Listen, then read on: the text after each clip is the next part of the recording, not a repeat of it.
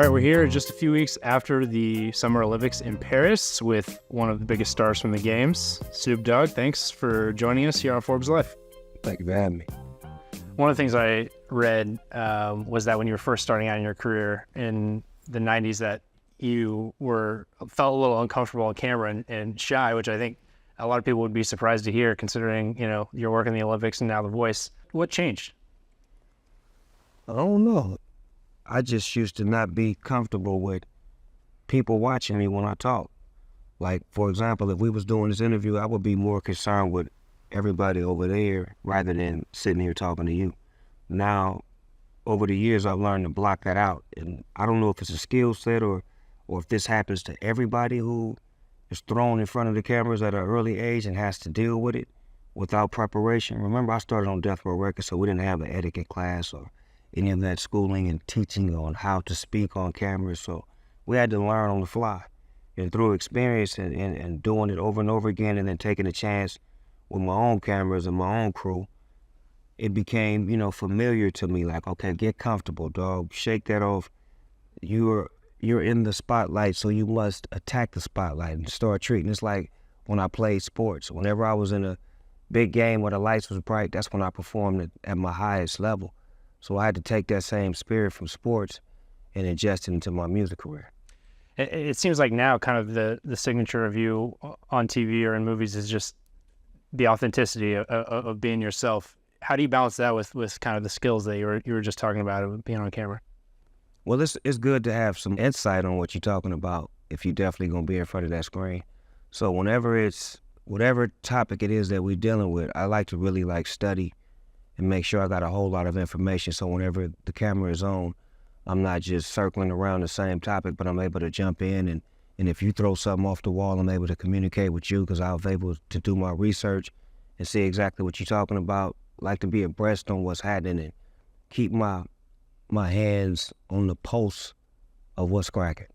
It seems from the outside, that kind of the public perception, the public image of Snoop Dogg has changed, obviously, over the past 30 years. What I'm curious about is, was there intentional effort put into that, or do you feel like kind of the world changed around you? I just think when you organic and authentic to who you are, eventually the world will catch up. What I didn't do was try to, follow the fads or the trends. I just stayed me the whole way. Even when it was rocky and when it was bad and I wasn't as hot or successful or liked or loved, I managed to continue to be me. And that's something I want to say to everybody that's watching. Stay you at all times. Ain't nothing wrong with being you. Find a way to be you and master that craft and stick with it. You never know what the outcome gonna be. One example of that is kind of, I think, the way that perception of cannabis or the marijuana industry has changed, in the past 30 years. And obviously now you I would have went to jail if we'd have been doing the interview 15, 20 years ago. They'd be taking you to jail because I'd have gave you all this dope and said it was yours. And when you think about it from like a... I'm just fucking with you. You're good. Like, oh my God, Mom. Please, no. When you think about it from like a business perspective, to now be someone that works in that field and is making money in that field, I guess, like, how do you process kind of that change over 30 years? Well, I wasn't here when Prohibition happened and alcohol was illegal, that it became legal, but I look at it as the same sport.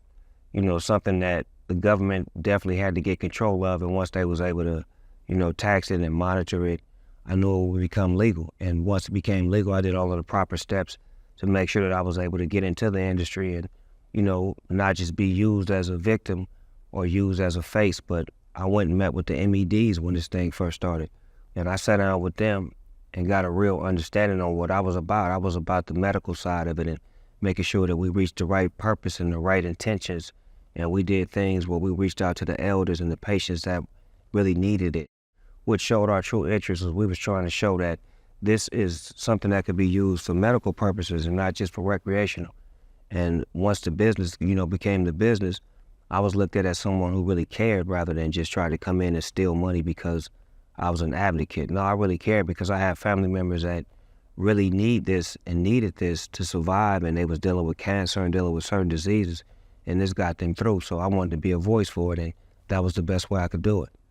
Death Row Records, the cannabis business, it seems like that is just one of many examples of kind of entrepreneurship that you leaned into in recent years, even like the gin and juice and joint ventures like that, and maybe away from kind of just traditional brand deals and sponsorships. Why was it important for you to kind of take more ownership over your ventures? Well, you know, when you start off as a player, the dream one day is to be a coach, and then the next dream is to be an owner.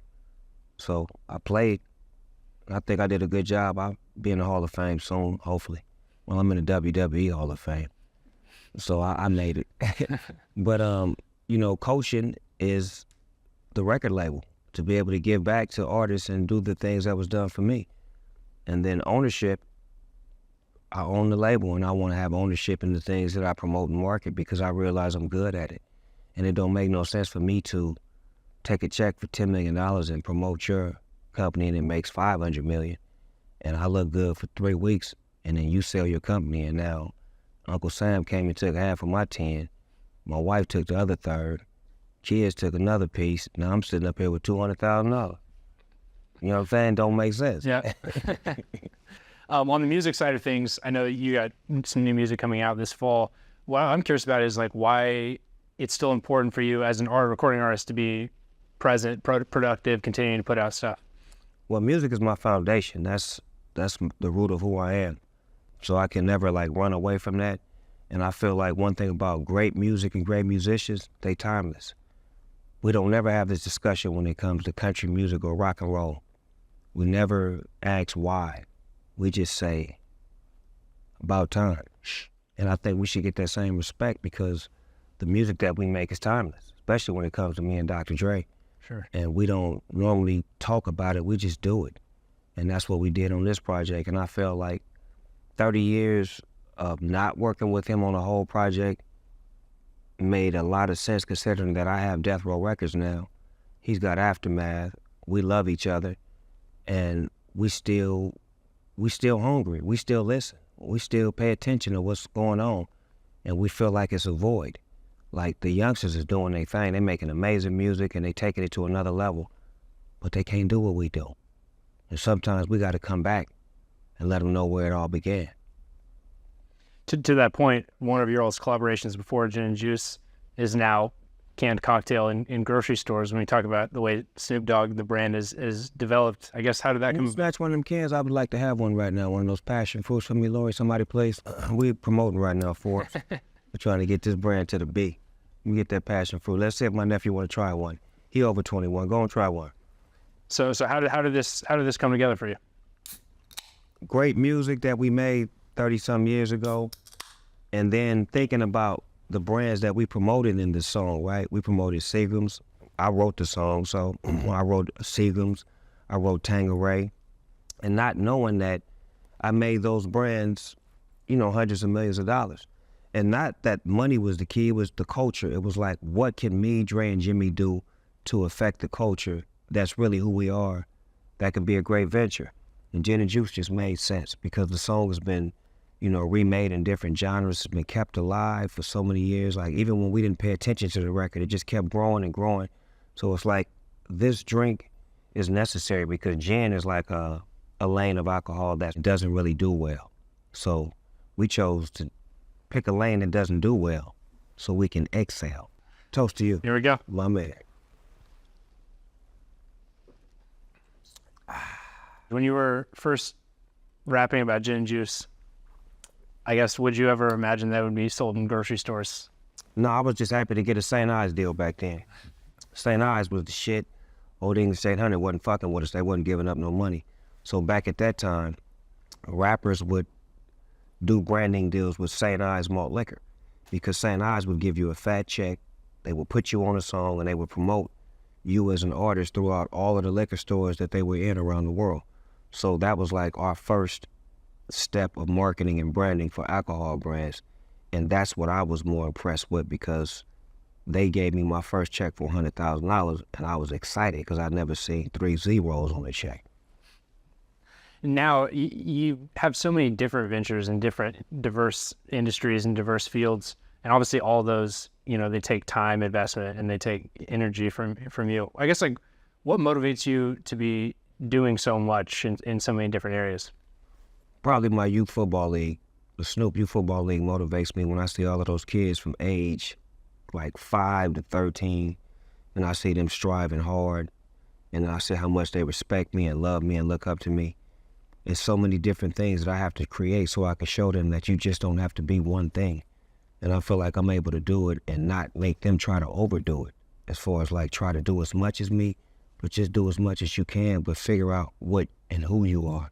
And I think that that's inspiring for me to go back to my league and see the kids grow into young adults and eventually become, you know, standout young men and women for the community. And then we have some guys who eventually make it to the NFL. So it's like the highest level of the highest level they making it to. And I'm inspiring them while they're inspiring me. I know that, you know, giving back to the community, especially in LA, is really important to you. How have you maintained the priority of that through all the busyness of all the business? Well, for the first maybe 8 years, I was hands-on, like coaching, physically out there. And then I built a machine of great people who knew how to run the operation without me. And now the operation is moving and it's growing and growing. And sometimes it's best to like have your hands off of it so other people can be empowered. And that's what I believe in, because they're the ones who are actually doing the work in the community. I'm just the voice and the finances and the spirit of the community because I rose.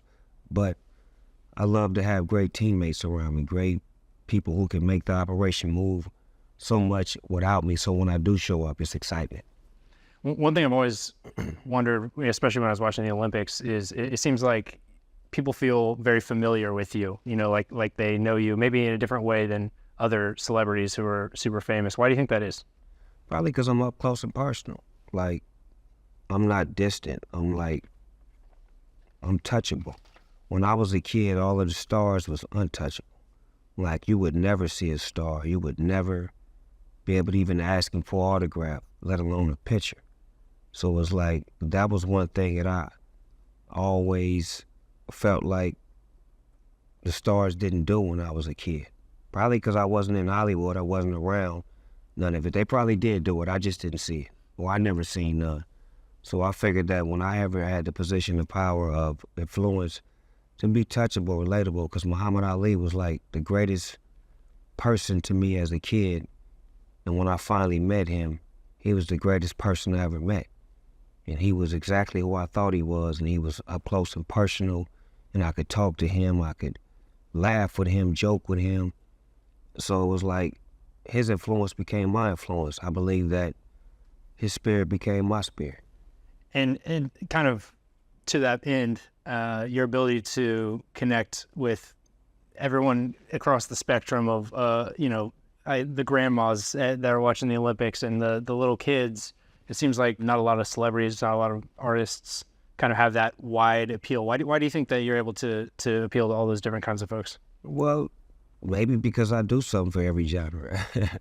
I got something for everybody. I got a kids program called Doggyland that I created a couple of years ago that has a big record called Affirmations, that a lot of elementary students go to school and they sing this song before school starts. And a lot of teachers, I want to give them credit for playing this song. Michael Bublé is one of the people who told me about it because his daughter goes to school and every morning before school starts, they play that song. So I do things for kids because I have grandkids and I know how influential they can be, and if you don't give them anything positive, they'll go negative. So I put things out there for the kids. And then I got relationships with people who may be considered as like, you know, elders or people that have been here for a while. Like your grandmother, you know, she may be a fan of Martha Stewart, and Martha's a friend of mine. So you got the demographic from babies all the way up to grandma, and I'm relatable, I'm personal, I'm there for them, I'm not distant, and I speak their language, which is me. I speak me. What do you think like a 19, 20-year-old Snoop Dogg would say if you told him you would be eating escargot with Martha Stewart? Oh, no, he wouldn't be eating no mother escargot. That's what I didn't do. I don't eat no mother snails. Y'all can put a pretty word on it all y'all want. Try to make it cute, fry it, put seasoning salt on it. I'm not with no mother snails. at this point in your life, you've got grandkids. How does that change kind of your perspective on the things that you want to do and your businesses and ventures and things like that? I really think about my grandkids, and I think about them having kids, and I think about, like, in the perspective of the Olympics, I think about running a race. When I was given the baton, most people were already around the lap 4 or 5 times. But now, at the pace I've been running, I've lapped them 4 or 5 times. So how do I give the baton to my grandkids to where they ahead of the race and they're not behind? And it's a race of not just finances, but a race of stability, peace, and love, and harmony, and understanding who you are. And that's the race that I'm winning right now. So I want to be able to pass that off to my great-grandkids, so that way, when my spirit drifts away, they'll continue to move in the spirit of me. Awesome. What a way to send it off, Snoop. Thanks for joining us. Thank you for having me. My man.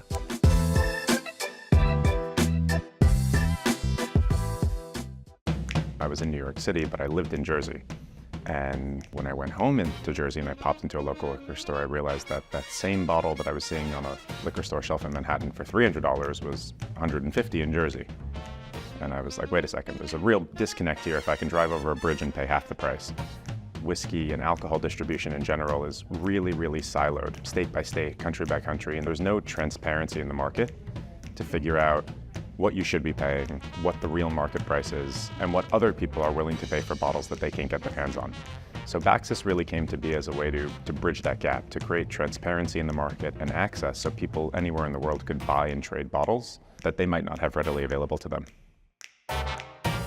Baxis is a secure vaulting platform and marketplace. And so what that means is people send us their personal collections. And these are bottles that could be new releases, and these are bottles that in some cases are from the 1800s and early 1900s. We provide temperature-controlled insured storage and vaulting solutions. And then those bottles go into their account. So users access a dashboard where they can see the bottles that they have in their account, interesting information about the bottles, historical information, and then the most important part for a lot of them is that they can actually track the prices. And so we provide all of the auction data, secondary pricing data that we can gather in a chart for them to track the values and then allow them to list their bottles for sale directly.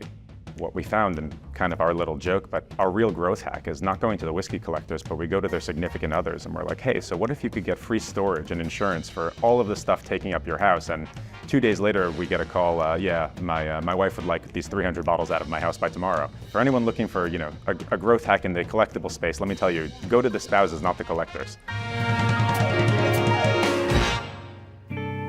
One of the issues with auction houses, which I've used in the past, is you'll send in your bottles, it'll take a couple of weeks, then they run the auction for a couple of weeks, then it takes them a couple of weeks to collect the funds, and by the time they're done with everything, it's 2-3 months between when you sent in your bottle and when you get paid.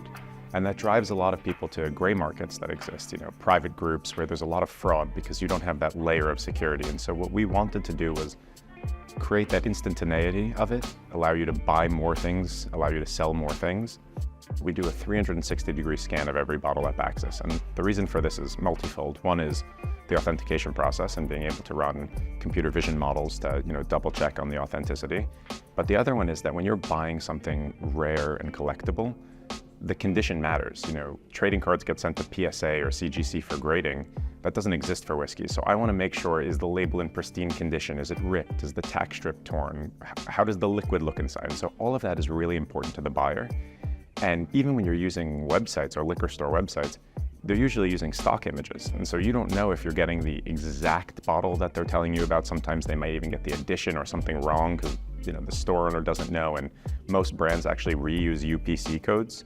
So you'll actually scan a barcode and it'll come up as the exact same as last year's edition. They don't change it for year to year. So a guy who works in the store doesn't even know.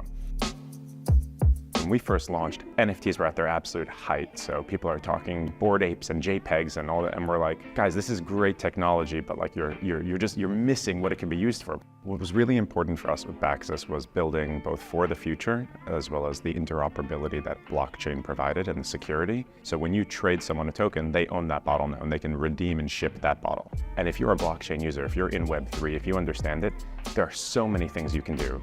The other day, somebody traded a bottle of whiskey that was stored in Baxis's vault, because they're all tokenized, for a Magic the Gathering card that was tokenized in somebody else's vault. That's what this unlocks, is that in the future, all of these different blockchain protocols can now fit in with your whiskey collection. No one cares about what web services platform Netflix is hosted on. They care that they can click a button and watch a movie. Our users are not going to care how we build it, they just care that it works. Our core user, the people that we really wanted to appeal to, was whiskey lovers, was collectors, and not just whiskey, but spirits and wine in general. And so we need to bring it to where they were at. And for most of them, they're familiar and they're comfortable with a website, they can log in with an email, they can pay with a credit card. And so all of those are things that we put really at the forefront of Baxis. You can use crypto if you want to, but you don't have to know anything about it. I had built and run small businesses that I had built up, but it's very different than trying to build a venture-grade enterprise. So it was tough at the beginning to get kind of that interest, I would say, even from like VCs, where like they understood the idea of like what they're calling real-world assets or RWAs, but they didn't know much about the whiskey markets or the spirits markets, or the wine market, and understand how large they were. We kind of had this opportunity to try and fail a lot, at a small scale, leading into the end of 2022 when FTX collapsed, and we were like, no, we're like heads down focused on building for the whiskey community, building for the spirits community. And so that bear market didn't really affect us. If anything, it made us stronger, because when it started to ease up, people are like, wait, these guys are still around. 2023, when we launched the marketplace, we started to get that momentum. We expected people would send in a couple of bottles here and there, but we started to get real collections. We had a substantial amount of trading going on. Whiskey collectors were raving about the platform because they're like, wait, these are bottles I've been looking for. It's an ability for me to sell. And that really took off and caught some VC attention. And so we ended up raising our seed round and really just been scaling ever since. The nice thing about SaaS companies is, as long as you have a computer and an internet connection, you can run your company. For us, we need physical space to store the bottles. So we are opening actually our second vault now in Jersey. We're going to be opening a couple more in the US at the end of this year, and then one overseas, our first overseas vault, and scaling both the physical infrastructure globally to add more users, as well as the engineering support on the back end to be able to really deliver, features and products to those users. There's this disconnect between brands and consumers. A distillery will sell their bottles to a distributor who sells their bottles to a liquor store who sells their bottles to you, who sells the bottles to me, who sells the bottles to someone else. And so by the time it gets to the end consumer, the brand has no idea who their biggest fans actually are. We can say there is an account that has 50 of your bottles. And so being able to connect and show brands, first of all, here's how you can really connect with your consumers, which we've already done with a couple of brands, and they've loved it because we did a private barrel pick down at Wild Turkey. And so we went into the database and we found the two largest collectors of single barrel Russell's Reserves, like Wild Turkey's product. And we brought two users down who have each of them over 50 or 60 bottles of like single barrel Russell's Reserve. And they had never met anyone from the brand. They loved the product, they loved the brand, and they got to pick that barrel with us themselves, with Bruce Russell, and like they were huge fans before, but now they're lifelong fans. And that's really special also because there is such a social and a nostalgia element tied into whiskey and into spirits. It's what did you see your dad drinking? What did you see your grandfather drinking? What was your mother drinking? And so that kind of shapes the way that people perceive alcohol. And so building those like real connections and not just making people think of them as large companies is really cool and really special, because the people who work in the distilleries and in the brands really care. They're really passionate. What's cool about the blockchain element is because each of the bottles is scanned, and this was something else that really motivated me, and it lives permanently on the blockchain. We now have this digital encyclopedia and this digital archive, because the thing about whiskey is it's so finite. So a single barrel, an old release, once they're gone, they're gone. They're gone from the face of the earth. They can never recreate the 1976 Jack Daniels, which might have just been to most people a regular Jack Daniels in the 70s, but now sells for hundreds, if not thousands of dollars, because there are just so few of them left, and the whiskey is genuinely different. And so, yes, it's sad to see them go, but it's also great knowing that they're actually getting consumed, because as a whiskey lover, like I want to sit around with my friends and my family and enjoy like a little piece of history. And so it makes me happy knowing that somebody's doing that, but it makes me happier knowing that even if those bottles vanish off the face of the earth, that there will be a permanent digital archive, so that if somebody does stumble across one of these bottles in 50 or 100 years from now, all of the information that they'll need will be stored on chain because of Baxis.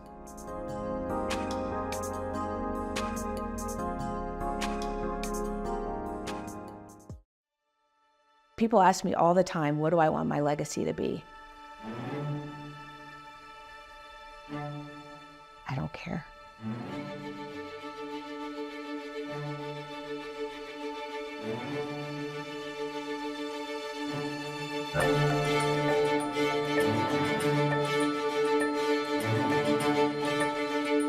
If 3 generations from now, they don't remember Fawn Weaver lived, I don't care. And that's the interesting thing, because I'm so passionate about cementing the legacy of Nearest Green, but I don't actually care about people remembering me. Maybe that's why I'm the steward of this story, that I was chosen to be this generation's baton holder of this story and building this brand to pass it to the next generation, is because I don't think about myself in the process at all.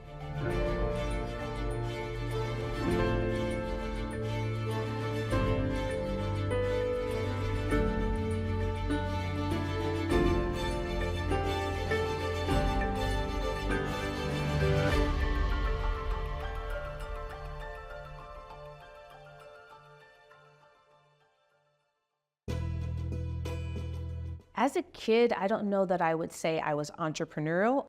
I would say that people would have called me rebellious, as they did.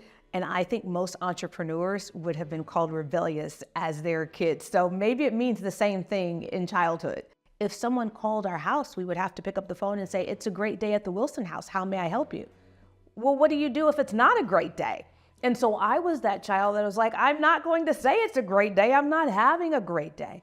And so there was just a nonstop battle with myself and my parents. And at the age of 15, they had a new baby girl, and they wanted to have an opportunity to raise her without there being a negative influence in the house.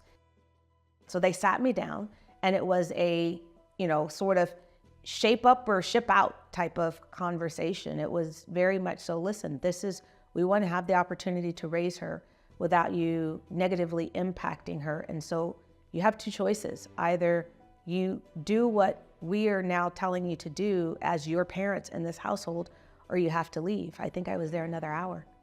My mom says she remembers me leaving out with a backpack and a lunch pail.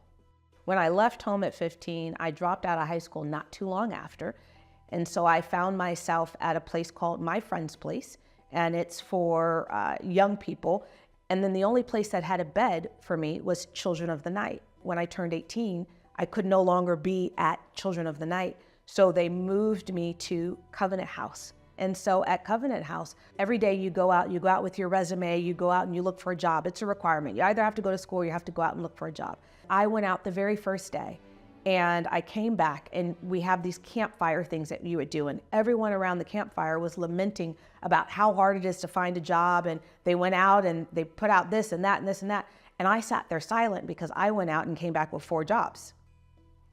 And I sat there and I was like, okay, I'm different. Beginning my first business at 18, I started with 2 clients, both paying me, I think, $5,000 a month. I thought I was really rich. But then you learn that your top line and your bottom line don't mirror one another if you hire a whole bunch of people. And I think I had, like, between part-time and full-time, like 10 people working with me, and I only had 2 accounts. And so it was very quickly before that ended up getting pared down to just me, right? Which is what most PR firms are when they're beginning. So now I'm finding myself on couches again. And at the age of 20, decided to try to take my life. They had to pump charcoal through my nostrils, and I will never forget the feeling of it going through cartilage in order to pull out all of the pills that I took and the alcohol. I remember sitting there and listening to the doctors talk around me, and I remember laying there and going, I have got to be here for a reason, because I've now tried to take myself out twice and have been unsuccessful both times. And so literally laying there in that hospital bed, I committed myself to figuring out, why am I here on earth? Back in June of 2016, on the cover of the New York Times International Edition, I saw this photo of this black man sitting to the right of Jack Daniel. I wasn't a Jack Daniel drinker. I had no idea who this black man was, but Jack Daniel is one of the most ubiquitous brands around the world. And so I knew what Jack looked like. And the headline said, Jack Daniels embraces a secret ingredient, help from a slave. But then when I began to dive into the story, something else began to be peeled back. That photo, taken around 1904, that photo was cropped. I got the original photo. That black man isn't just to the right of Jack Daniel. That black man was centered.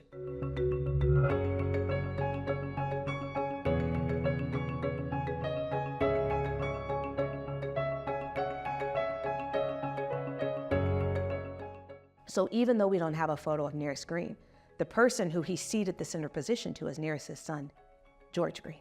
Nearest Green was not only the teacher and mentor of a young Jack Daniel, he was the first master distiller for Jack Daniel Distillery. And Jack Daniel Distillery's original distillery number was distillery number 7. Nearest Green is the only known master distiller to ever operate at distillery number 7. I thought, if we can prove this, this changes everything.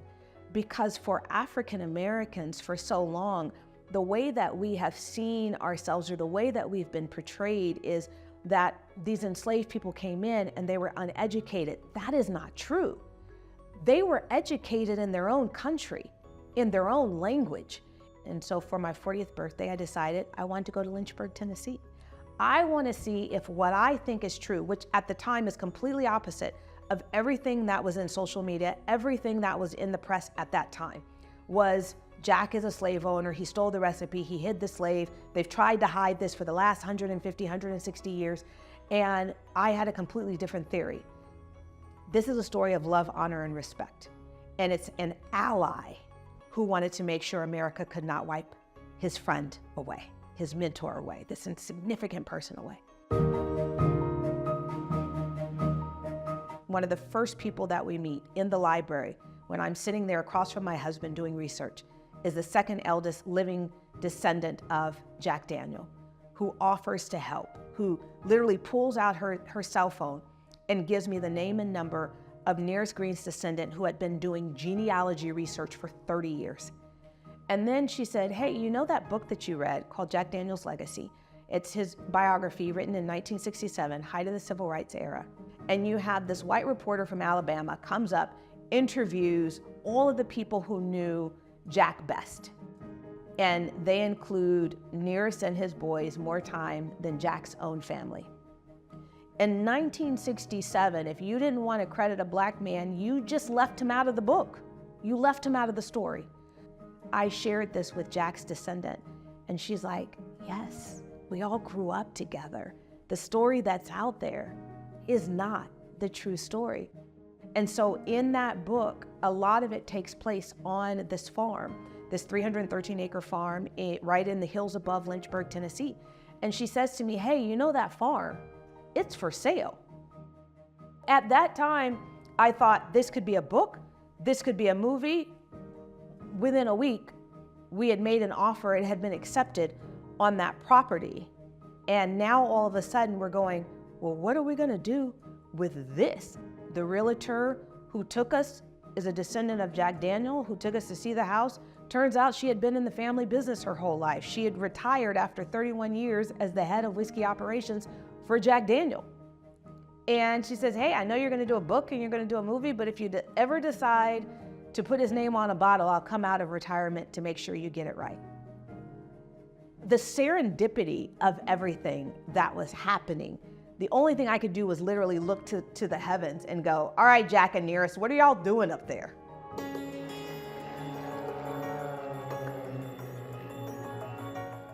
What helped me to find my purpose or allowed me to live so that I could live in my purpose is the same reason we are talking about Nearest Green's legacy today. Because the only difference between Kentucky bourbon and Tennessee whiskey is what Nearest Green taught. Charcoal, filtration. Truly, it was the same charcoal being utilized to purify my body after a second attempt at my life. When we began this, we knew that there had never been an African American, a Black American to succeed in founding and leading a spirit company in the history of American spirits. Now, mind you, American spirits have been in our country for over 400 years, and never once was there a Black American that had ever succeeded. We have a lot more money these days, and so our buying power is strong. And as our buying power has gone up, we've become the face of all these brands, but we didn't own it. And so the question was, why? And I didn't have that answer, but what I knew is this industry wasn't set up for me to succeed. So every time someone would give me advice, I would completely disregard it and do the opposite. So everyone told me, you should start in one state, build over the next 4 years or so in that one state, and then try to pick up the states that are adjoining it. I went to my chief business officer and I said, I want to be in all 50 states by the end of the first 2 years. Why? Because there's a reason that strategy has failed us. Even investors that I had brought in were like, Fawn, why would you invest so much in a distillery when none of these other bourbon brands are spending that kind of money? Put all that money into marketing. And I looked at it and said, the home place for Uncle Nearest, Nearest Green Distillery, is going to become the best marketing tool that we had. So I announced, we're going to spend $50 million on building out a distillery. We weren't even 2 years old. People are like, this woman is crazy. Like, legitimately, this woman is crazy. She has no idea what she's doing. She's going to fail. And quite frankly, if you look at the moves I was making, I should have failed. But they were the right moves. And so we were able to transition very quickly every single time an obstacle had come our way, because we owned the land, which meant we truly owned the brand. And so many of the bourbon companies that have come before us that sold, they didn't sell because those founders wanted to. They sold because they had to, because they ran out of enough money to be able to lay down enough bourbon. And for us, we began investing in assets so early. Bourbon goes up. So if I put it in at $750 in the barrel and I can sell it a few years later at $1,600, guess what? I can find investors to invest in that. I can find banks to invest in that, because that's real property. This land is real property. These buildings that we have built, real property.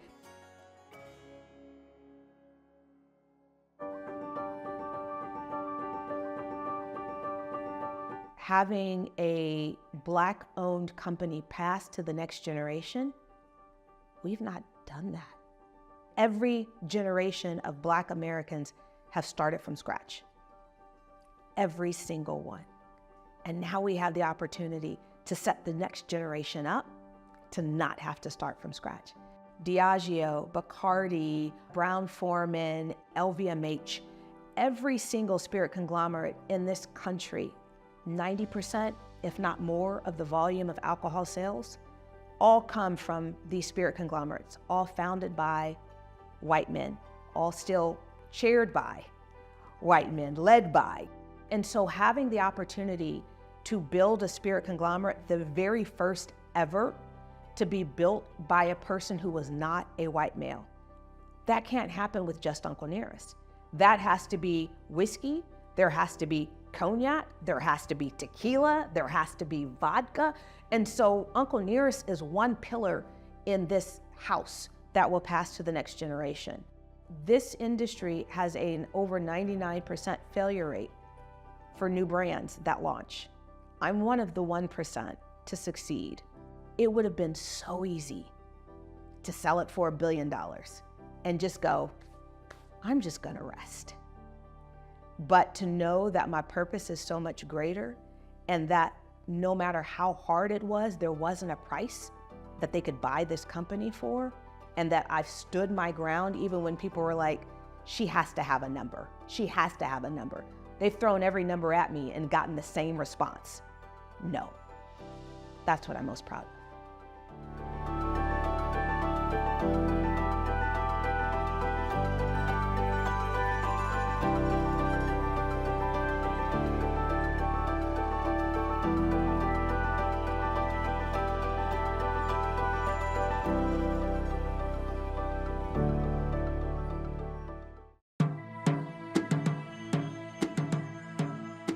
Saudi Arabia is on a massive building spree, creating private islands, luxury hotels, theme parks, cruise ports, and even a desert ski resort.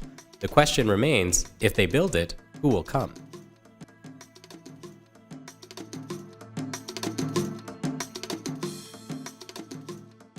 Whatever your preconceived notion of Saudi Arabia as a travel destination is, it's about to get a major renovation. Imagine Sindala, a 7-star private island resort with 3 ultra-luxe hotels, 38 high-end restaurants, and multiple super yacht marinas. Or Qiddiya, a futuristic city of 600,000 people rising from the desert floor, dedicated to esports and gaming. How about Trojena, a space-age ski resort built above the high desert? Or the Red Sea, a vast waterscape of 50 luxury resorts and 8,000 hotel rooms spread across 22 islands in a Maldives-style archipelago powered entirely by wind and solar energy. Also in the works is The Rig, a $5 billion adventure theme park built on an offshore oil platform. In addition, Saudi Arabia is positioning itself as a major cruise destination, with Cruise Saudi having recently bought a $300 million ship. Across the kingdom, new roads, airports, golf courses, and cruise terminals are rising from the sand. The map is literally being redrawn in real time. Then there are all the new hotels, with their thousands of freshly built rooms. The world's most iconic hospitality companies, Ritz-Carlton, Four Seasons, St. Regis, Fairmont, Marriott, Hilton, Hyatt, and Intercontinental, are falling over themselves to jump into a construction pipeline that's churning faster than anywhere else in the world. Any one of these projects might momentarily pierce the travel industry's fleeting attention span, but together, what's going on in Saudi Arabia simply cannot be ignored. It can be difficult to visualize the vastness of Saudi Arabia's physical transformation. Some of the most notable ongoing projects fall within NEOM, a $500 billion built-from-scratch region in northwest Saudi Arabia where the kingdom is creating new cities, resorts, and other developments. At 10,200 square miles and bounded by the Red Sea to the south and the Gulf of Aqaba to the west, it's roughly the size of Albania. Bankrolled by the kingdom's $700 billion public investment fund, the idea for NEOM was born out of Vision 2030, Saudi Arabia's grand plan to shake off its historic reliance on oil and diversify its economy. One of the scheme's pillars involves reinventing the country as a global tourism juggernaut. When first announced in 2016, the kingdom's tourism goals seemed fanciful: attract 100 million foreign and domestic visitors to the country every year and grow tourism's share of the economy from about 3% to 10%, and do it all in just 14 years. Then in 2019, Saudi Arabia announced it would provide e-visas and visas on arrival to visitors from 49 countries, including the United States. Among other changes announced at the time, female visitors would be exempted from wearing an abaya, the traditional and otherwise obligatory head-to-toe robe in public places, and would be allowed to travel without a male companion. Since Saudi Arabia opened to the international travel market, the speed and spare-no-expense approach to its transformation has stunned even the most seasoned tourism analysts. The World Travel and Tourism Council estimates the kingdom has already spent $800 billion, and that doesn't include the massive amounts of foreign investments pouring in. Saudi Arabia had over 24 million foreign arrivals in 2023 and will welcome nearly 37 million in 2030, according to Euromonitor projections. A more meaningful measure of success is how much foreigners are expected to spend while in Saudi Arabia. Euromonitor predicts that international tourists will spend $38 billion in 2030. But the total economic impact for Saudi Arabia will be far greater after adding in domestic travelers' expenditures and the ripple effect of 1 million new tourism jobs. The WTTC projects that by 2032, Saudi Arabia's tourism sector could contribute nearly $169 billion to its GDP, representing 17.1% of the total Saudi economy. Preparing for the future also means recognizing the seismic shift in what the next generations of global travelers will want. Roughly 90% of young Chinese travelers and 70% of Gen Z travelers in the UK, Australia, and India say they are looking to discover new destinations, according to data from Skift Research. In that sense, being the new kid on the tourism block is an enormous plus. There are, of course, many ways for the Saudi grand vision to go sideways. First, there are enormous financial risks inherent in tackling so many giga-projects all at once, even for a country with bottomless pockets. The kingdom's debt-to-GDP ratio is nearly double what it was a decade ago, though still quite low compared to other countries. Another concern is hotel overcapacity. Euromonitor International's latest forecast model predicts that the average traveler's spend will have already dropped by 2030. Too many hotel rooms that aren't being filled would drive prices down. In addition, Saudi Arabia has a persistent PR problem among many would-be travelers, especially those from the West. The kingdom still has strict laws about drinking and severe restrictions for women, not to mention allegations of human rights abuses and attacks against journalists. In 2021, the US officially blamed Saudi Crown Prince Mohammed bin Salman for the 2018 murder of Washington Post journalist Jamal Khashoggi. But any concerns about human rights haven't stopped multinational corporations from investing in the kingdom's grand vision. The majority of luxury hotel brands have already shifted from China and the UAE into Saudi Arabia. After all, the international travel market loves nothing more than a shiny new destination in an emerging market, and right now, the Middle East is having a moment. My first experience with cannabis was in college. I was always under the impression that marijuana was dangerous and this gateway drug and that you were going to ruin your life if you ever touched it. You know, after using it for the first time, it was just really? This is it? I had no problem with people using cannabis, but personally, I didn't think medicinal cannabis was a real thing. I just thought it was an excuse for people to get high and legalize it. You know, until it happened to me, I didn't know.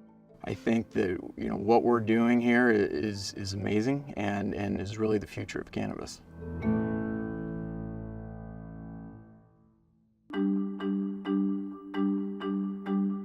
In 2018, the federal government legalized hemp and all of its derivatives, isomers, and extracts through the Agricultural Improvement Act. This law has created a hemp products industry that rivals the legal marijuana market. In 2022, hemp sales hit $28 billion, while cannabis sales were $26 billion.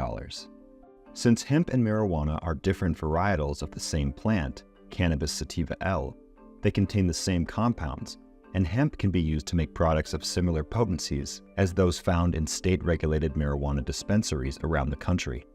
Companies like 3Chi use hemp-derived CBD, a non-psychoactive cannabinoid, and convert it into THC, the compound in cannabis known for getting consumers stoned, and infuse it into edibles and vapes. So long as each product is made from hemp, defined as cannabis that contains 0.3% of delta-9 THC or less, the products are technically legal at the federal level. 3Chi is a cannabinoid research and development lab. We're also a product manufacturer and a product distributor. 3Chi is in the hemp industry, and that differs from the marijuana industry in the sense that hemp is federally legal and marijuana is federally illegal, which provides us a lot of benefits over the marijuana industry in that we can ship interstate, we can advertise, and we can run our businesses more similar to a normal company than marijuana can. I started 3Chi to really pay forward what cannabis did for me. I'm a biochemist. I enjoy science and I love using that, and I had been formulating products and using my science degree for that for a while. I had gone to a cannabis conference out in Portland because I had a lip balm company that was taking off, and it was a flavored lip balm that people were loving so much. They were eating it off their lips so fast, they said, hey, turn this into an edible, and I didn't know what that meant. While I was out there, I was trying to find the THC to put in this stuff and couldn't find it. Nobody would sell it to me. So somebody told me, hey, you can just take hemp distillate and try that. And by the way, you should try this for your shoulder. And I had had debilitating shoulder pain for about 3 years up to that point where I gradually lost the use of my right arm almost completely. I made myself a tincture and I made myself a pain rub. And I had tried everything else before this, right, outside of surgery. And within a week of using it, I had to use my right arm back.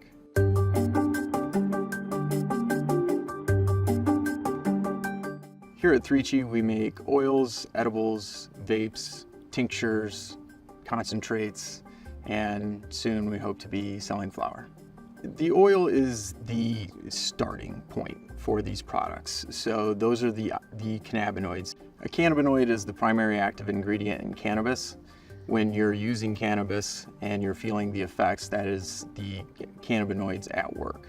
I started 3Chi with the intent of really chasing those minor cannabinoids, and what we did was laid the foundation for the industry as it exists today. We were the first ones to put minor cannabinoids into hemp-derived products and really offer those and really build that out. And at the time, we saw really people were only focused on 2 cannabinoids. You know, in the marijuana industry, it was Delta-9 THC. In the hemp industry, it was CBD. But in the research, we found that there was over 100 different cannabinoids. I just looked at and thought that was a major miss, and that there was so much potential because of what we're seeing, you know, the power of CBD and the power of Delta-9 THC. There had to be good things in those other cannabinoids. Maybe they've been made in a lab like in 1940 and just to make it, but to make it, you know, at a scaled level where it's purified and then to begin to understand what the effects actually are, I mean, that's new territory. We're breaking new ground, and it's just an incredibly exciting and awesome thing to be a part of. One of the advantages of hemp over, you know, what's been done in marijuana is that we can take all these minor cannabinoids and we can create these blends that don't exist in nature, and we can actually take the full potential of the plant and realize it. There's a whole spectrum of feelings that you can provide with these different cannabinoids. So really, it's limitless in terms of what we can do. And people use the plant for so many different things, whether it is pain, anxiety, you know, anything with mood, you know, even if it's just stress relief. Stress is one of the biggest contributors to medical problems that exists, you know, so I would argue that you know, almost all use of cannabis has some medicinal quality to it. This is the final stage of making the finished oil. From here, we can put that oil into gummies or vapes or other kinds of products, but this is where the finished concentrate form of Delta-8 is created. So here's our GC testing machine, one of them. We use this to just ensure that we have exactly what we want in our oils before they go into the manufacturing process. So we want to make sure that all the solvents are out, we want to make sure that the cannabinoids are correct. I would be surprised if any other company tests their products throughout the process as much as we do. In addition to that, we've invested in the personnel to create new testing methods for all of the different cannabinoids that we work with. I think the term red state weed is typically maybe meant as a derogatory term, as if hemp is something less than marijuana. It's a very ignorant statement. It shows that you don't know, you know, the difference between what's really going on in the hemp industry and what's really going on in the marijuana industry. You know, we've talked about 100 plus cannabinoids being in the plant. Well, marijuana's had access to the same plant for almost 30 years now, and they're still a one-trick pony. It's almost comical. I mean, here is what marijuana can do with the plant right now. Here is what I can do. Anybody who is saying that what we can offer is somehow less than marijuana just doesn't know what they're talking about. In some of these states that have marijuana, where marijuana is legal, you know, they've taken away the hemp program primarily, and they've said, okay, well, you know, everything goes into the marijuana industry, and what ends up happening is they don't do anything with these other cannabinoids, and so it just sits there, and it's that one-trick pony of just Delta-9 THC served up a bunch of different ways. But the problem is, not everybody wants the effects of Delta-9 THC. Those work for some people. Delta-9 THC is an answer for some people, but it's not everybody. Delta-8 THC, being less potent and more functional, less heady, allows a lot of people to get things done that they can't do on, you know, marijuana. Really, our products are popular anywhere they're allowed to be, and at the end of the day, that's just because not everybody wants marijuana.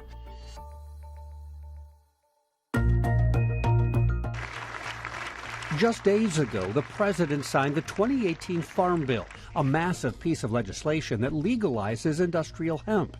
Not everyone in the cannabis industry appreciates the ingenuity of entrepreneurs like Jernay. And marijuana lobbyists, many politicians, law enforcement, and state-licensed weed companies describe the federal legality of hemp-derived cannabinoids as an unintended loophole. In late March, 21 state attorneys general, including Indiana's Todd Rokita, whom 3Chi is suing over his opinion that THC chemically derived from hemp is illegal, sent a letter to members of Congress asking them to remove the protections of hemp-derived cannabinoids from the Farm Bill the next time it is reauthorized. The 2018 Farm Bill is what opened up this entire industry. It allowed for hemp to be sold and hemp-derived products to be sold federally across state lines and without concern for the Controlled Substances Act. These products are legal in Indiana, and so we've worked with the government for the last 4 or 5 years. We've had politicians out to our facility and walked them through and been very open with the state in terms of what we do and why it's not something to fear. You know, at the end of the day, a lot of people are still controlled by that reefer madness propaganda that they grew up with, and it's especially strong in a state like Indiana.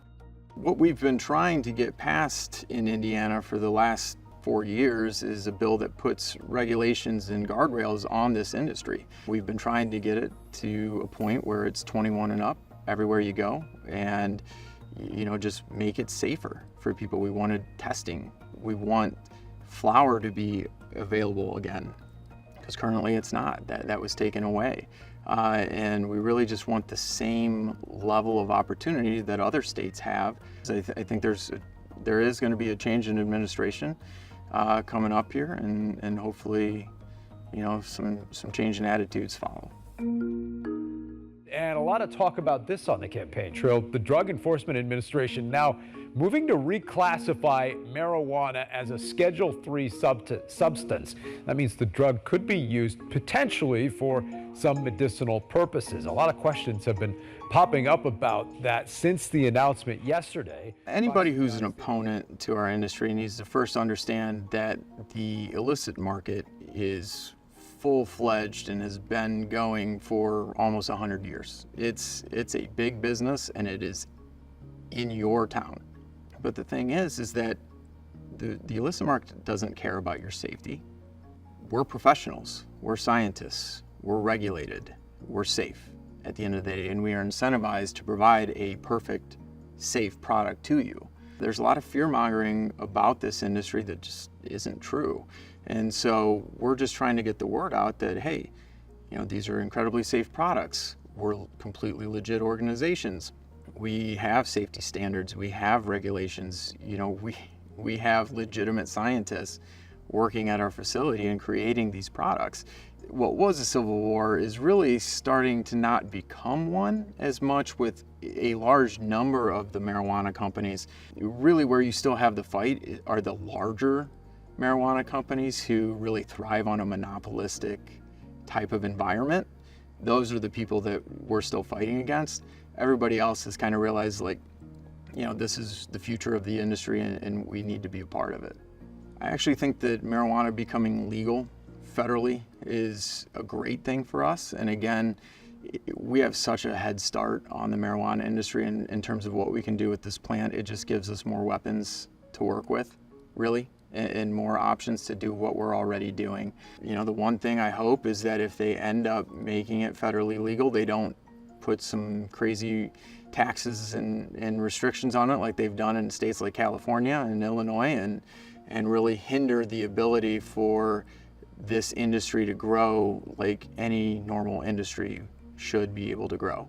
We've just seen so many states get it wrong that you just hope that that doesn't trickle up to the federal level.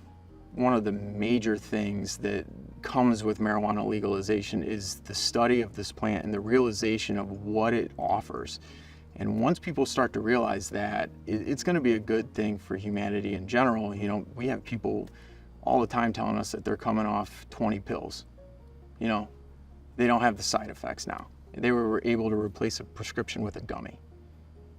It's wonderful. And legalization is just going to make that ramp and accelerate.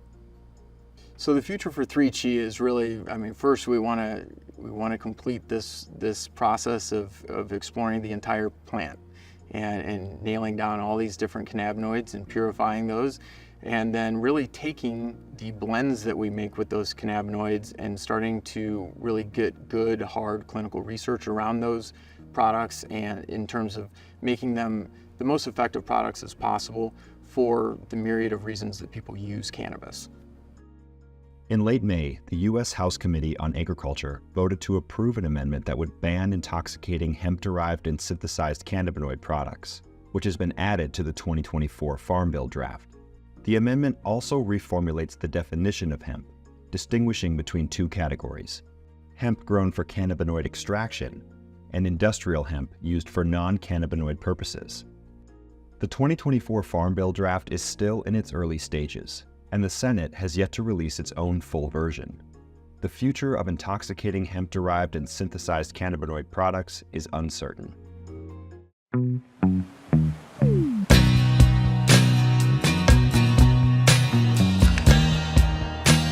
We are here today with Emma Chamberlain, the co-founder of Chamberlain Coffee. Thank you so much for joining me today. Thank you for having me. So you are the co-founder of Chamberlain Coffee, but you're also many, many other things. Your career spans from traveling for things like fashion weeks to creating your own independent content to building this company. It's a pretty non-traditional career, especially for someone of 22 years old. So how, when you were growing up, did you envision what a career would look like for you? Did it look like this?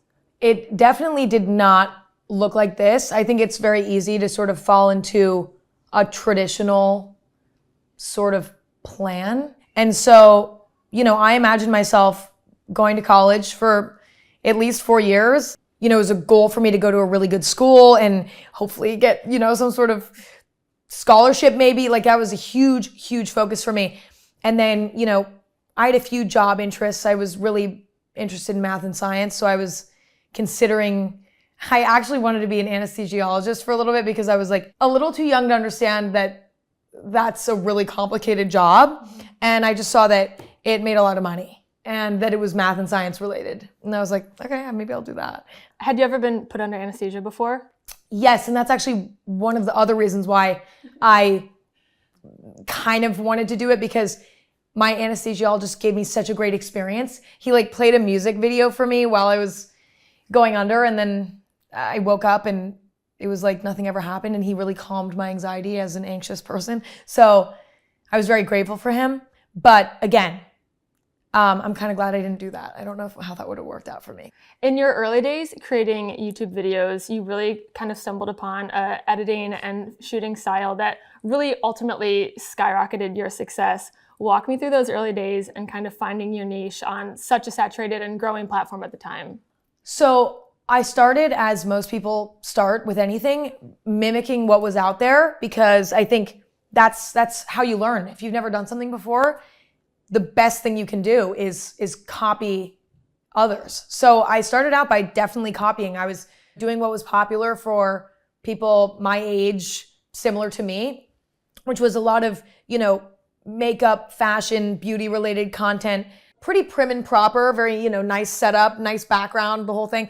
And, maybe a more sort of personality wise, maybe a bit more refined in a way, right? And I mimicked that for a while. And then, I made it a goal to make a video every day during the summer, because I started during the summer. And when you're doing something as consistently as every day, you naturally get bored of things and want to start trying new things. So I owe my fast evolution to that let me do it every day sort of goal. And I, very quickly became bored of that thing. Also realized that wasn't me. It works for other people, it just doesn't work for me. So then I naturally started vlogging and just filming my everyday. And I ended up loving that the most. And then again, when you're doing something every day, it evolves. So very quickly, I was like, well, I'm bored of this vlogging, this way of vlogging. Let me, build it up. And my dad told me from the day that I started my channel that I need to be fully myself. And I hadn't been in the very beginning. This all happened in the span of 2 months, by the way. But he was like, you need to be yourself. And I really struggled with that for the first month, but very quickly I became comfortable and was able to do that because I was just forcing myself to dive in head first and just get good at it, really. And it became this goal of like making a video that's as entertaining as possible, but also as me as possible. And also as funny as possible. I wanted it to be funny at the time. That was like my main goal. But it became this sort of art form for me. Like, how can I make the mundane, you know, me being mundane, the subject matter being mundane, as interesting as possible? And then that has sort of followed me ever since. Definitely. Throughout that journey, you started it in high school. You've had quite the change of, you know, your character online, the way that you're, you know, performing online, the different types of content, your style evolution. How do you describe the different eras of Emma Chamberlain? Yes. So I would say the very beginning is like Emma being a YouTuber. I didn't fit quite right there. So then it became Emma being her wild teenage self, honestly, for many years. Like just playing. It was like Emma's playing. She's having fun. The videos are like super energetic. I had a lot of energy naturally at that time. That's just who I was. So these videos were very energetic. And then I think it's sort of transitioned to like, I sort of had maybe an existential crisis, which was a more quiet, more maybe aesthetically driven sort of video style, less personality. I was going through a personality shift myself, so it was very hard for me to figure out, okay, what am I putting out there? So that was more of a quieter time. I call that the quiet time. And then I would say where I'm at now is like very much sort of a mix of the two, actually. Like there's still, the personality's coming back. I'm feeling like, okay, I know who I am as an adult now. I can show myself again, and that feels comfortable. But, you know, as an adult, I'm more aesthetically driven than I was as a kid. So like the videos, I want them to look cool too, like, and look nice. But now YouTube is really fun for me again too, because I think you go through a weird, when something becomes your job, you know, your relationship with it changes. So I think now I'm enjoying it again. And I don't have as much time to do it as I wish I did, but that time will come later and I can play around even more again later. I know in other interviews and in speaking with other people, you've talked a lot about your intuition guiding you, and that, you know, in many ways it told you to step back for a while from YouTube. Yeah. Are you starting to move back in that direction again? How are you kind of managing where your like heart and soul is telling you to go next? Yes, my heart and soul is loving YouTube again. Like I'm ready to be back. I like feel ready to be back. I think the main reason for that is, well, two main reasons. Number one, because I think I've been able to sort of develop my personality as an adult off screen. It's very hard to develop your personality when you're on camera every day. I don't know what it is, but it can stunt growth weirdly. And I felt that intuitively. And I was like, I need to transition from being a teenager to being an adult by myself for a minute. Like I have to, because I only know how to be on camera as a teenager. I don't know who I am when the camera's off, so I had to shut the camera off.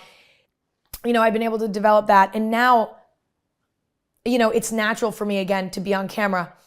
But on top of that, you know, I've been able to diversify sort of my businesses and things like that so that I have a bit more space to change myself on YouTube.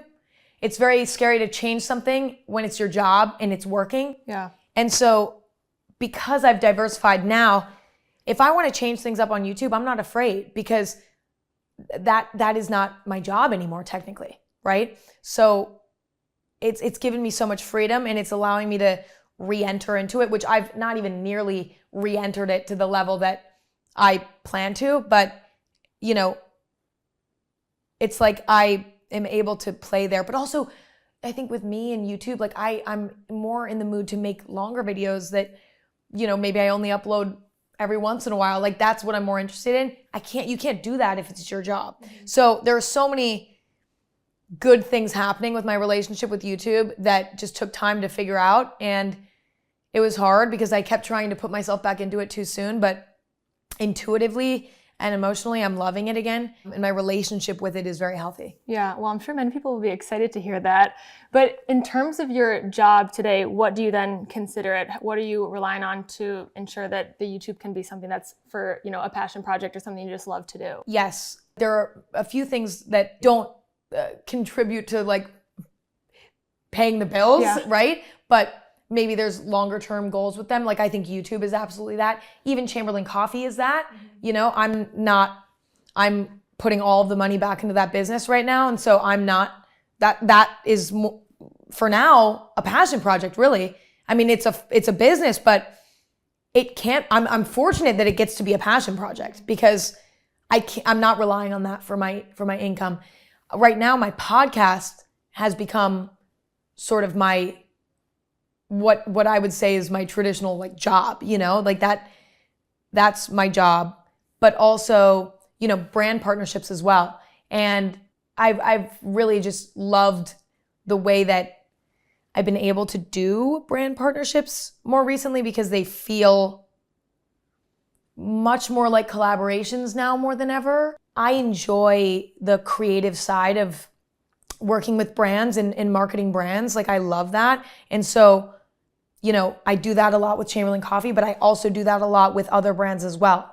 Figuring out creative ways and intriguing ways to market product. That passion, it was unexpected, but has become something that I love. I definitely want to ask about that because I think that the way that you've worked with brands like Levi's, Aritzia, Louis Vuitton, all these kind of fashion houses that have their own marketing teams, their own kind of ideas of where they want to take their campaigns and their partnerships and things like that. What is your role when you come into partnerships like that? How do you ensure that anything that you're doing is still really, keyed in on like what the Emma Chamberlain brand is, even though it is partnering with these other major companies? I think it's a balance because, brands have their own sort of vision and I absolutely respect that. You're taking two identities, right? I mean, I think it's a little different because one is sort of a brand identity and one is sort of a personal identity. But, there's two forces here and it's finding a brand who's willing to do a few things. Number one, create something that feels us. But number two, them allow me to, when it comes to like my social media, for example, or the content that I'm putting out into the world from my hands, right? That feels me ultimately because I don't feel comfortable putting something out that doesn't feel like me. But then at the same time, I also do that for them. So there are times when I'm a canvas for them, right? And that's sort of this compromise that we are not even compromise, but that's sort of a part of the collaboration. Both parties get to be themselves with the other present, but then also there's something that's us too. And maybe that's like the main campaign that goes out into the world. Maybe that's, a video that we make for their channel or something. It's like everybody gets what they want and what they need. It's complicated, but it is worth it because I think that it creates the most intriguing, exciting sort of content at the end of the day. Definitely. Building your own brand then, Chamberlain Coffee, I'm sure that's a different experience coming into, whether it's a marketing campaign or a social media post or all the packaging of the coffee and all those sorts of things. Why do you think you were the right person to start this brand? Obviously, you had a lot of coffee in your YouTube videos. You talked about a lot. It was a big part of your life. But taking that from, a video that you share with people online to a consumer product is a pretty big jump. So why were you the right person to create a consumer product surrounding coffee? Well, I think for one, I have built a level of trust with my personal audience around coffee because for years, not only was it a huge topic of my videos just naturally, but also I've recommended coffee places. I've recommended coffee products. And I think, there's a level of trust with me and my taste for coffee, for one. But for two, I've always been obsessed with coffee as a product from, cafe culture to also other caffeinated beverages. That has always been such a special thing to me. And it's always been a passion for me since before I started my YouTube. And I think when it comes to creating a brand, I'm a home barista just like the rest of us in a way. And what was inspiring to me was like, how can I create a brand that feels bright, feels fun, feels playful, feels inviting? And also when it comes to even developing the blends, creating something for my generation, also creating something that's approachable, but also something that feels like it's for everyone in a way, like even flavor profile wise. Coming from the creative side of things, so having that experience in YouTube and content creation and marketing and branding and the ways that you did, what were the steps that you had to take to ensure that you did have people who were qualified to like allow you to create a product that people would consume? Because there are so many regulations that come with that. Many steps through the process, whether it is like ingredients, even manufacturing and packaging.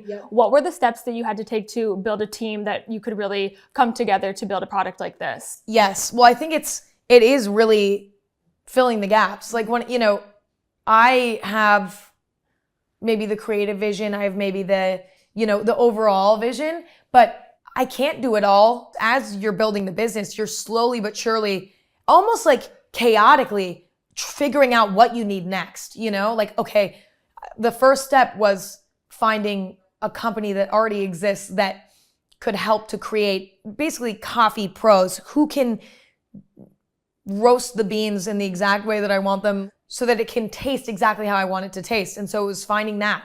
And then it was working with investors so that we had the money to eventually rebrand. And then when we were rebranding, it's finding, creative illustrators and people like that to come in and build it out.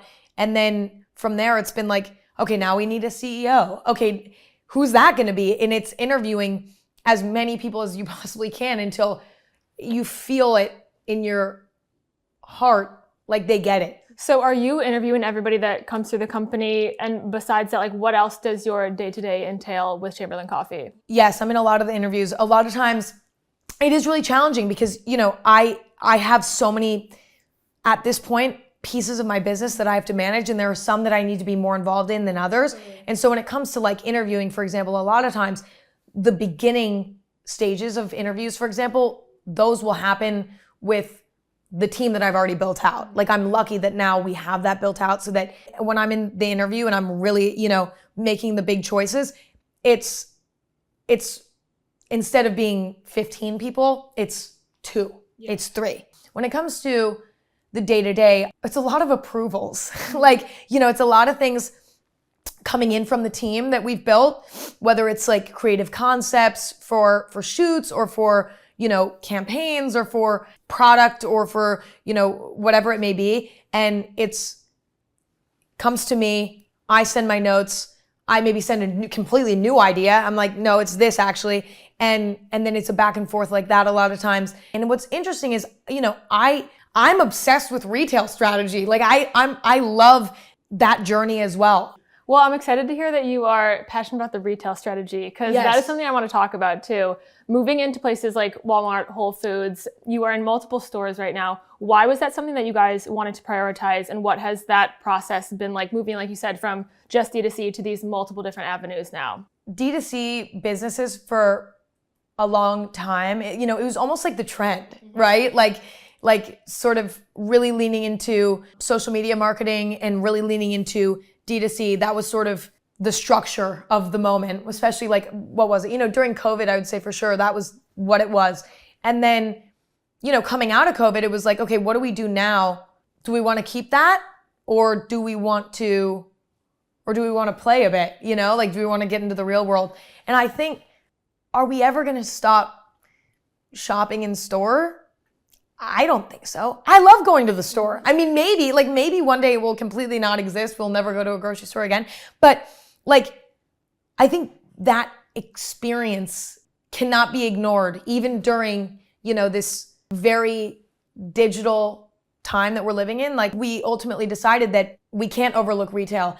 On top of that, we also, we're excited about developing something sort of ready to drink. That was always in our head, and we're like, okay, excited about doing that. Not sure exactly what that would look like for a while. It was like, okay, do we want it to be exactly my recipe? Do we want it to be, something else? What is that? Is it just like a really good black coffee? Like, what is it? But then we had some interest from retailers asking us, do you have a ready to drink beverage? And then it was like, okay, you know what? This has all been in our head, festering. And now the opportunity's here. This is something that's desirable. So we were like, okay, this is great. Let's do this. Going into ready to drink, that's a different category. It's also a category where there's some gaps, kind of for a reason, because it's a very challenging category to get right. But it's been good because we've learned a lot, and we love, and we're so proud of what we have out there now. I know that you have some ready to drink stuff coming with Target that'll be launching soon. Besides that, what else is Chamberlain Coffee working on right now in terms of like what you're building for the future? I know you have some partnerships coming up for events in California and some other, campaigns and collections. So walk me through like where your sights are set for the next like 6 to 12 months. Yes, we have some really fun collaborations with brands that have a similar sort of DNA to us. Like 818 is a great example. Base is a great example where, they're both sort of brands that were started by other girlies in this industry, which is so cool. Also two businesses that I really admire, like, specifically with 818, like it's like it has this sort of like young and fun sort of feel, but it's also very chic and elevated at the same time. And then there's Base, that genius, innovators in the luggage space, like genuinely. They're both brands that I respect and I admire. And so it's exciting to get to work with them and do something with them because it's like, let's just lift each other up. That always feels good. In general, we're just excited about, various ways that we can pop up in as many places as possible and just kind of get people trying the product. When it comes to what we're developing, I mean, I think actually a lot of my focus right now is like refining what we have, weirdly enough. I mean, we've experimented a lot, and I think we figured out what works, what doesn't work. And I think we want to go back in and refine and perfect. I think especially what's exciting is, with the ready to drink lattes, like coming out with new flavors, like that's a part of sort of refining. It's like adding more flavors, even like little things like refining the packaging, refining the branding, like those can often get overlooked when you're trying to scale a business. You're like, well, I just need to come out with this new product that's going to be huge and it's going to be, and that's not always what it is. There are things to refine. So I think we're in a refining phase right now more than ever. And just also like coming into ourselves as a brand. Knowing the challenges that you've gone through, but also, the exciting parts of building the brand, if you could tell yourself something the day before you started the company, what would it be? I would tell myself that I'm going to need to be patient because things take so long. I would also tell myself it's not always going to be done perfectly the first time. It's just not. It is just not. Like we give individuals grace. You know what I mean? We give individuals grace. Like it's not always, but we try to, right? Give other human beings the space to make mistakes. But when it comes to a business, arguably rightfully so, we give much less grace. It's like, you didn't get it right the first time? Okay, peace. And understandably so, because you're paying money for a product and you want it to be done right the first time. You pay money for, an experience, you want it to be perfect. That even comes from the inside as well, where I'm like, why didn't this product do well? Like I thought this product was gonna do well. Like, why didn't this product do well? When you open it up, it's a bunch of individuals who really care most of the time about the integrity of the brand, things being done right, the customer having a phenomenal experience. Like that's what we all want for the most part. And I think if I could have told myself anything, it would have been, these are all humans here. And, not everything's going to be perfect. We're not a machine. It might look like a machine. It might sort of feel like a machine, but it's not. It's absolutely not. And I think having grace, mainly from the inside, is so key. And being patient with myself too. Like I might have an idea and we do it and it sucks and it's not good. It doesn't work, but that's okay. You can't have ego in it either, which luckily that's one thing I never did. I think I've always leaned closer to imposter syndrome than, ego, but I've definitely seen it as a machine and had to grow out of that for sure. My last question for you, if you have some parting words to tell the audience, something that they might not know about you. I know it might be difficult because you know, share a lot of yourself online with the world. What is one thing that you wish people knew about you that they don't? I think something that's interesting about me that is not maybe shown as often is how, like, I really do have this sort of bizarrely out of character sort of passion for business in a weird way. Like it doesn't make sense because all other facets of my personality could not be more the opposite.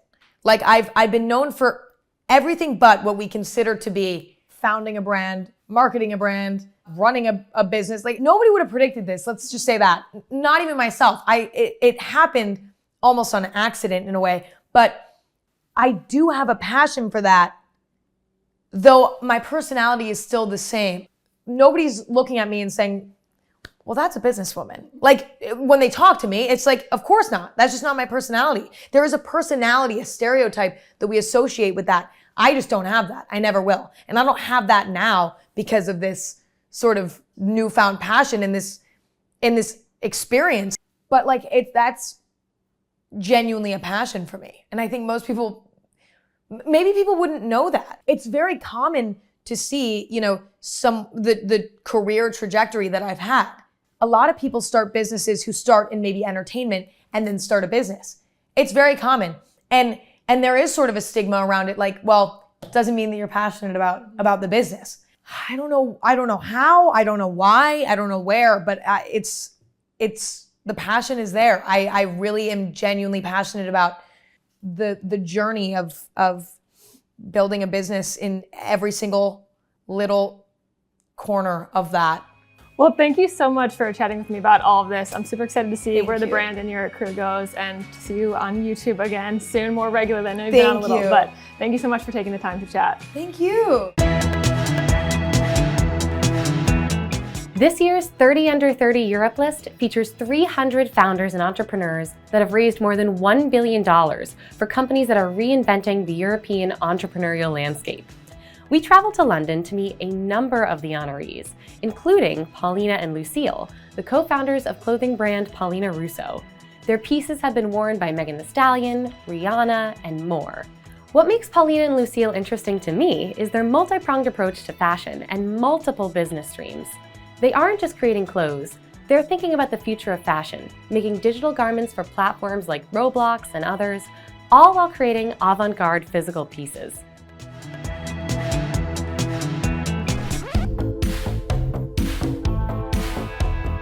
The way that we develop our collections is we always start in the factory. In terms of the pieces, it's really focused on how to innovate those crafts and put them into a modern context.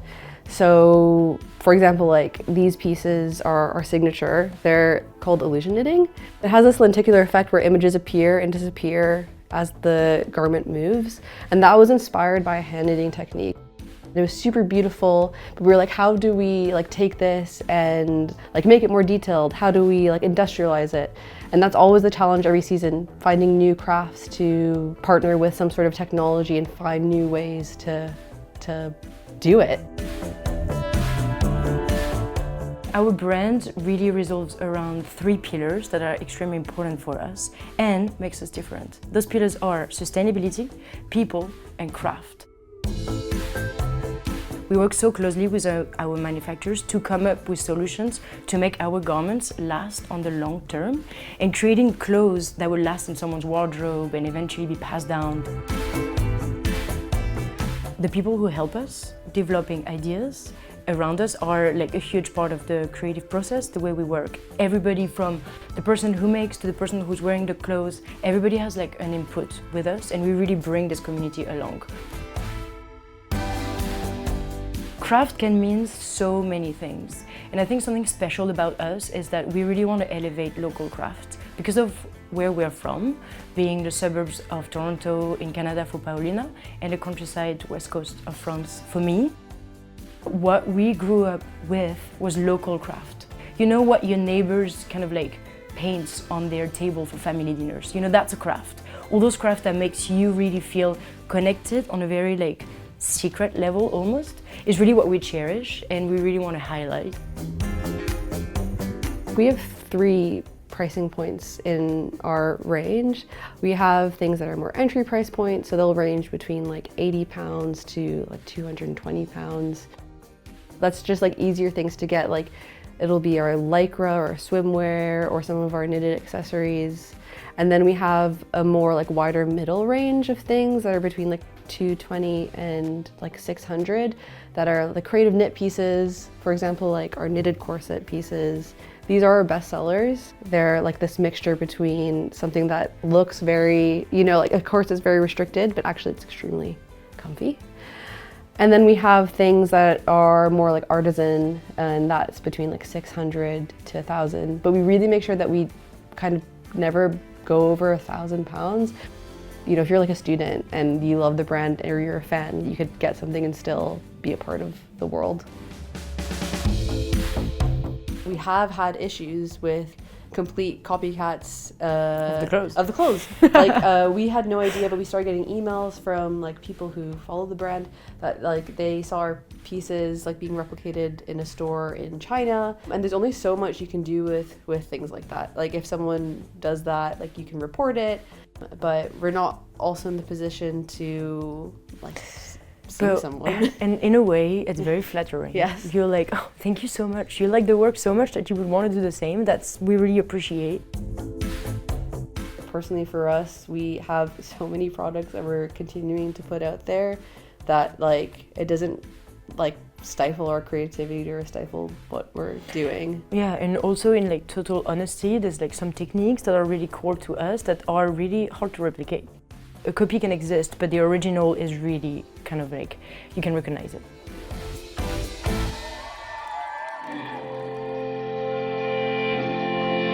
Lucille and I met when we were studying at Central St. Martin's. I was studying fashion design with a specialism in knitwear, and Lucille was studying fashion design with a specialism in women's wear. After both of us graduated from Central St. Martin's, we were both looking for studios. We both knew this woman called Alia who runs One Granary, which is a fashion magazine / support system for emerging designers and students. And she put us in contact with each other like, hey, you guys should share a studio. And that's where we properly met. We were in the same space for like 2-3 months, really observing what she does, all the people working with her, her team. But I was working on my own things. I was in one corner doing my thing and she was in the other corner doing her thing. And I think we always were kind of looking at each other like, I really like what she's doing. Like, this is really interesting. And then one day I remember not being able to sleep and thinking like, I don't know how to really express this, but I know that we should work together. I just had this epiphany. I woke up being like, oh, I feel like if we work together, we could take over the world. But how do you tell someone that? So I came in that day acting really weird and I didn't know how to bring it up. She was acting extremely weird. Instead of doing my work, I was cleaning and stuff. So I'm like, why is she cleaning the studio? Something is going on. I'm just gonna step right in. Hey, have you ever thought of kind of like expanding and doing this with someone?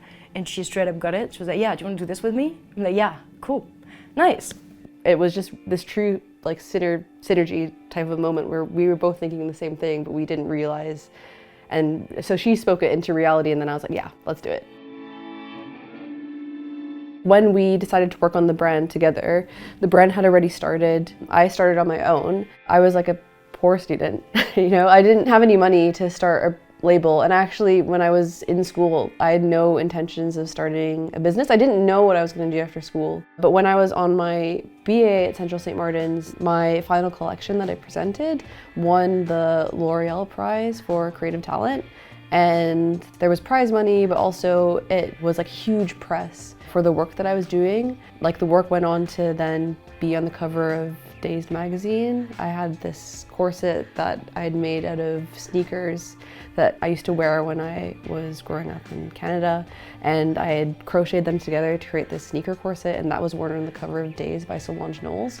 So there was a lot of this like press coming in and prizes, and when I went on to study on my master's, and I did that all through scholarships from the British Fashion Council, I got contacted by Adidas and they wanted to do a collaboration between me and them. And at that point I didn't have a brand, so I was like, okay, so I guess I'm starting a brand and this brand is going to collaborate with Adidas. And from the money that I received from that collaboration, that was the initial capital to start the business.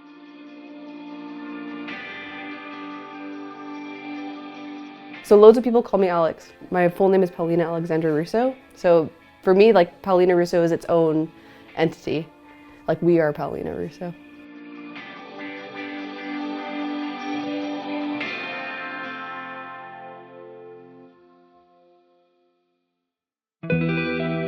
I mean, I like how you can see like this one and those 2 points quite clearly. Yeah. Like, this is working. Like warrior-y, but yeah. not as like napkin-y as before. Napkin out. Yes. I also think like we should try to find a way to like have Close this. this up? Yeah. Definitely. I think the color. Then it would be really nice. Yeah, definitely. I love the way it draws those lines. Yes. It's very like, it has such a texture.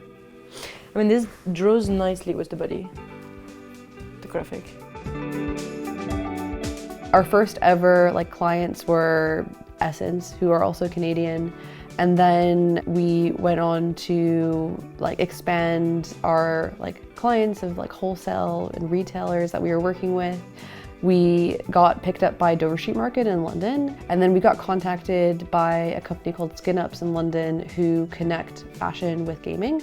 And that's how we began our collaboration through Roblox, bringing Paulina Russo into Roblox. I mean, there's many different ways that capital can come in, right? That's another like revenue stream to explore because it's a whole new community. It's people who are interested in fashion but wouldn't necessarily wear it the way that we do in the streets, but they would wear it even more in like the worlds that they create online. So there's like many different ways like this that forms the capital that we have and permits us to develop and exist. There's this alternative revenue that we wanted to explore, and it's something that we're going to continue to explore with the brand.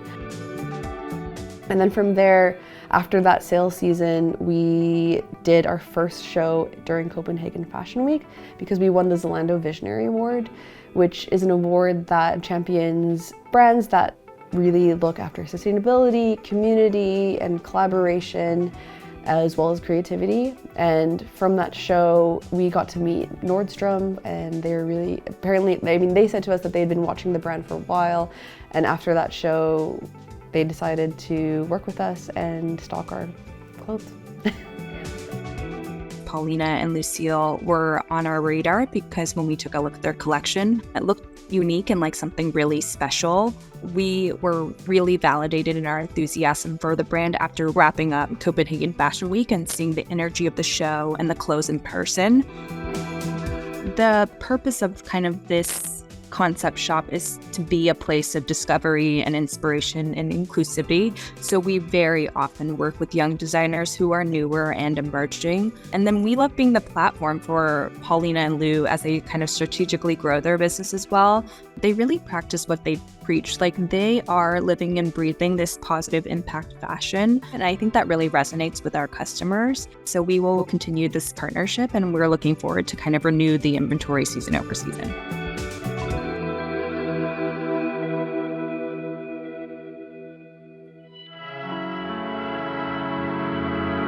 In terms of financial, we are completely independent, and that's something that's really important for us. We run our own showroom, for example, even press, we do everything in the house. It's extremely hard for us. It's like we understand and we're learning as it goes, but financially, being an emerging designer faces a lot of difficulties in the sense that like budget is really complicated to go around and we need a lot of support, but we understand that if we didn't have that system of support, it would be even harder. We have done 2 shows now on Copenhagen Fashion Week, and the first time we did it is the first time we've ever done anything like that. There were so many people involved, you can't imagine, like at least like 100 people. And also with the clothes, there's at least 100 people behind the clothes, because it's not just us, it was our collaborators, our manufacturers, all the people who work at the factory, we all worked on this together. Designing a collection for a lookbook and a storytelling and stores is one thing. Designing a collection with the aim of showing it down the runway for the first time is another story. From Copenhagen, we met some people from the Federation for Paris Fashion Week. We are going to Paris actually today because we are part of the showroom called Sphere. It's a showroom organized by La Fédération de la Haute Couture et de la Mode. It is a group showroom, so we are part of a group, 6 designers. So we're gonna have the opportunity to talk a lot about what we do to new people again. We've had many meetings and we are really putting out the intentions and feelers to take the brand internationally and do a show in a different country. So it's so amazing to like do the show in a place like Korea or even, you know, go to Canada or something, like to bring the work somewhere where we also like connect with the community there. It's a dream. We have been in situations before where like our age has hindered us, but I think for the better, because we are really young and we are starting out in a business. Like with age also comes experience and knowledge and time and mistakes. So we have been in situations where they're like, oh, like, you know, we really love you for this job or really love you for this thing, but it's 2 years too soon, or like you're a little bit too young now, but like in 2 years, yes. And actually like really appreciate that sort of feedback, because like we also believe the same. I am way smarter and way better at my job now than I was 2 years ago or 5 years ago. So I hope that in like 2 to 5 years again that like I grow and we grow as like a brand. I would say like the biggest hurdle that we faced was really in the beginning, because when the brand started, we had just come from doing this collaboration with Adidas. So there was already a perception about the brand that we were really established. We were like freshly students and starting a brand and starting a business. So yeah, really trying to like explain to people in the beginning, like, no, we're just starting. This is just the beginning. I think when you're a young entrepreneur, it takes a lot more convincing for people like to take you seriously or to think that you're serious about the work that you're doing. There's also like the sense of like resilience, you know. I actually think we're like extremely resilient people and we work really hard, and I have seen it surprise people a lot around us. So it'd be like it's a bit of a myth, you know. We're just like, oh, that generation or like that kind of work doesn't go with those kind of like qualities in people, but I think we're proving that wrong.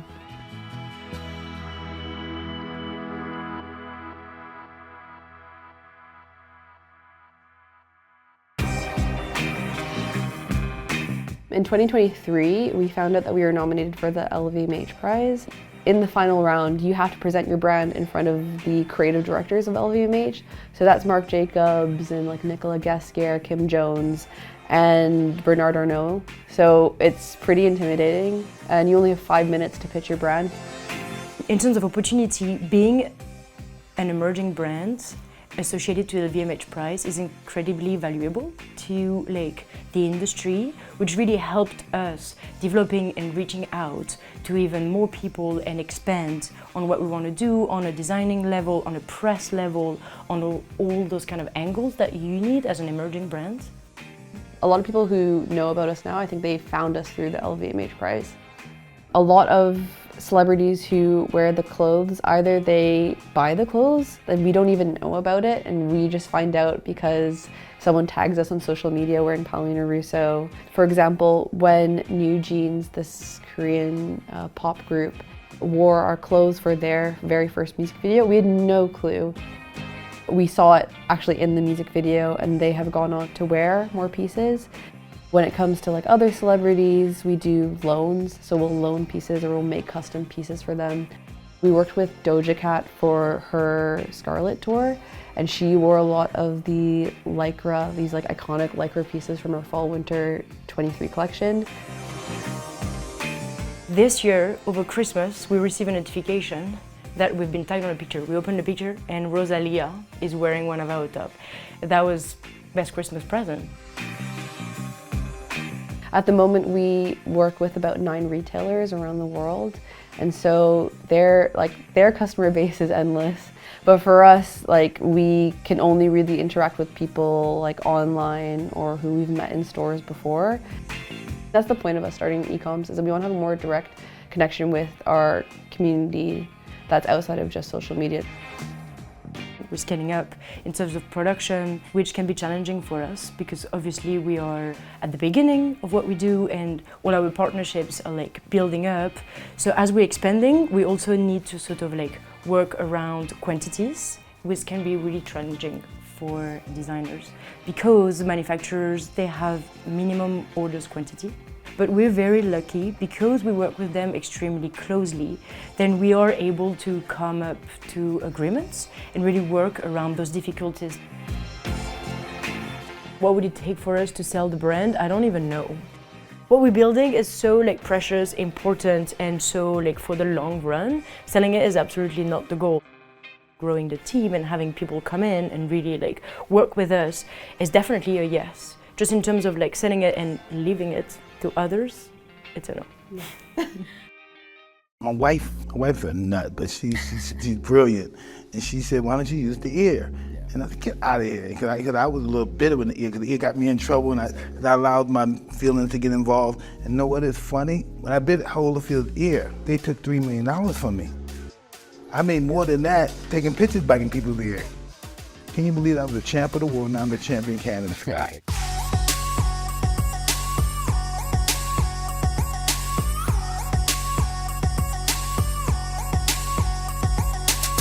Tyson 2.0, New York, born in Brownsville. What does it mean to you, launching in New York, in your home state?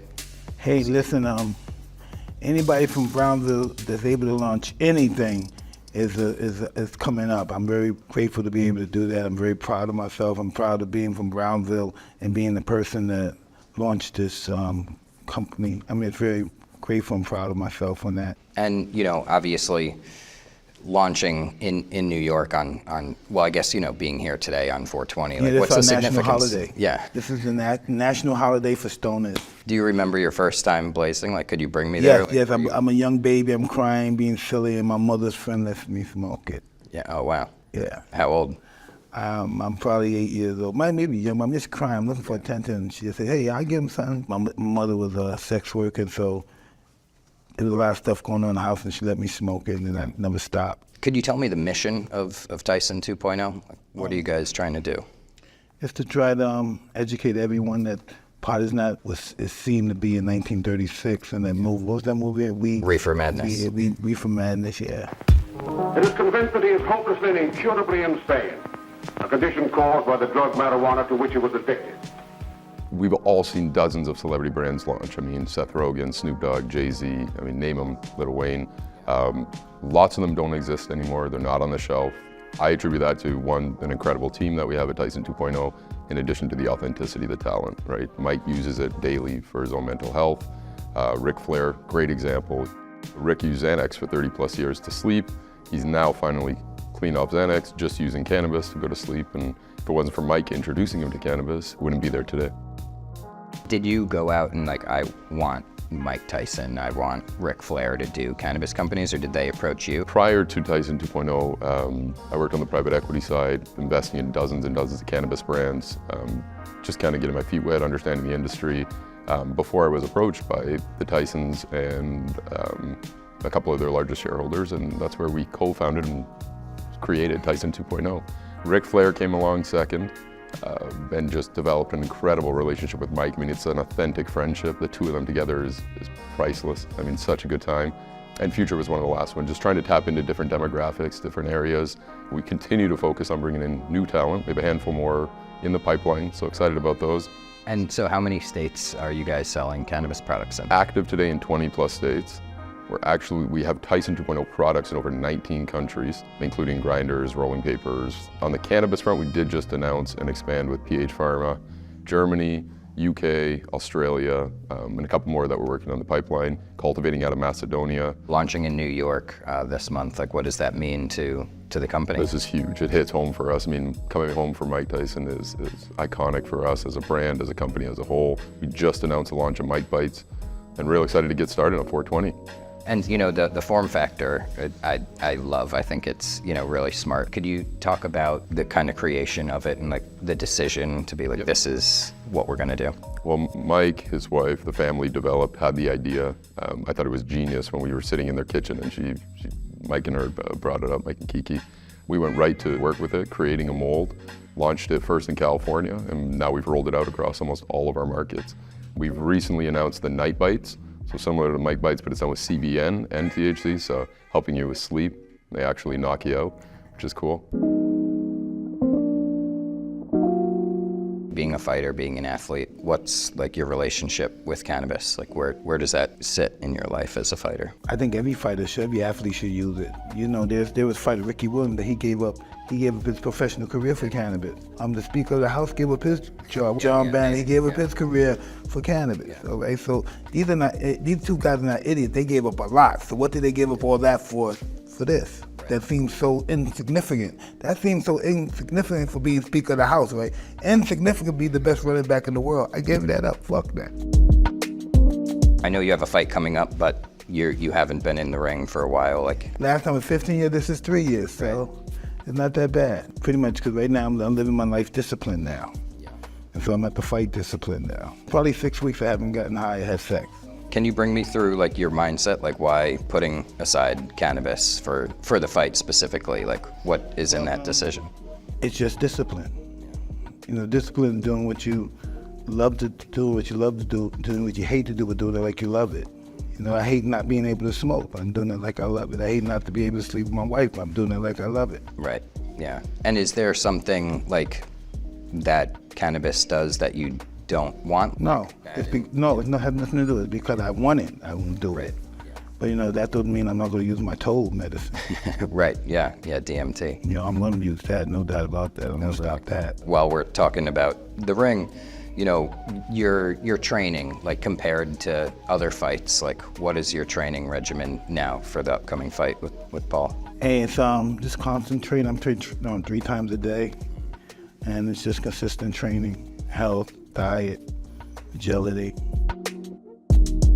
What's next for you guys? Like where do you see Karma and brands like Tyson 2.0 going? So we continue to expand in tons of new categories. Our cafes and retail, brick and mortar is an exciting one. We opened our second one in Amsterdam. We have 2 coming to line in Barcelona. We have a couple under negotiation here in the US, so excited about that. And it's like a restaurant and smoking lounge? Or correct, yeah. So if you go to the one in Amsterdam, you can actually get ear-shaped cakes and chocolates and different products. So same concept, where we'll have different edibles, different products, some infused, some non-infused. Some people want to come in and just experience Mike's Cafe, but in the shape of whether it's a boxing glove, an ear, or following that franchise model, letting people connect with Mike through the Tyson 2.0 coffee shops.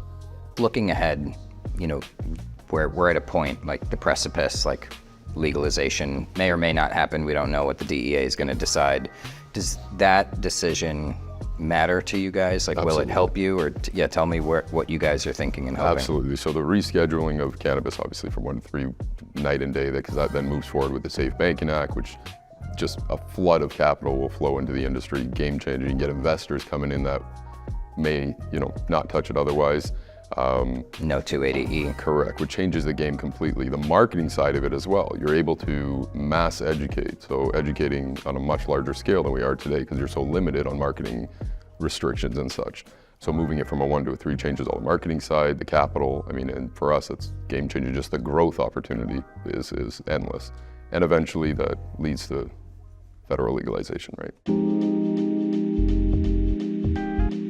Coming up in New York in the 70s and 80s, like, are you shocked at what's happening, or have you kind of been waiting for decades to see marijuana be normalized? Well, listen, I'm extremely shocked, but as time goes on, as it went on, I saw it was going, even when people were fighting against it to be legal, I saw it was like a big snowball coming down the mountain, and it was getting bigger and bigger, and soon it's going to run over everybody and stop everybody, and we're just going to all have to give in. And it's the momentum is the momentum here. Yeah, that's what I was trying to express. The momentum is just amazing. You know, going to psychedelics, we're talking about DMT. Where do you see that in line with cannabis? Do you think that's the next step? Do you think we're going to see a world where psychedelics are FDA-approved medications, or 100%, where do you see it? 100%. You know, I've heard stories of people who didn't think they had to play, a professional baseball player that was a pitcher didn't think he had to pitch that thing and took some LSD and figured they had to pitch and hit a no-hitter. Yeah, you right. know, so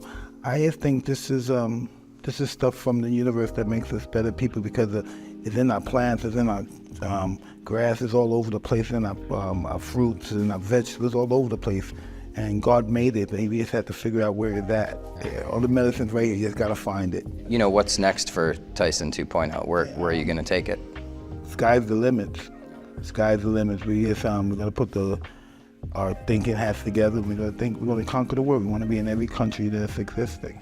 Every country on the planet is gonna have Tyson, Mike Bice, or Tyson 2.0, some kind of something that's involved with Tyson 2.0 in the country. We just want to be all over the planet. We want everybody to know our name, know our product, know the product's valuability. It's just it's like a dream come true. I thank God every moment of the day. Why did God? Why the universe? Whatever we believe in. Why am I the face of it? Why am I a guy uneducated? Mike Tyson. Why am I the face of cannabis or psychedelic? Why me? You know, I don't even know how to spell cannabis and psychedelic. Why am I the face of it? And everybody accepts me as that. And you know how proud I am to know that everybody that's in that street, we got 22 million people in the city, whatever it is, and they know I'm the cannabis king. I'm very grateful for that.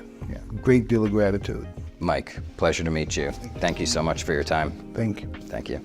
And happy 420. Happy 420.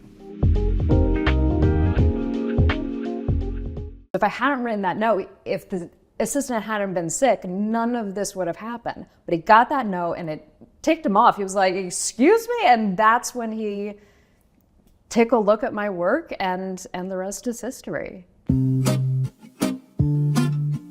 Behind every great story of commercial success, there is one person, one supporter, mentor, investor, or even customer, without whom that success story might not exist.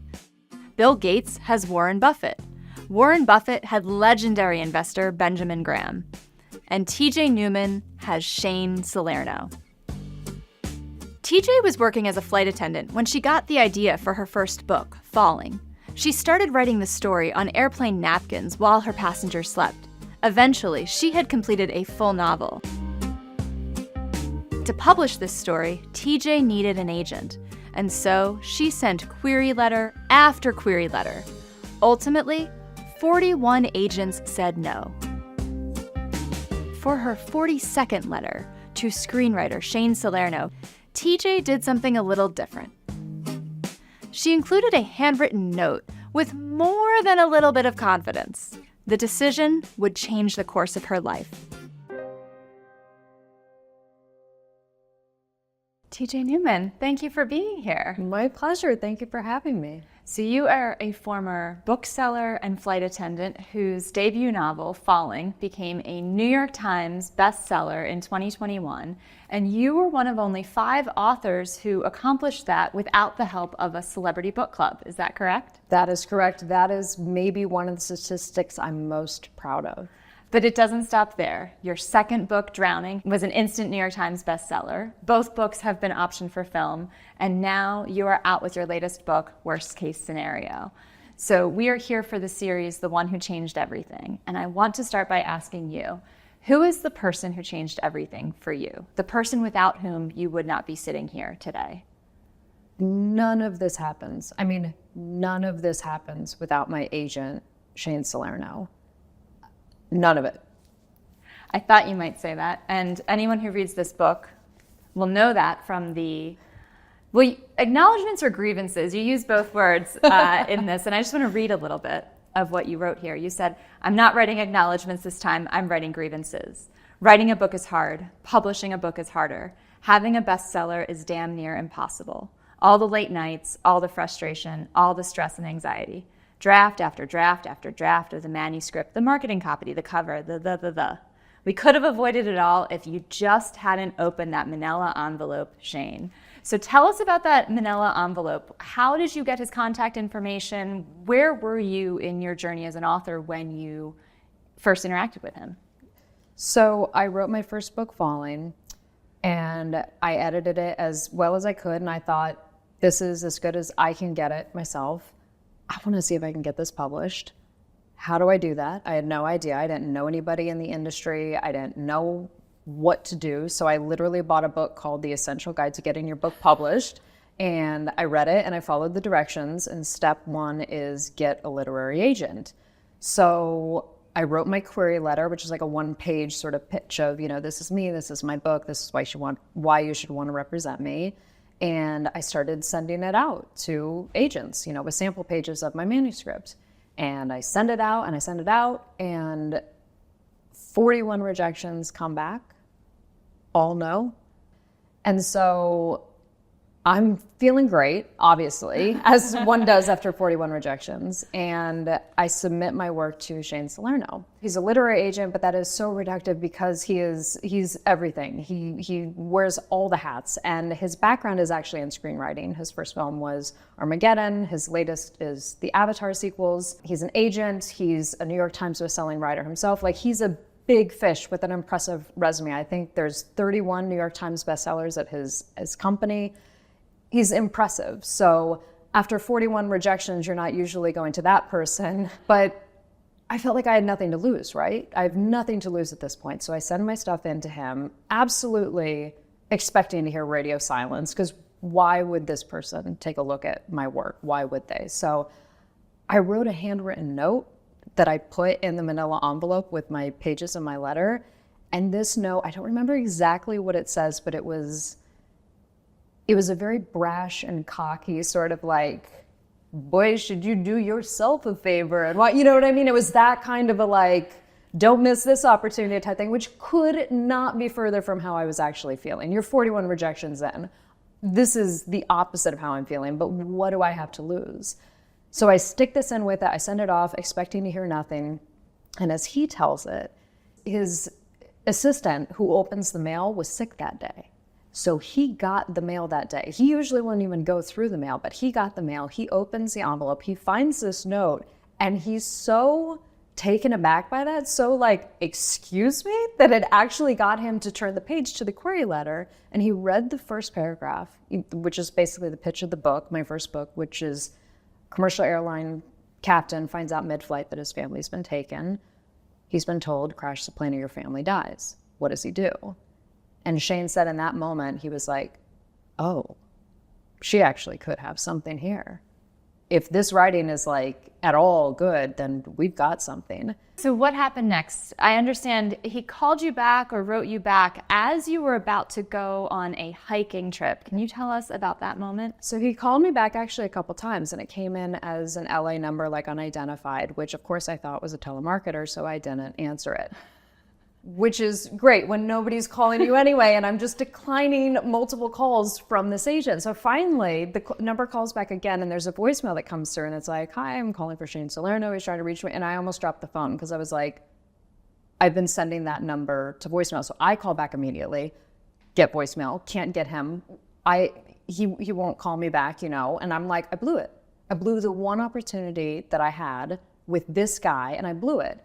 So I call him because I had a hiking trip that I was going on, a backpacking trip where I'd be in the wilderness for a week without cell service.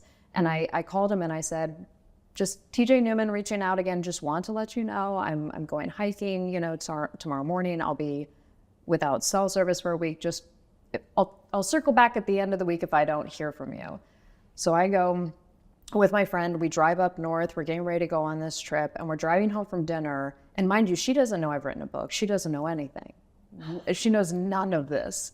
And my phone rings, and it's him. And I pull the car over to the shoulder of the road, and she's looking around. We're in, the woods are around us, and she's looking, and she's going, what is happening? And I said, I'll explain everything in a minute, but I've got to take this call. So I answer the phone, and I'm like, hi, this is TJ. And she's looking at me like, who's TJ? Because my name's Tori. And so, she doesn't know me as TJ. I said, hi, this is TJ Newman. And it was Shane. And we started talking. And it was just one of those calls where it's like you feel it, right? Where you know that there's something clicked. You know that there was a connection and that there's a rapport that's just right. And so we had this amazing conversation. And I hung up the phone, and it's dead silent in the car. And I turned to my friend who's sitting there just looking at me like, what was that? And I say to her, I think my entire life just changed. And it had. Wow. Yeah. So you go on the hiking trip. What happens next? Because obviously an agent is not a publisher. So how did he take you to the next step to getting Falling literally on this table? Like I said, I had taken it as far as I could take it. Now he comes in as a professional and says, let's work a little more. So, and I had already done like 20 some drafts up at that point. It's my first book. I'm a first time writer. I don't know what I'm doing. So I'd written 20 some drafts. He gets involved. We do another probably 10 to 15 drafts too, just getting it exactly where it needed to go. And every single draft, every single day working on this was just a masterclass in understanding how to tell stories better. So it's like I got this amazing package, not just someone who knows how to make a deal and pitch a book to a publisher, but someone who really is a creative person at heart in his soul. He's a storyteller. So we get the book where it needs to be, and then we take it out. And I'm expecting what I've always known, which is this is going to be a long process. This is going to be a lot of rejection. This is going to be real uphill. And I'm steeling myself for this. And he submitted it to a publisher on a Thursday night, said they had an exclusive until Monday after that, at which we'd take it out to other houses. And the publisher called him back on Friday and said, I've read it. I want it. 2-book deal on the table. And that was that. How long did that take to sink in? Because you had been striving for so long. Do you even now trust the success that you've had? I trust it, but I think it took me about the second book, publication of the second book, to realize like this is actually happening now. I trust it, but I'm still working on the believing it. It's still, before this life, I was a wannabe Broadway actress in New York, pursuing that, which was, absolute failure, obviously, since we're not talking about Broadway shows. So my whole life has been just people telling me no. And it wasn't until Shane got involved that I started to hear yeses. Now, obviously, fiction authors require agents to get that introduction to the publishing houses. How is Shane different than another agent? For instance, I think what I'm asking is, do you think you would have achieved this with a different agent? No, I don't think I would have achieved what I've achieved without him, because I'm a woman writing in a male-dominated genre. I write blockbuster action thrillers, and there's not a lot of women in that landscape writing the type of books that I'm writing. From day one, Shane has believed in me to a level that he just refuses to accept my doubts or anyone else's doubts or any resistance at all. He has believed in me so fiercely and what I could do in ways that I don't even believe in myself. And having that person be out in front of you, having your back, by your side, having that person in that role saying, we're just not going to stop. It has made the difference between getting an agent and putting out a book and what has happened in my life, which has surpassed all of my wildest dreams.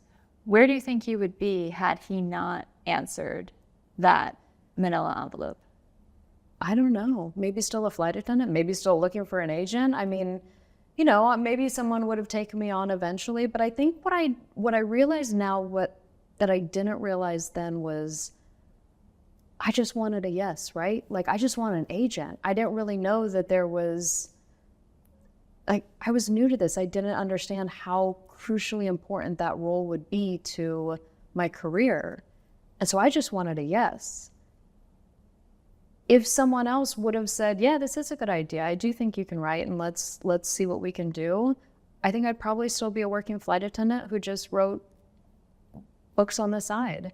And with the way my career has turned out, I have the just unimaginable privilege of being a full-time writer. And that's huge. Now, you've referenced musical theater and a bookseller, and I've heard you say in interviews in the past that your career hasn't really been a straight line. at all. Can you talk about the journey and the twists and turns that led you here? Theater was my first love. I went to college in the Midwest and studied musical theater. Then I moved to New York after that and pursued my Broadway dreams. And as we've been over again, failure. At least with books, it was just getting an email back. You know, when you're doing it in theater, you can see the reaction on the audition. You can see the reaction. You are right there in the room when someone looks at you and says, next. You know, and that's probably how I was able to, you know, handle the rejection of trying to get a literary agent, was because my background was in just next. I mean, that's just how it's always been for me. So I did that for a few years. And when I finally had taken about as much as I could, I packed up, bought a one-way ticket back home to Phoenix, moved back in with my parents. And then I did the whole, you know, 20-something sleeping in their twin bed in their childhood bedroom, wondering what they're going to do with the rest of their lives. I did that for a while. And my mom, wise woman that she is, always listen to your mother. My mom says, you should get a job at Changing Hands. That's the, you know, the local indie bookstore up the street that I'd grown up in, you know, buying books and reading books there. So you should get a job there. So I applied, got the job. And it was a way for me to get back to that core part of myself that I'd kind of put on the back burner while I was pursuing theater. And it was a way for me to be the creative, artistic storyteller person that I inherently am and will never not be. It allowed myself to be that person without the very public risk of, you know, how it was in New York. Because I was, you know, I was embarrassed and I was hurt. You know, I went to pursue my dreams and told all my family and friends, you know, I'm going to do this. And then, you know, I come back having failed. And being in the bookstore, being surrounded by books, being surrounded by people who love stories and want to talk about stories and want to talk about books, it reminded me of that part of myself. So I started writing again. I got back into that and I started, you know, coming up with stories and writing everything that I could. An opportunity came up to be a flight attendant. My mom was a flight attendant. My sister was a flight attendant. We call it the family business. And I knew it was an opportunity that I couldn't pass up. So I left the bookstore to fly and I loved it. I fell in love with the industry. You can read any of my books, and especially my first book, and know that they're just love letters to the industry. I love flight attendants and pilots and the fascinating dynamics with the passengers. I'm just endlessly fascinated by it. And it just, stories were everywhere. Everywhere you turn, it's a very dramatic and conflict-laden, you know, thing, working a flight, and ideas were just everywhere. And I had my first idea on the plane, and I wrote much of my first book by hand in the forward galley on red-eye flights while the passengers slept. And it's funny because I look and I go, if I hadn't had my acting background and that failure, I wouldn't have wound up at the bookstore, which wouldn't have reminded me of the dream of being a writer and gotten me back into that. And if I hadn't have become a flight attendant, I wouldn't have had the idea that made all of this happen. And in the way I was talking about Shane, where he started out in Hollywood and then he wrote his own thing, and all of those things make it a weird path to exactly where he is. All of my path was a weird path, uphill, backwards, round and round to get to where I am. And none of it would have happened without all of that.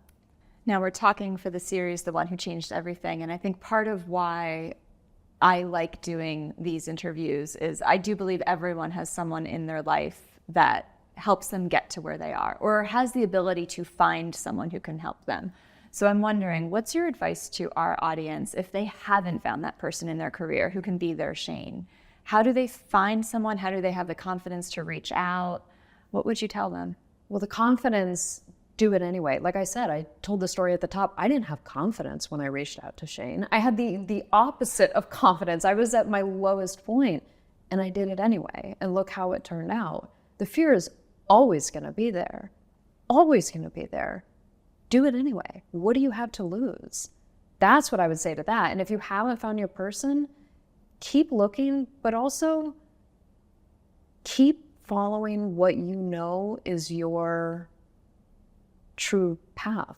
if I'd have listened to what people thought I should write, or what the markets or best-selling lists were telling me that I should write, I would not have written this book. Everything about these books is not what I'm supposed to be doing and what people like me should be writing. And I listened to none of that. These are the stories I had to tell. This was my perspective, and I needed to tell it. So to that person that's still looking for their one person that changes everything, make sure you're pursuing what you and only you can tell. And I think that usually when you're doing that, the right people will appear. What's one piece of advice you would go back and give younger TJ if you could? I would tell her earlier that she should go after whatever she wanted. I think for a long time, I was trying to write stories that I thought other people would like, or mimicking other things that I was reading. And I think I realize now that it's take from everything, take from everybody that you read, but then apply it in your own way. And it took me a long time to find that personal voice. And I think I would tell younger TJ, don't worry about how people are going to receive this. Just write what you want to. TJ Newman, thank you so much. Thank you.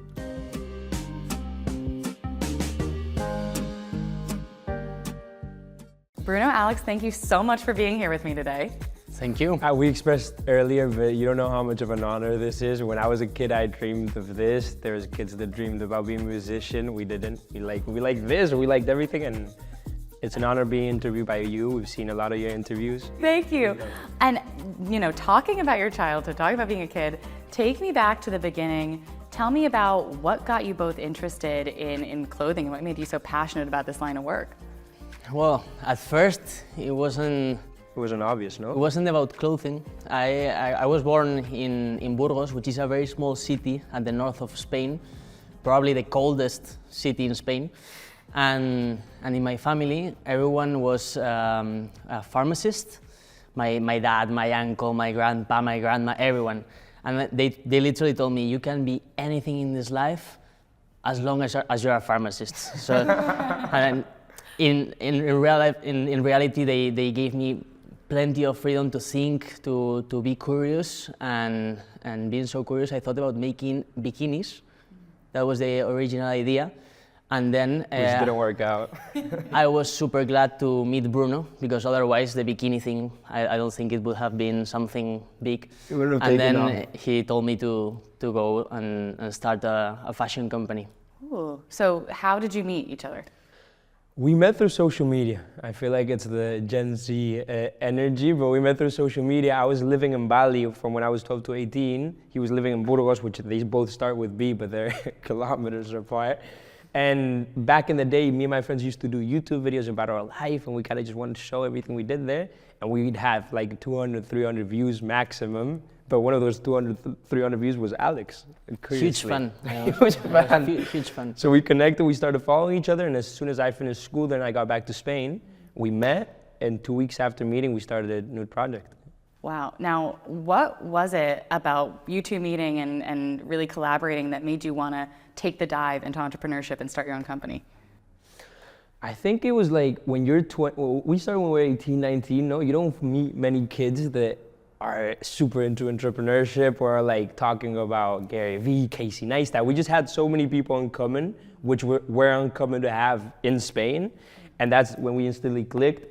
And I was completely lost in life. I always felt like I'm already 18. I can't believe I don't know what to do with my life. This is so hard. Looking back is funny. And then I met Alex, and he just had a drive I'd never seen in a person. And I was like, if I want to do anything successful with my life, I better latch onto him and like be together, because it's my best opportunity of being able to do it. And that's when we started, we started a clothing brand. I think I like the term that we have a clothing company and an attitude brand, because what we try to transmit, at least to the people of the world, is that this is a lifestyle. This is, when we were kids, we were daydreaming about our dream lifestyle, and I think we're trying to portray that. We're trying to portray that people live from their passion. Like, your passion is being a journalist, and you told us our passion was entrepreneurship.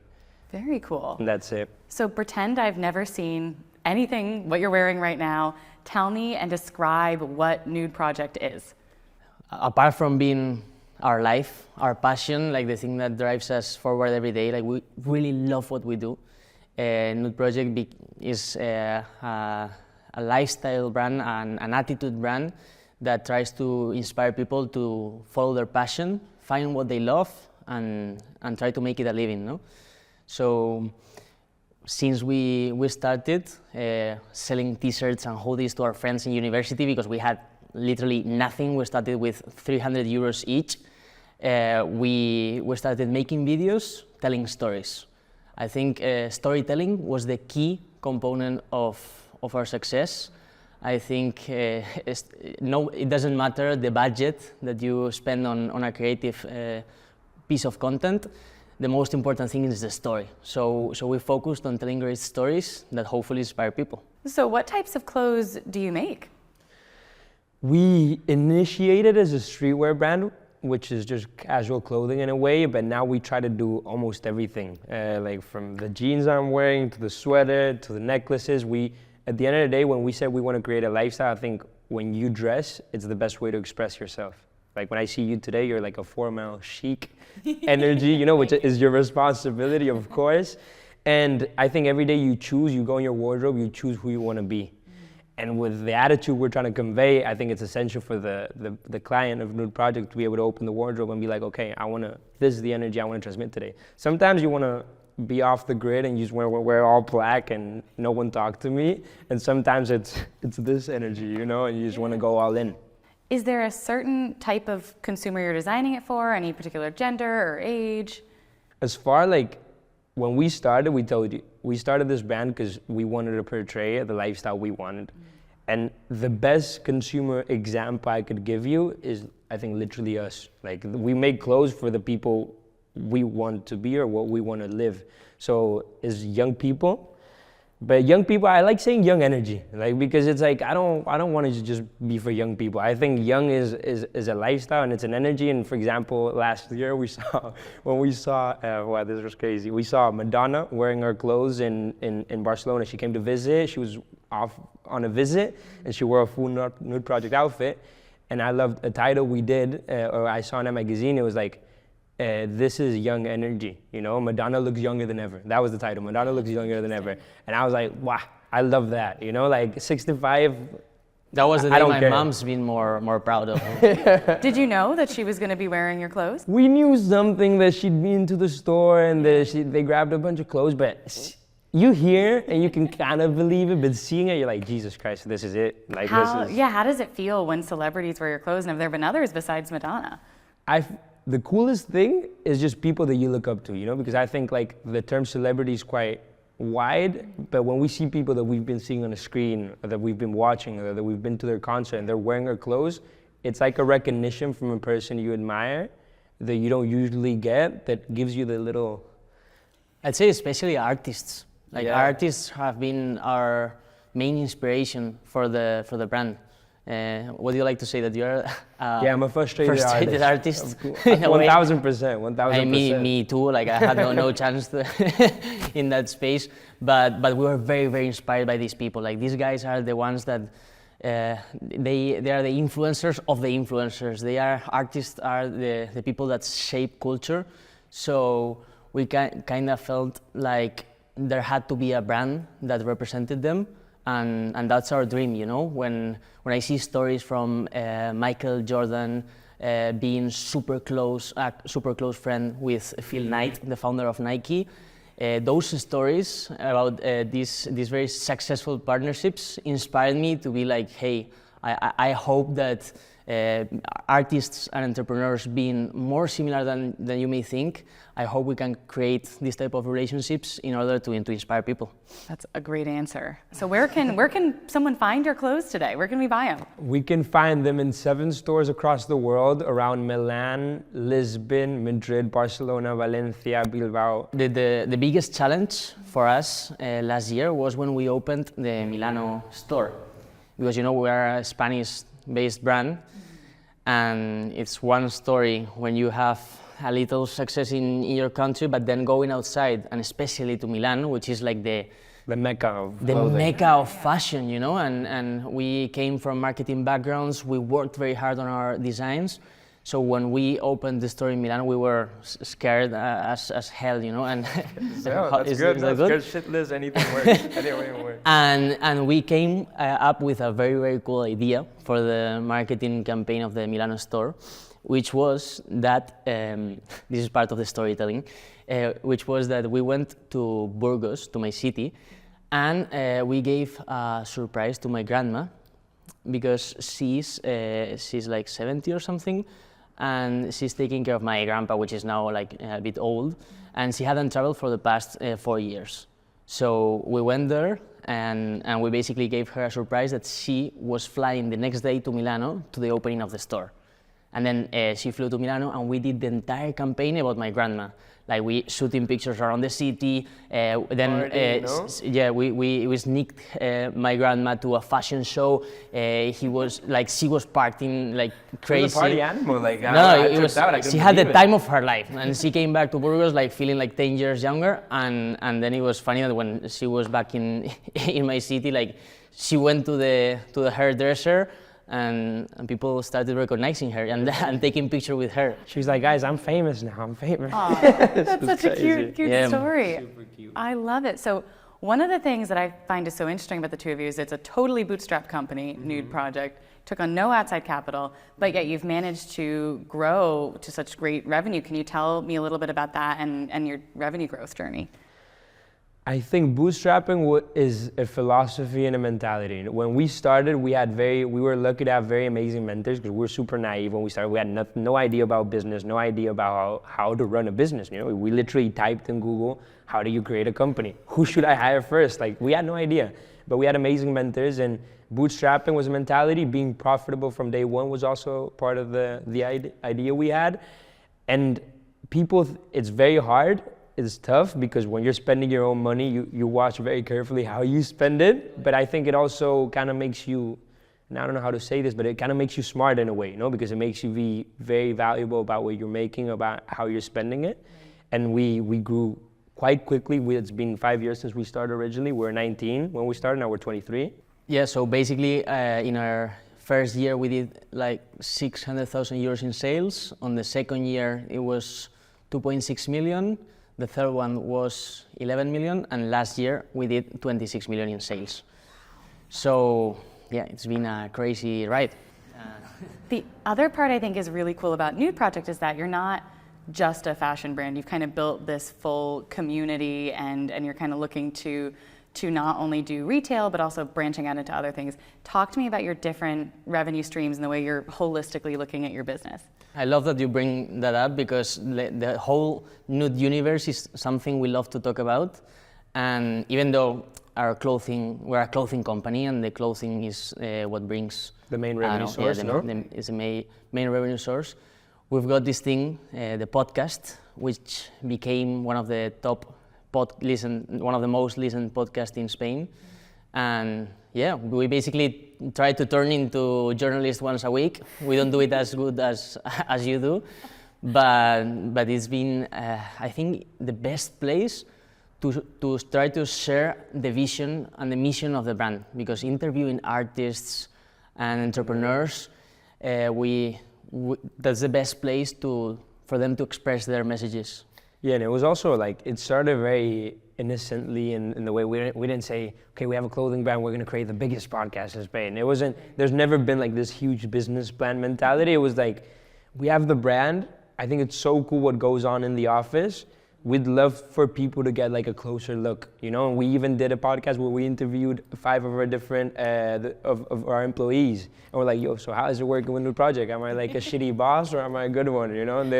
And it's been very cool, because I think it brought people closer to what's the meaning behind the brand. And I think every day now more, personal brands are becoming a huge thing, because people don't want to look up to like a huge corporate brand, but they want to see and know who is the person behind, what are his values, and what does he stand for, or she. That's a really good point, and that brings me to my next question, which is, would you ever consider selling your brand to one of those big conglomerates, or is that your end goal at all?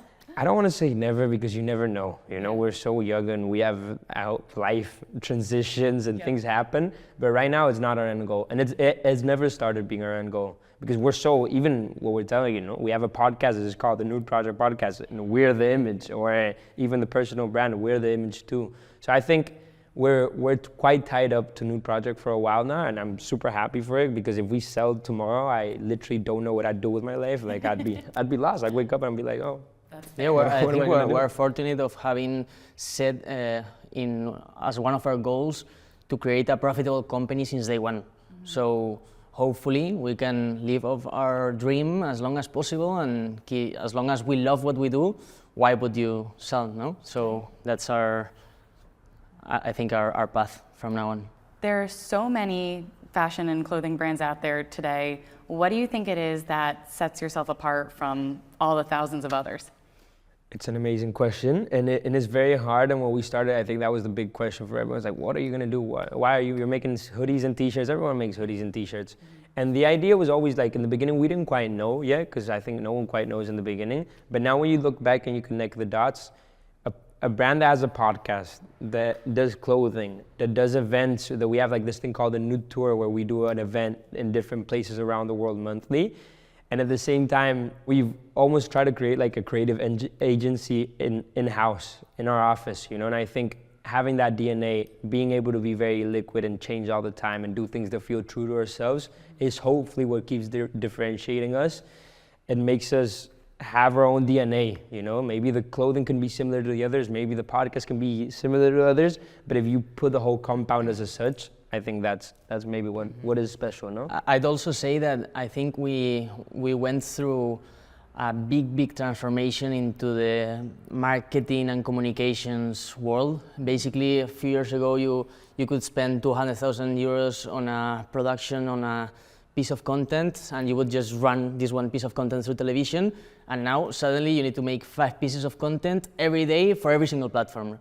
And I think this came natural to us, but with this massive change, we had to adapt, budgets changed, so you had to think of content in a different way. And I think this was one of the main differentiators, for sure. That makes sense. So now can you tell me, what is coming up in 2024 that's really exciting you with Nude Project? Anything you can share?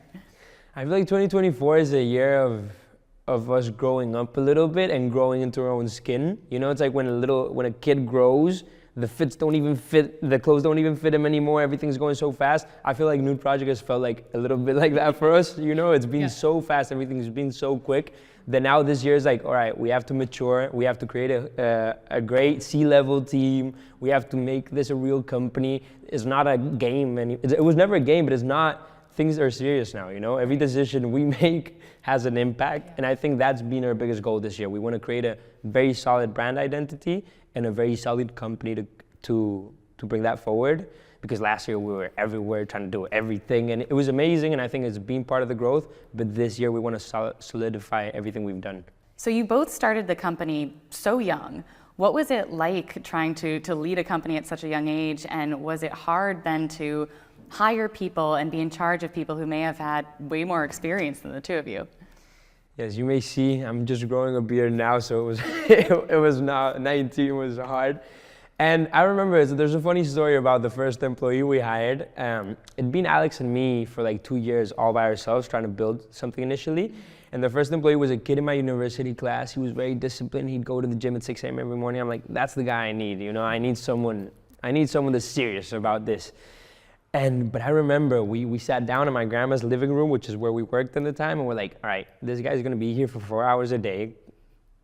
How do we even gather tasks to give him? 4 hours is a lot of time. Like, we don't even know what do we tell him to do? What should he do? We started Googling, okay, like, what should your first employee be like as a clothing brand? It was horrible, but then it was a learning experience, a learning curve. And then you start getting confident about yourself of like, you need a team to be a business. Like a business is not an individual sport, it's a team sport. We can't do this all by ourselves. Even if we thought we were the greatest people on earth, it'd be physically impossible. So we need a great team. We have the A-team mentality, and especially as we grew, having to hire older people than us, people that were senior, people that had experience, it was a challenge because when you're like a 19-year-old kid and you're like, oh, we're gonna be the biggest clothing brand in the world. They want to believe you, but it's kind of hard. I'm telling you from my grandma's living room, how are you gonna truly believe it?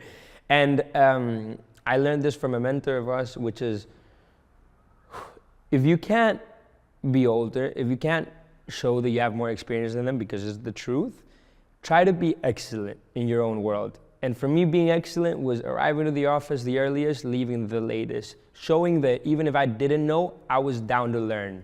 Showing that I wasn't the most intelligent guy in the room and I didn't try to be. That was what I think we try to describe excellence as. And I think the people around us respected us for that. I think we were also very people-oriented since the beginning. Our company culture has been different from other companies, I feel like. And I think we tried to create many spaces for people to be comfortable working with us, to feel that they can innovate, to feel that they can create with freedom.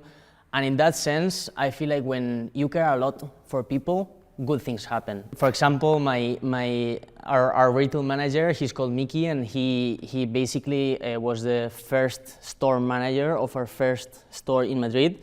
And when he was, I don't know, like 13, his dad gifted him with a cash register machine.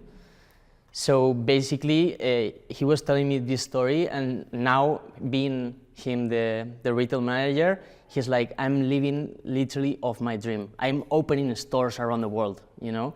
So that's what makes us move forward, you know? So living in a way that not only ourselves live from our passion, but also our team can do what they love every single day. Because if you don't do what you love, it's impossible to be the best at it. Yeah, and to add one more thing, because I think this question is great, is what we learned is that, and we like to throw a message to the world that entrepreneurship is not for everyone and the end all be all. You know, I think there's people that are born to be entrepreneurs, and that is amazing. And the team is as important, if not more important. And what we learned is that as entrepreneurs, our job was to align the company's mission and vision with these people's dreams, and to try to keep that the closest it could possibly be. Because if people can live off their dream, like for example, Mickey in this case, in her company, that's like, it blows my mind. It's the coolest thing that could possibly exist. So as two people who are very, it seems, friendly with each other, how does it work balancing both the business side of things, but also your friendship? Nah, I hate him completely. No, I would like to say it's harder because there's definitely a challenge. Like, we're both kids that we're growing up into our own skin, and we're learning who we are individually and as a whole with the company. But at the same time, meeting Alex, I call him like a wizard. You know, I think like meeting Alex was the one of the best things that could have happened to me in my life. He's such a complimentary person to my personality. I'm like this crazy creative director, and I just run around the office going crazy, and he's like the more solid, serious person in the business.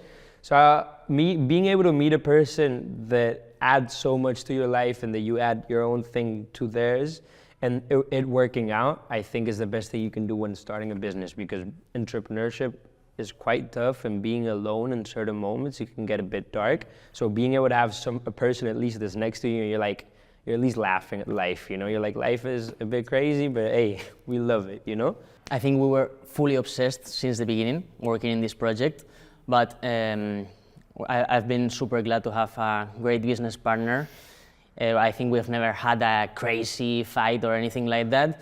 And if he calls me a wizard, I think he's the true special guy. He's the creative director, and I'm now more focusing into being the best CEO I can possibly be. So this has been probably the one of the most challenging things this year, as we separated inside the company, and he started focusing on all the brand and communication details, and I was more focused onto the company. Makes sense. Now, I have a big question for each of you. I'll start with you, Alex. What would you like your legacy to be? I think I was very inspired by great American entrepreneurs. with guys like Gary Vee. Also, there's this British guy called Ben Francis who started Gymshark. These were massive inspirations for me, and I feel like in Spain, entrepreneurs were more closed off, and having seen these people talk publicly about how entrepreneurship can be a way of living, this opened my mind to it, and I realized, holy shit, I'm an entrepreneur. Like I was born to do this. So hopefully,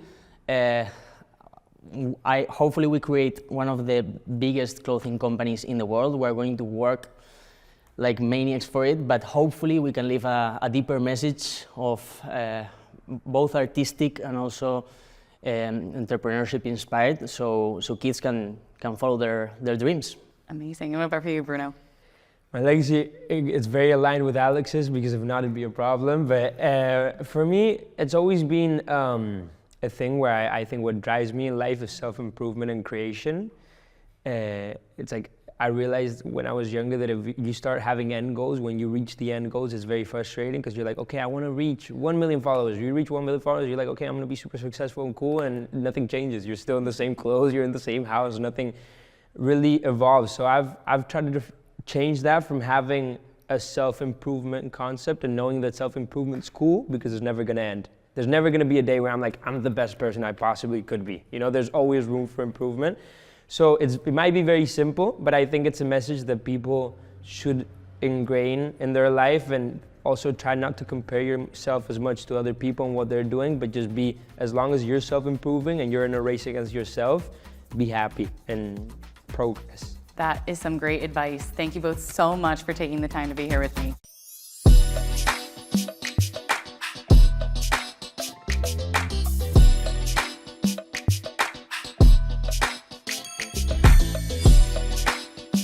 I'm here with Michael Strahan, Pro Hall of Famer, television host, and avid collector of watches, among many other things. Thanks for being here, Michael. Thank you for having me. I appreciate it. Well, obviously, we're here to talk about your watches, but I'd like to talk a little bit about your career first. So you have so many projects going on at once. Good Morning America, Fox NFL Sunday, $100,000 Pyramid, and more. How do you balance it all? Make sure I get a lot of sleep, and make sure I have great people around me to make sure that they point me in the right direction to go when it's time to go.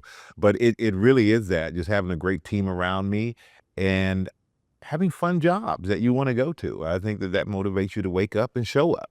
How do you decide what else to take on? It has to fit. First of all, I think schedule is one thing. It's not only so many hours in a day, but I think another is I got to enjoy it. I want to enjoy it. I want to go to work and kind of have that work enhance my life, but also go to a job that I know when I show up, I'm going to be in a happy to be there and make everybody else around happy to be there. I think that's a big part of everything I do, is like the environment and the culture that you build at work. It's the most important thing to me. And if it's not going to be fun, I just don't want to do it. Well, what other ventures are you working on, entrepreneurial or otherwise? Well, I have SMAC, which is Sports, Music, and Culture, a company I started 14 years ago with my business partner, Constance Schwartz. And we do talent management, we do production, we do consumer products businesses. We run the gamut on everything that we do, and it's been a lot of fun because interesting being on both sides of it, being someone who was an athlete who is now doing TV, but also in the management business of managing athletes who some are still on playing, and DK Metcalf and guys like that, to Deion Sanders and Tony Gonzalez and some guys who've retired, to Erin Andrews, who is the top female broadcaster in football. So to be able to be on the side of managing people who do what you do and being a part of that is really interesting kind of situation. Are there any challenges with that? One of the biggest challenges I had at first, and then I got over it really quickly, is we managed Wiz Khalifa. And we do a lot of work with Snoop. His movie, The Underdog, we produced that. My partner, Constance, did. So they were starting out a tour, Up in Smoke tour, fitting name, some years ago. And she's like, okay, it's in Florida. You should come down. You have to come down. You have to watch the tour and watch the show. And then you need to give your feedback. And I go and I watch the show and I'm like, okay, it's kind of hard to go sit in a room with Snoop Dogg and Wiz Khalifa after watching them perform and tell them what I think is right and wrong with the show. Right. But you had to do it. And they were both very receptive to it. And I've learned that people want to say you can only do one thing and put you in a box of doing one thing. And if you allow that to get into your own head, you'll put yourself in your own box. And when I retired from football and I wanted to do other things, and I remember sitting down with a movie producer, 'cause I was thinking I'm going to be an actor. And I said, well, the problem is if I go in, I'm just worried that they're just going to see me as this football player. He go, well, if that's how you only see yourself, that's how everybody else will see you. And it made me totally change my mindset to think I'm more than that. Like, football was something that I did. It's not something that I do. And it was great for when it was in my life, but it's no longer there. So why not just see myself as something different? And I think that helped me kind of walk into that meeting with Snoop and Wiz and say, this is what I like. This is what I don't like. This is what I see. This you can do better. And not get kicked out the room. In that vein, how do you think a career in the NFL prepared you for a career that's become a full-on media blitz? Oh, pressure. Being able to handle pressure, being able to adjust on the fly, teamwork. Like, being around a team is important to me. I get energy off of the team because I'm a believer in like, individual stuff is great. But at the end of the day, I like it when we all win. Like, a team wins, we all win. I prefer that more than I ever did any individual accolade. And if anyone asked me, what is the biggest part of your career in football that you love? It was winning the Super Bowl. It wasn't in Hall of Fame. Hall of Fame's great, trust me. But it wasn't like track record or MVPs or anything like that. It was literally being there with the confetti falling in Arizona with these guys who we had put so much blood, sweat, and tears into something that made us the best in the world at it. And that's always been my goal, is to like win as a team. I mean, pressure is privilege, Billie Jean King. So Yeah. you feel like you resonate with that? Yeah, it feels like that. Sometimes I can't sleep because I'm worried about the pressure the next day. But but I do resonate with that. I think that pressure, you find out a lot about people with pressure. You find out a lot about yourself with pressure. And I think the sooner you can learn to handle pressure, to internalize these things and use it as fuel, the better you'll be. And now I love it. I love pressure. I now doing live TV, I prefer live TV over tape. Because I feel like with tapes, if I mess up, I'll do it again. When it's live, you got to be on. Your energy got to be there. You got to be sharp. You got to be paying attention. You got to have the right follow-ups. Like, it's thrilling to me to have that pressure of live TV or that pressure of doing something and getting it right. Yeah. As you take on so many different ventures and projects, do you feel like you're sort of creating a career collection of sorts? Yeah, I like doing all these things that I guess you're not supposed to be able to do, to kind of break out of the stereotype of athlete or, guy on TV. And a lot of people don't realize a lot of the things that I do away from TV. They have no idea. They see the game show, they see GMA, they see Fox NFL Sunday, but those are just a piece of the life that I have, outside of work. I mean, I got so many other jobs and things that I do. I mean, Avenue Capital, a sports investment fund, like that's a whole nother side of my brain I'm working right now to understand investing and have a minority investment in sports and leagues. And just, I love deals. I love deal making. I love doing things that other people can look at and go, oh, if he could do it, I can do it. And I think that's really what my life is. It's kind of like, okay, a Strahan can do it, a caveman can do it, we can do it. Well, I don't know about that, but I'm serious. I really am serious. I look at it, I marvel at the opportunities I've been given.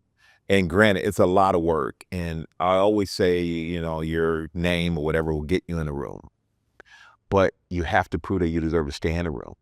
And for me, that's the pressure that I like to show that, hey, okay, I showed up because you knew my name and you let me in the room, but I have to prove that I'm here for the right reason, that I deserve to stay in this room, that I'm here for this business, that I know what the business is, and not so much I walk into a room with a team of people and I sit over in the corner after I shake everybody's hand and take a picture and I'm quiet and let them run everything.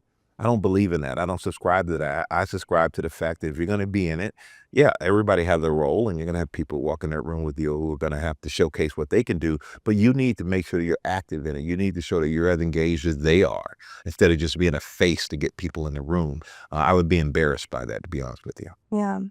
And speaking of collecting and the sorts of benefits that the opportunities you've been involved in have afforded you, I'd love to talk a little bit about your watches. No, let's go. Well, to start off, what made you get into watches? Watches are a personal expression of your energy, your attitude, your vibe for the day. And, you know, I know it's kind of like a car. You only have you have two wrists actually, but you only have one car. I'm like, no, that's like a different vibe for the day. And the watch is the same way. I look at a certain watch one day and I go, oh man, I want to wear that. And I look at the next day and maybe I don't, because something else just appeals to me. I love the craftsmanship of it. It's like artwork to me. And I appreciate all the detail and all the things that go into making these beautiful things we have in front of us. Well, speaking of what we have in front of us, well, do we want to start with the Rolexes? I know you're a big Rolex guy. I am a big Rolex guy. And as you can tell, I'm a big Daytona guy. I have a lot of Daytonas. I have a little bit of everything, but Daytonas are my favorite Rolex. And but I'm actually going to start with this one right here. This is the Celebration, which, you know, it has all the balloons on it. It's a cool watch. It's a watch that when I put on makes me smile because it's very, very simple.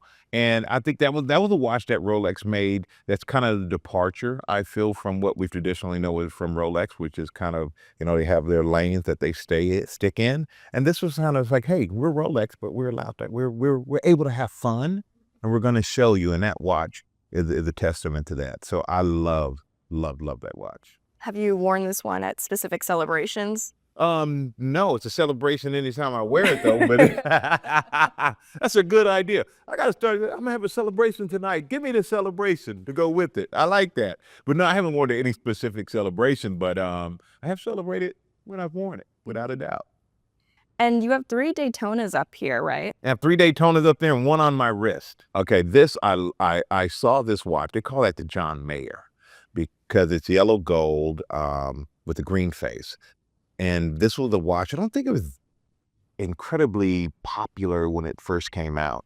And then John Mayer wore it. I saw Jonah Hill had it on one time. And I was like, I kind of like that. I need to get one of those. So fortunately, I was able to get one. It's one of my favorite Rolexes. I just love the color combination. And, you know, the green just pops off of the yellow gold. So yeah, that John Mayer Rolex Daytona I love. This is actually a off catalog Daytona, so it's all factory gem sets, and the nice like rose gold, and I did color combination on that with that face that matches the case with the diamonds. And I'm not a big diamond guy, but I do love when it's something that's done in a classy way, which I feel like this is. And I love that it's something that it's off catalog, so you're not gonna walk down the street and bump into somebody and go, hey, I got the same as you. Or as my watch buddies would do. You know, I like to have something a little different than them. So that's why I love that watch. And this is probably my favorite day-to-day wear right here. It's a platinum Daytona. And it's like a chocolate brown bezel and the most beautiful blue face. And it's got weight to it. It's hefty. It's like me, a little hefty. But it's just got weight to it. And I just love that watch because I think it's just beautiful. I look at that thing on my wrist and I'm like, okay, all your hard work was worth it just to be able to afford this watch. And but that's the one that I wear probably more than any of them on a daily basis. And then the one I'm wearing now, this is a special watch because this is a Daytona, but this is the Le Mans Daytona that they did to celebrate Le Mans. So yeah, this is, I had to wait for this one. I had to beg for this one. I feel really special wearing it now. It feels very special wearing it now because I understand the significance of this watch. And I don't know, See that little red accent right there on the bezel? That's differentiator. Because a lot of people go, oh, it looks just like the other ones, but those who know, you know. If you don't know, you don't know. But yeah, the Le Mans is like, this is one I was very proud and happy that they trusted me to own. The Rolex brand did. So I'm very thankful for that. Did you ever have a mentor or someone who introduced you to watches? Not really. I've always been interested in watches. I just think from the craftsmanship of watches, I've always been interested in mechanical things. And I think that's really what has just kind of propelled me to go forward. And I've become friends through watches with a lot of incredible people. I think a watch builds relationships because you get into these groups of people who are like-minded, and everyone seems to kind of be entrepreneurial and kind of have this energetic spirit about them that I really like, and I found in the watch collecting community. So yeah, I really didn't have a mentor, but I've gained some really incredible friends from it. Who's a friend that you could point to that you really respect among the people in your watch community right now? You know, I probably one of the most unsuspecting people is my buddy Nick Gagliano. I talk watches with him more than I talk watches with anybody. Every day it's a watch. And I'm like, Nick, you got to stop. I'm not going broke buying watches. Stop. And but he and I talk watches. We compare watches. And we built an incredible relationship that didn't start with watches, but it continues through watches. And so Nick is like my catalyst and my I guess he's the one I would text a picture or say, what do you think about this? And I trust his opinion more than anyone else's out there to say, I like it. I don't like it. And it doesn't matter about monetary value or anything like that. I think we just a believer in we like what we like. But he's the one I trust the most. Yeah. Looking back at the table, can you tell me about the Gerald Charles watch? Gerald Charles, I'm very like, this watch seems, it's just beautiful to me. Gerald Charles is basically the last brand of Gerald Genta. And Genta was his last name, Charles is his middle name. But when he left Gerald Genta, he couldn't take his name. But what he did, is this is the guy who created the Patek, you know, the Aquanaut. He did the AP offshore. So he was literally the GOAT of watchmaking. And to have the final watch that he created under his final brand with his name, and it looks just a lot like an Aquanaut, but it has that little smiley face at the bottom, which I love. It's just a classic. It's clean. You can wear this dressed up. You can wear it casual. You can do everything with this watch. And this watch gets more notice than anything else on this table when you wear it. And I don't know, it just, for some reason, people gravitate towards it. And I am the same way. I will look and go, what do I feel like wearing today? And I pull that out of the safe quite a bit because I just think it's a fantastically beautiful, well-crafted, well-engineered watch by the GOAT of watchmakers. And I'm so happy to have that watch, and I don't see a lot of them. And I'm pretty sure after this, I will see a lot. Speaking of the Patek, we have one left. Do you want to talk about that one? Yeah, this is one of the Pateks that I have, and I love Patek. And Patek is that brand, like the marketing of Patek is genius. And it's like, you don't own a Patek Philippe, you just take care of it for the next generation. And I got to get one of those to take care of it for the next generation of my kids. So I'm a big Patek lover as well. And this I bought 2 years or so ago. And I actually wore this on our broadcast for the Super Bowl a few years ago. And it's heavy, it's big, it's just beautiful.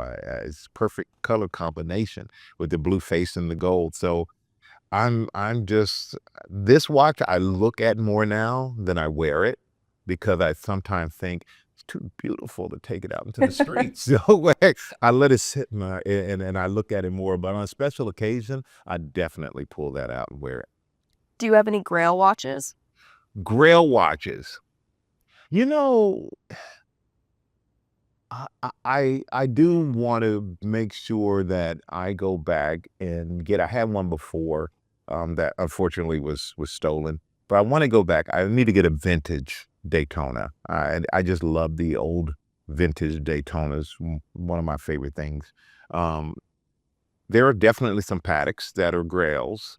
There's a De Bethune that I have my eye on. That's a Grail. And a Moser, I have my eye on. That's a Grail. There's so many watches. But those are the ones that currently are in my mind that I definitely, next time I see you, will more than likely have one or two. Who out of everyone you know has the best watch collection? Jay-Z. What do you admire the most about his watch collection? It's pretty much limitless. Price is no object. You know what I appreciate about it is that you can tell that he has studied the watch game, right? And that he knows what he's buying. And it's because there are things that are rare. And I love that. I love the rarity of his collection, that if they're the Grail, he's like Holy Grail, one of his songs. He has the Holy Grail of Paddocks. He has the Holy Grail of Rolexes. And I just love the fact that he really he's all in, and he researches and finds the best of the best. Do you think you will ever stop collecting? No. Why? Why would I do that? Good point. Why would I do that? It's too much fun. I think collecting watches, first of all, is fun. Secondly, it's a good community. I have a great community of guys that I kind of do this with.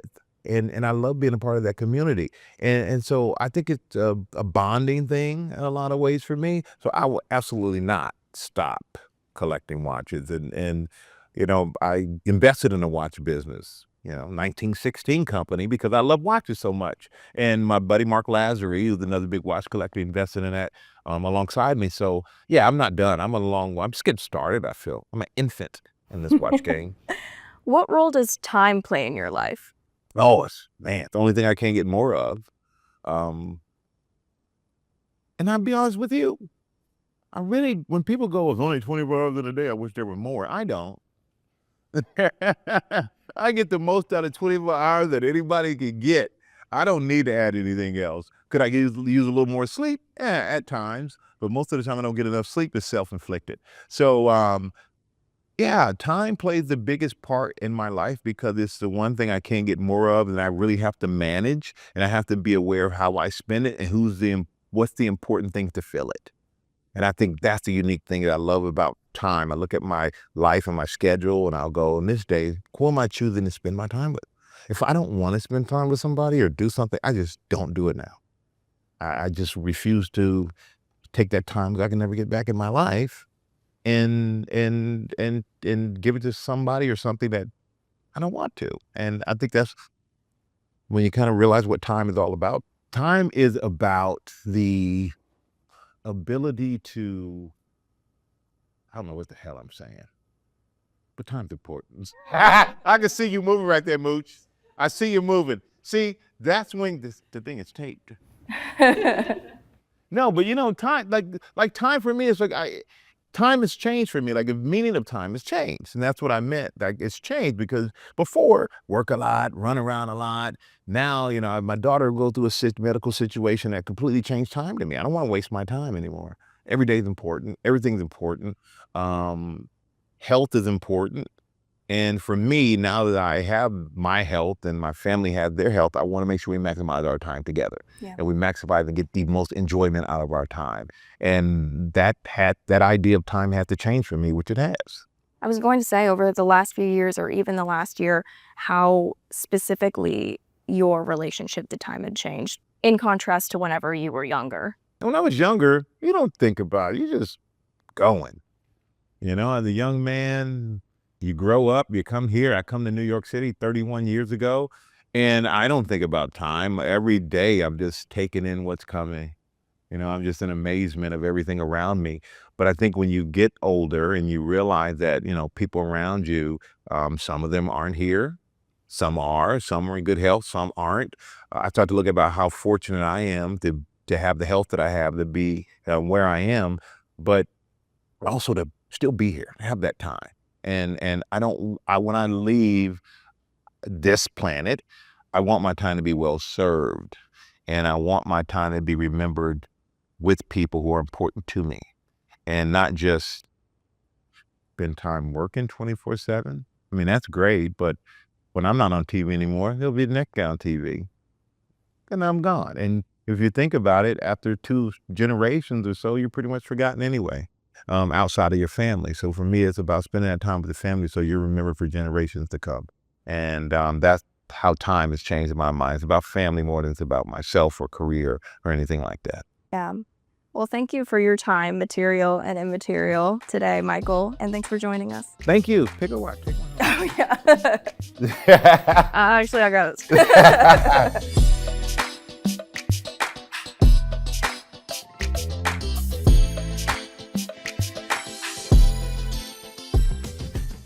Producing a hit TV series like The Bear was once a path to serious riches for its cast and creators. But in another massive entertainment shift, developing groundbreaking shows is worth hundreds of millions less than it used to be. Here to discuss the new financial realities of the television industry is Forbes reporter Matt Craig.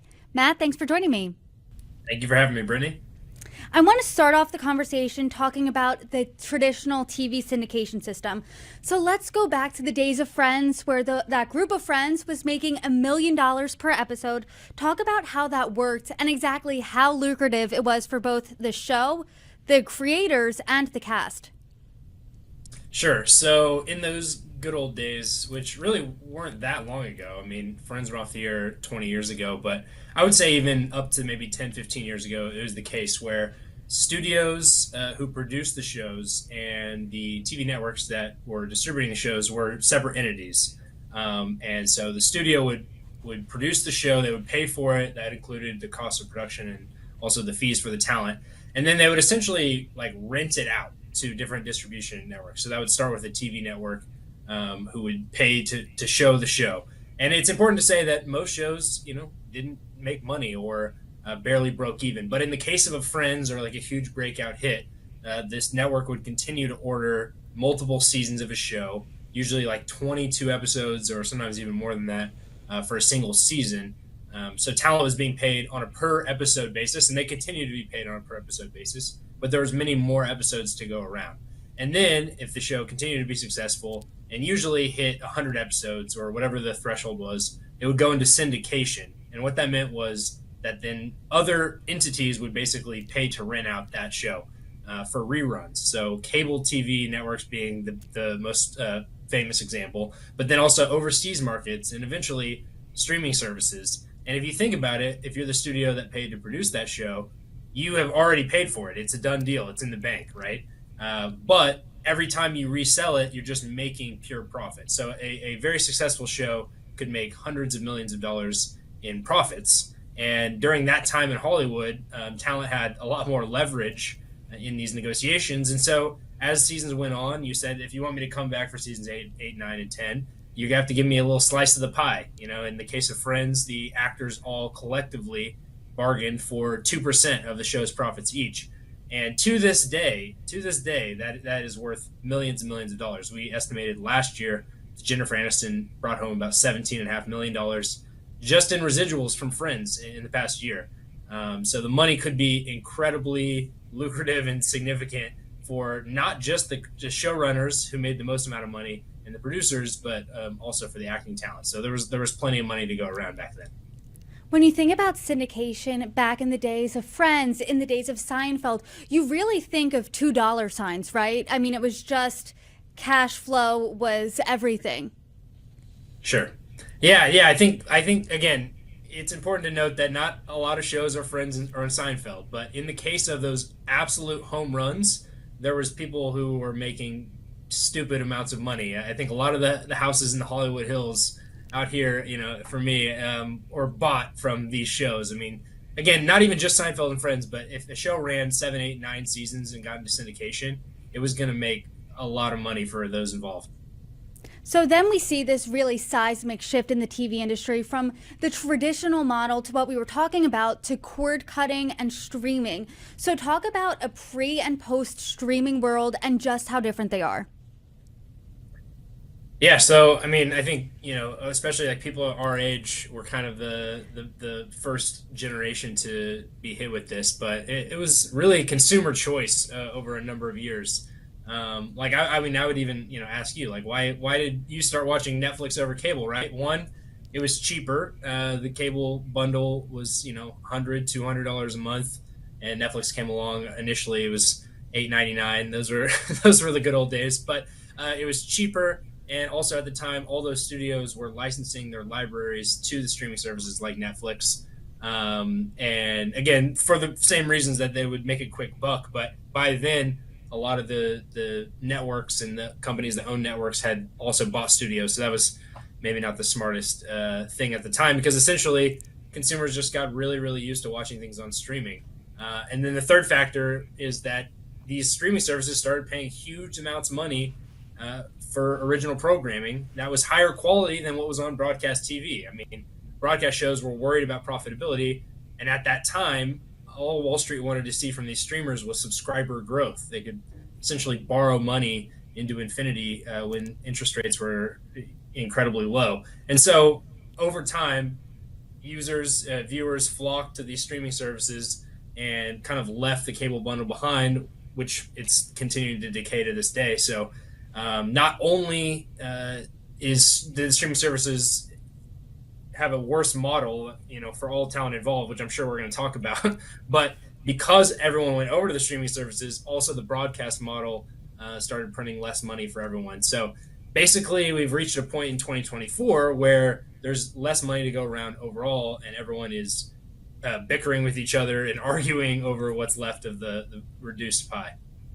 And to your point, I mean, shows like Friends and shows from 20 years ago, I mean, they were 20 episodes. Now there's less, like 8, 10, 12. They're more highly produced. They're like 8 or 10 smaller movies in one season. And you note in your piece for Forbes that developing successful shows is worth hundreds of millions of dollars less than it's used to be. So why are the earnings plummeting? Sure. So I just talked about the massive move to streaming. And the thing to note here is that the streaming business is just a significantly worse business model, really for everyone involved, including the studios. But we'll start on the talent side. And the reason for that is that if you think about it, let's take Netflix, for example. The same company that would be the studio in the old model, so the company that pays for the show, is the same company that broadcasts the show. So they're serving as their own TV network. And the same company that would be the syndication, the cable. So the library of previous episodes is also available on that same company. So if you think about that, there's essentially no upside for a hit show. Whether a show is popular or not, there's no additional money to be made outside of just more people signing up for your streaming platform. So because of that, the platforms are disincentivized from ordering more and more episodes of a show. Instead, they're just going to have a kind of shots on goal approach, if you want to use a sports metaphor, and just order more and more and more shows. That's another difference between broadcast TV and streaming, right? On broadcast TV, you can only be showing one TV show at a time because it's a linear network, and on streaming it can be multiple shows. So basically, these streamers just started ordering tons and tons of different shows and not renewing most of them, and even hit shows weren't running multiple seasons because they get more expensive as they go along, and there was no added benefit of more revenue to be made. So basically, on the talent side, the economics became significantly worse because there was no profits to ask for. There was no profit participation because essentially there were no profits. And even if there were, it would be a slice of the subscriber revenue of Netflix, which it would be impossible to tie that to a single show. So in case of those massive home run type shows, there was way less money to be made, and because of that, the talent representatives got really angry and said, "Hey, we're making a hit show and we're not being compensated in the way we used to be." So plug this example, this model for us in a real life show. I mean, one of the biggest it shows of the past few years has been The Bear with the star Jeremy Allen White. So how does this this earnings model look in The Bear? Yeah, so the reason why I use The Bear as the example in my story is because you really couldn't ask for a show to do anything more in the modern landscape, right? It's critically adored. It's swept at the Emmys. It will sweep at the next Emmys as well. It's also a very popular show for Hulu, which is owned by Disney. So really, this is the show that if this show can't be compensated, then the model is broken, right? And that kind of is the case. I think these actors and these showrunners, Christopher Storer, the showrunner and creator of The Bear, are being paid pretty well, but not like they used to be. So essentially, because there's no profit participation to go around, the talent reps are left arguing for high fees. So in the case of Jeff, he won the Emmy for Best Actor for this role, so he got a massive raise between season 2 and season 3 of the show. But within season 3, he's making about $750,000 per episode. That's according to Forbes estimates. So that's even, we talk about the Friends example of $1 million an episode 20 years ago. So add 20 years of inflation. The talent today is still not being paid that. There's still, I would say, only a handful of talent that can fetch $1 million an episode today. And then on the creator side of things, again, you used to have the Dick Wolfs of the world and the Greg Berlantes and the Taylor Sheridans, kind of that older guard, making 50, 60, up to hundreds, in some cases more than $100 million per year, still to this day, because they're kind of grandfathered in from the old system. Christopher Storer, the person who created The Bear, he has an overall deal with FX that Forbes estimated to be about $5 million per year. So it's 1/10 of what those old guard creators are making. And then instead of a profit participation model, there's a new sort of bonus model that's going around Hollywood that's meant to replace some of that. It's just a fraction of what it used to be. I want to keep talking about The Bear for just a moment because, as you said, The Bear really is one of the most successful shows this day and age.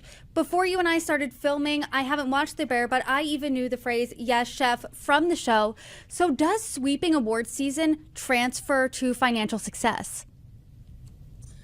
It doesn't. And the main reason for that is just that streaming has fewer episodes. So if you think about it, some of the talent reps that I talked to, they said, really, is The Bear a super profitable show for all its success? And the answer is probably not. But back in the olden days, I mentioned 100 episodes would be kind of the threshold for syndication. So even if syndication did exist today, The Bear, after its 3 seasons, will have 28 episodes. So barely, a quarter of the way to what the old syndication threshold would be, and again, there is no syndication for the show. I mean, it airs on Hulu the first time, and then it stays on Hulu in perpetuity. I think there was last year some movement on that front with Max starting to license shows to Netflix, and maybe that starts to look like syndication. But in general, basically, shows just end up where they start, and in some ways that's better for consumers, but in a lot of ways for talent, it means a lot less money to go around. Let's talk about that a little bit, because how is this affecting the career trajectories of both showrunners and producers like the Dick Wolfs of the world and the actors too, because you're not seeing Jennifer Aniston level money here. I mean, Jeremy Allen White probably is the biggest TV star, and he's only making not even $1 million. So is this giving more people of a slice of pie, albeit the pie is smaller? Well, yeah, I mean, I think after the strikes of last year, and there's a major contraction going on in the TV industry right now. But before that, yes, there was way more shows being ordered. So a number of working actors was higher, the number of working writers was higher, and those sorts of things. Unfortunately, that too is coming down because coming out of the strikes of last year, there's fears of the recession, and all these companies now are having to worry about profitability because the interest rates are higher. And for that reason, less shows are being ordered, budgets are down. There's been layoffs at Paramount and other companies. And so, yeah, I would say that maybe was the case a couple years ago, and even that isn't the case today. But the thing I would say for the hit shows and the big talent like Jeremy Allen White, $750,000 an episode, 10 episodes, so $7.5 million. But no hope for any sort of significant residuals. The way that it was put to me by someone, which I think is just perfect, is that actors, and even creators too, need to be thinking about their career as kind of like a doctor or a lawyer instead of a prince or a king. You think about Dick Wolf. I wrote a story about Dick Wolf at the beginning of this year that he's now a billionaire. That seems incredibly unlikely, if not impossible, today. And you might be thinking, $7.5 million is a lot for a doctor or a lawyer. I bet some of the lawyers I talked to for this story on background are probably making around that much. So it's still a very good living, of course, if you can make a hit show, if you can be kind of the it guy, you'll make a lot of money. Also, the thing I'll say, he's now very in demand for other projects, film projects in particular that can pay more. So I wouldn't, cry for Jeremy Allen White and his, $7.5 million. But it is not what it used to be. It is not going to be enough that he can kind of retire on it and continue to make millions and millions for the rest of his life. Can you dive a little deeper here in the new compensation models? And will we ever see someone, a producer, make Dick Wolf level money again? I mean, never say never. Who knows how the TV industry will turn. The one thing I'll say is, like, TV as a whole is not any less popular than it used to be. If anything, TV is more popular overall. It's just that it's more fragmented. So maybe if things consolidate and some of these companies buy each other, which seems pretty inevitable at this point, and there's maybe more of a monoculture. Yeah, I continue to believe that, like, hits and hit makers will continue to be paid at high level, and it really depends on just the competition and the kind of macroeconomics. But will we ever see it? Probably at some point in the near future. It seems incredibly unlikely.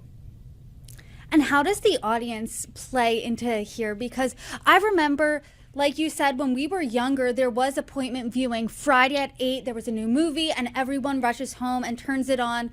How has how the audience now consumes all this content changed everything? Yeah, well, it certainly changed everything for broadcast TV. So if you think about, who continues to watch broadcast TV to this day, it's old folks. Nielsen just came out with a report, I think about a month ago, that said that prime time on the three biggest networks, average age was like 69 years old. So we're talking about a very specific subset of people. And because of that, advertisers have either left the platform, or it's different brands, brands that would appeal to 69 and 70s and 80s year old folks. So there's less money to be made there for sure. On streaming, it doesn't necessarily matter in a subscription model, whether you're young or old, because your money comes in the same. There's been a kind of a rise of advertising in streaming, and at first, when I was reporting this story, I thought maybe that means that some of these shows will have upside again, but it turns out that digital advertising works completely different than TV advertising, and it's a little in the weeds. But because digital advertising can track exactly how many people view something, packages are kind of sold on a number of views basis instead of being advertised against a specific program. So even that isn't necessarily helping these shows become more profitable on their own. So I think, the demographics matter in so much as we now know and can say pretty much without any doubt that streaming is the future, and eventually broadcast TV, at least in its current form, will continue to decay and then die out entirely. But it just matters a whole lot less for how these shows get paid out in the new landscape. One of the biggest draws for streaming at the beginning was there was no commercial breaks. I'm old enough to remember when you first streamed for Hulu, you did not have to pay more for any type of commercials. Now that's not the case. We are seeing ads unless you want to pay top tier advertisement-free subscription prices. So what do you think about the resurgence of commercials? Yeah, what I really think it is it's kind of a classic story of economics, right? New people enter the market and they want to be disruptive, and the way they do that is by offering, benefits to viewers. So hey, at first it was you only had to pay $5, when Disney Plus first came out, or $8 when Netflix first came out, and there's no ads, and it's too good to be true, and so people move over. And then as the pressures of needing to make money mount, suddenly TV starts to look a lot like old TV, and I think you're seeing that to this, to this point now with Hulu, with Amazon adding ads, with Netflix adding an ad tier. It's not their basic tier, but a lot of people are shifting over to that because it's cheaper.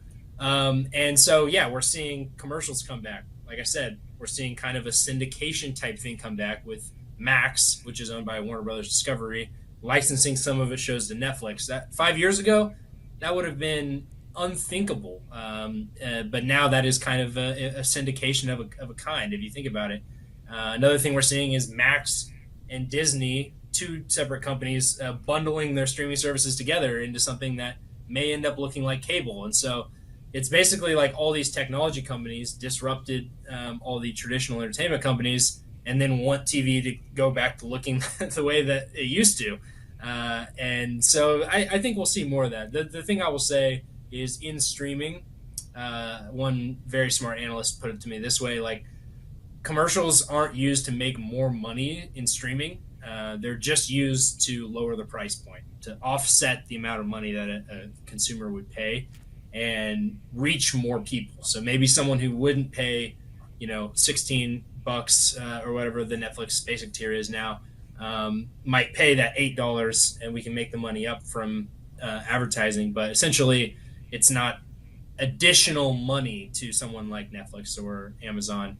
And because of that, the upside is not really finding its way back to TV creators. In your piece for Forbes, you quoted a talent lawyer who was laughing, saying that a pitch he heard from Amazon or Apple sounded a lot like a pre-streaming pitch from 10 years ago. So what do you think the implications here are for both compensation as well as production if we keep this status quo? Yeah, I mean, I think for us viewers, it's new TV is going to look like old TV, whether that is buying a bundle or seeing commercials or seeing, stuff from other companies licensed onto other streaming services, which is, like I said, syndication thing. For viewers, it might look a lot like old TV. The question is, and talent representatives are very concerned that this is not the case, is whether the talent pay will return to what it was for old TV. They're very skeptical, and I would say after doing the reporting, I'm very skeptical as well that talent will continue or will start to rise back up to what it used to be 10, 15, 20 years ago. Not to say it never, will be or that the model won't fix itself, but in the short term, it's hard to see a lot of upside for people that create shows, people who produce shows, write on shows, or star on shows. Matt Craig, per usual, thanks for the conversation and your reporting.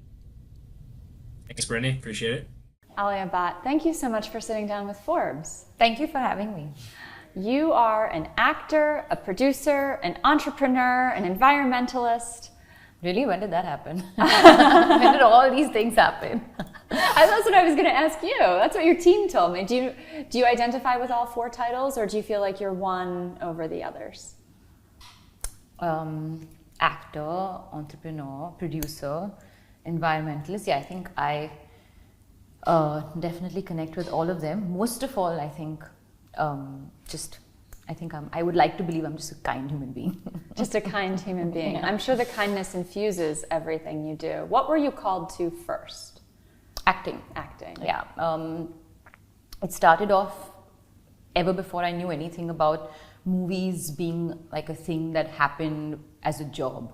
I just remember as a little girl sitting in front of the television and loving what was happening inside the television. So I would spend hours just looking at, people dancing. Bollywood movies, Hindi movies, there's a lot of song and dance, and I was very attracted to all that. So for me, it started off just as like an interest and a curiosity as to, wow, it's so cool that they can dance around the road and the trees and the mountains and nobody's stopping them. Like, why can't I do that in real life? Like, why can't I get off this car right now and start dancing in the middle of the road? I used to never understand it. So it was very simple. And of course, then with time, I realized that A, it's a profession, and B, that my family is also a part of that same profession. My father was a director, producer. My mother's been an actor. My half-sister was an actor, producer, is an actor, producer. So the reality of it being a profession came on much later, but the love sort of happened at first sight. I've often wondered why we can't just dance in the streets and on the mountains. We can actually. I mean, we might get, fined or something, but we can if we want to. Now, you sound humble in talking about it, but every theatrical release of yours in the last 2 years has been among the top 5 in the box office. That's not an easy feat. How do you think about picking the work that you do? Are you driven by that commercial success, or are you striving for your artistic freedom and it just happens to be commercially successful? I have to be very honest. Initially, it was just like whatever was being offered to me, I was doing. And it just so happened. And that's why I feel like luck has a huge part to play in things panning out for you beautifully. I feel like it just can't all be things that you decide to do. There's a little bit of luck in things being offered also at that same time. The roles and the parts and the films that were coming to me were all very different from one another. There was a love story, there was like a serious, a drama speaking about drug addiction. There was a sort of coming of age girl going on a journey, discovering herself, facing her past, and hard truths. So these different films. So they were commercial, typical sort of love story films as well. But there were also these challenging parts that were coming my way, or that I was maybe also seeking out, because I think as an actor and the kind of person that I am, I get bored very easy. So I can't do the same thing again and again. So I'm always wondering what I can do next. Especially what I can do next that people would not expect me to do. So initially the choices were sort of like, yeah, I'll do this, I'll do that. Come on, just keep the work coming, just keep working. But they just happen to be different. And then I think over the last maybe 3-4 years, minus the pandemic in the middle, there was some sort of mindfulness that I think this is the film that I'm feeling like most at this moment, so I'll choose this. And sometimes maybe not even feeling a film, but choosing it because something's just making sense, some energy is just aligning. So yeah, I don't think there's a clear formula. I'm a very instinctive person. How have you learned to listen to that instinct? Because I think it can be hard for people. And I know we went to service day at a local high school to kick off the summit. And one of the students asked, we had Shania Twain talk to the music students. And she said, my producer wants me to do this, but I want to do that. And it can be hard to listen to your gut when you have industry people telling you one thing. So how have you developed that? It's just that I'm not much of a procrastinator. I'm very impulsive. So if I want to do something, it's almost like I can't help but do it. It's like if I would not do it, there would be something wrong. And even if I instinctively sometimes feel something like, okay, this is something that I'd like to connect with, that I connect with in this moment, if I have to ever give it too much thought, it means that it's not for me. And very often, yes, that has happened with me, where people must have said that, why are you making this decision, or are you sure this is the right thing for you to do? But I'm like, yeah, I have to live with it, so I need to be on that set every day, and I need to be 100% convinced. And if I'm not convinced that I'm actually a disservice to the project. I'm a disservice to the film, and that the authenticity or the lack of honesty will show in my eyes. And someone once told me that, I actually asked a very,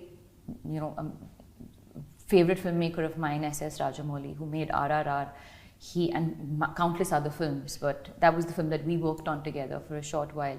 And we were on set, and I asked him, I said, how do you think actors should choose films if they want to be, because very early on my goal was like, I just want to be the most loved person in the world. That was sort of very simple sort of understanding, especially, for the movies that I do and for the characters that I play.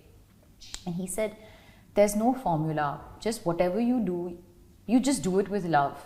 Because even if the film doesn't work, the love in your eyes will connect with the audience. And eventually that's what you look for, is to build a one-on-one relationship with your audience. And today when I meet people, someone comes up to me and talks to me about my work, or even just says hi, I feel like they know me. If they like my work, that is. If they don't like my work, then they will not say hi. But if they like my work, I feel like they know me and I know them. It's nice to make connections with audiences, and you are expanding your audience. You made your English language debut last year. Yes. What was that experience like? Because you've been very, very big and successful in the Indian film industry. I don't know if I can call it, is it a crossover? What's the transition been like? I don't think it's a transition. I don't know. I mean, I'm not sure. But yeah, I think it was always on my bucket list. I think to do an English language movie, to do a Hollywood movie, as it would be, on my bucket list to do a Telugu movie like I did with RRR. I think for me, it's more about just broadening my horizon. My father always told me, if you're the most intelligent person in a room, get a new room. And what he meant was that if you've kind of comforted your space and if you just feel like this is something that you can do really well, you need to push yourself outside your comfort zone. And that was a little scary experience for me, making my Hollywood debut in such a massive film, headlined by Gal Gadot, who's a fantastic, massive star and a great actor, great human being. Also, it came with its own challenge because I was pregnant at the time. So shooting an action film, pregnant, first Hollywood film, it was like, okay, a lot to take at one time. But when I look back at the experience, I'm really glad that I did it, because I think I feel like it was so different from what I was doing in India for the last 10, 11 years. And it just maybe, hopefully, opened up a new horizon. It sounds like such a new experience because it's Hollywood debut and you're pregnant. So in some ways, you had the benefits of just being a beginner.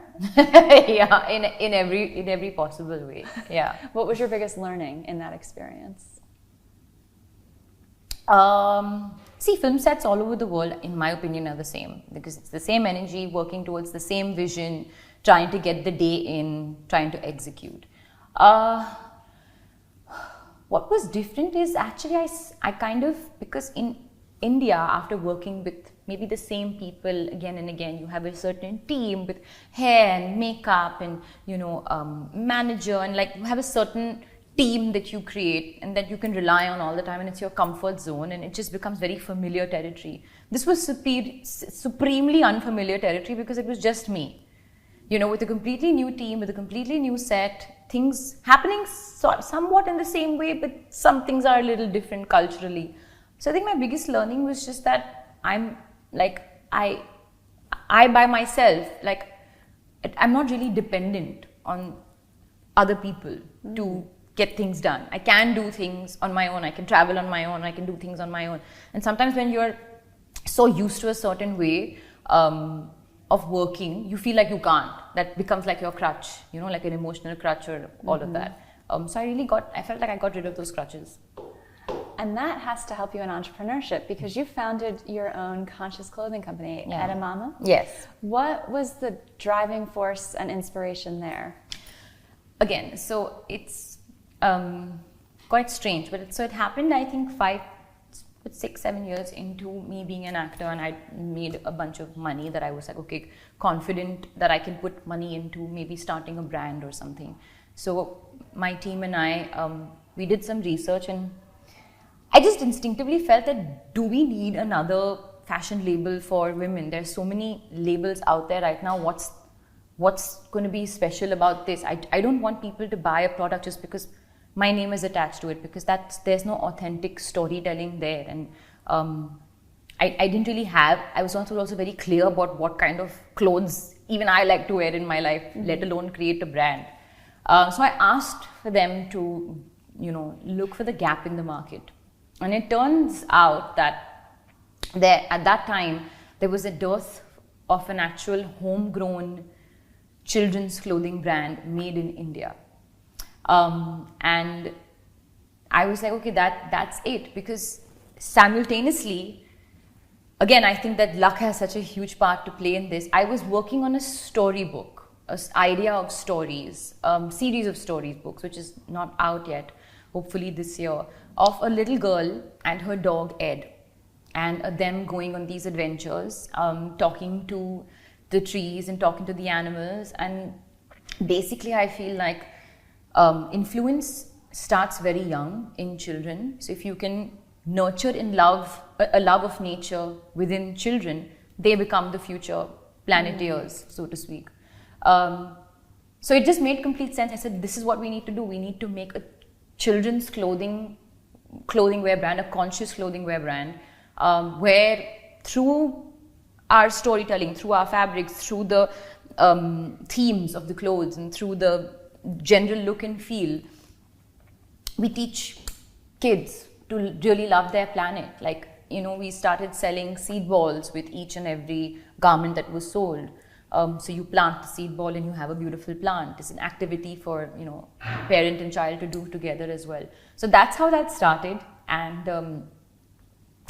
lo and behold, we launched right in the middle of the pandemic.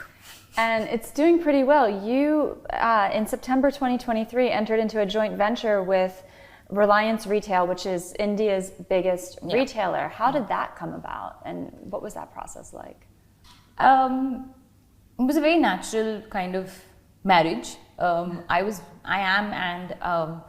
still am and was very protective of Ed, as my brand is my first baby. I don't think I'm somebody who can say I know business or understand business. I haven't studied. I studied till the 12th grade and I started working at the age of 18. But what I did know was how to tell a story. And Edamama at its core is, now it started off as a children's clothing brand, but now we're slowly turning it into a lifestyle brand where we have, launching different categories from personal care to, non-apparel and clothes, and, we widened our range as well. So for that, I needed a partner who would be able to put that might behind Ed, because till then it was all self-funded. It was my venture and my capital. So this was a moment where I just needed expertise. I needed someone to really take my vision as its own and build it, even further. And I'm so glad that we found partnership with Reliance. Isha Ambani and I are also very good friends, and we both happen to give birth around the same time. Our kids are, my daughter and her twins are a week apart. Wow. Yeah. So it all also happened at the same time, where suddenly we were like both of us mothers and having a very different, now my whole perspective on Ed as a brand was so personal. It was just like coming from here as opposed to just looking at it as a business venture. So it all happened beautifully, literally at the same time. Do you feel like being a mother has made you a better entrepreneur or a better steward of Ed? I think being a mother has just made me a better everything. But especially with Ed, yeah, because I think now my needs are coming from a more personal perspective, and I become more of like a consumer than the force behind the brand, because now I'm also looking at the product as a consumer, right? That I wouldn't use that, or I wouldn't put that on my baby, but I would definitely try that. I think we need to make more of this. So I'm like noting everything down for each and every age group, from like what toys like she likes, and like, even all the little things that I see children or my daughter observe, making notes of all of that and putting that into the brand. So the joint venture was announced in September 2023. Are they investors only, or what's the reality 6 months later? No, so they hold a majority stake, okay. 51, and the reality 6 months later is that we're gearing up for a massive year of lots of different category launches, starting with storytelling, as I told you, because the idea started from there. So June is when we drop the first set of books. Which hopefully in life, I'm hoping even becomes like an animation series. Then we have our EBOs going live for the first time ever. EBO? Stores. Oh, stores. Yeah, because till now we've only been selling online and maybe a couple of pop-ups here and there. But the EBOs will really be able to give you that first-hand experience of the edamame experience of entering the store and feeling like, my brief was, you should not feel like you're inside somewhere, you should still feel like you're outside. So stuff like that, and then personal care and toys and non-apparel and all of that. So you have big plans. I was going to ask, I'd like to ask every interviewee here, if we were to speak a year from now, what would you wish to be able to report to me, either Ed has done or you have done in your career? Yeah, I think a year from now, all these categories launching under Ed. I don't know how. I'm so nervous because I'm like, it shouldn't all sort of merge into one another. I want each of them to have their moment in the sun. But yeah, big plans for the next year. And what about you personally or professionally? Professionally, I have a movie releasing this year in September that I am co-producer on. It's my second venture as a producer. very different from what I did the first time. But at its heart, it has what our production company stands for, which is just impactful storytelling, which leads into a conversation much after you've actually viewed the film. So that is the intention. That film is called Jigra. It releases in September.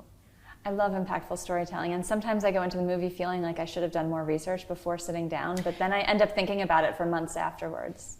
I actually think that that's nice that there's no research, because you should go into it, you should be able to experience, I mean, unless it's like a part 2 or a part 3, but you should be able to experience the film without being told anything, just from frame 1 to the end frame. What do you hope people take from this film? From Jigra? It's a very different film from what I've done in the past. So it's something, okay, I'll give you a little hint because I don't want to speak too much about the film. But at the time I signed Jigra, it was just after I'd given birth, a couple of months, like 4 months. So I was feeling very protective. Something about me was feeling like I was just like, you know, in tigress mode, wanting to protect my cub. So Jigra is all about protecting your loved ones. Final question. You were on the 30 Under 30 Asia list in 2017. Is being under 30, or was being under 30 at the time, an advantage or disadvantage in your line of work? And if so, in either case, why? I mean, it's great to be under 30 so you can make it to one of these lists because the pool becomes smaller. But 20s, I was just talking about it the other day. It was a chaotic time. I think I was like doing too many things. I'm way more comfortable in my 30s. I'm just turning 31 in a week. Gotten way more into my skin. But I have to say, and I've always said this, I really genuinely believe age is just a number. But what comes with time is just create confidence with yourself and who you are, and being unapologetic. I think when you're younger, especially when you're working and there's so many people around you, you're constantly apologetic for some reason. So I'm still not like I'm like some pompous person. I think I'm still humble and grounded and down to earth. But I've become very unapologetic of who I am today. It's an excellent note to end on. Alia, Bhatt, thank you so much for talking to us today. Thank you so much. Can we try an Alp on camera? Is that a thing? Can we try an Alp? Are you kidding? You know, I'm glad you asked. This is Alp. It's America's latest nicotine pouch, American lip pillow. I double up. I put 2 tins in at once. And I do it the traditional way. Yeah, what's that? With my tongue.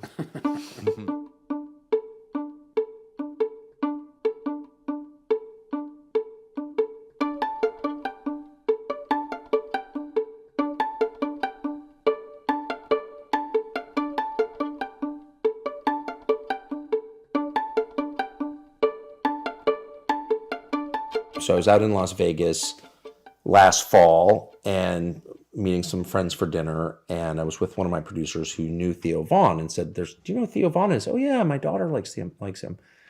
And he's in the same hotel. Go to his podcast. Okay, so I wind up meeting Theo Von, doing the podcast for a couple hours. I put a tin of Zyn, as I always do, right next to me. He goes, "What's that?" And I was just waxing enthusiastic about Zyn, and I said something like, I said it's a Marilade also.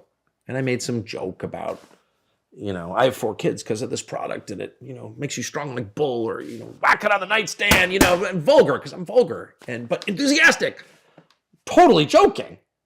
I get back home and I got a letter from the general counsel of Zyn scolding me and kind of threatening me for saying, you know, it's come to our attention, you're on a nationwide podcast recently and made unverified health claims about our product, including that it's a treatment for erectile dysfunction, and you should know that no scientific study supports your claim. Please cease and desist immediately.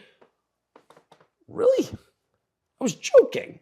And it enraged me. If they had called me and said, you know, I heard she's on Theo Von, and you said it's a boner cure, and it's actually the FDA could come down on us for that. Please don't do that. No problem. You know, I didn't know that. Totally kidding. But instead, because it's the nature of big companies and of all large organizations to become totally impersonal and anti-human over time, that's who they became. So why the hell would I put anything in my mouth made by a company that hates me, that doesn't have enough respect for me, just to call me on the phone and tell me the truth has to send me a letter from the corporate counsel's office? It's everything I hate, not just about companies, but about modern life. It's impersonal, it's stupid, it's nasty, it shows no respect at all, and it has zero sense of humor, which is another way of saying it has no joy of life. It's a boner joke. Relax. Health claim. Ugh.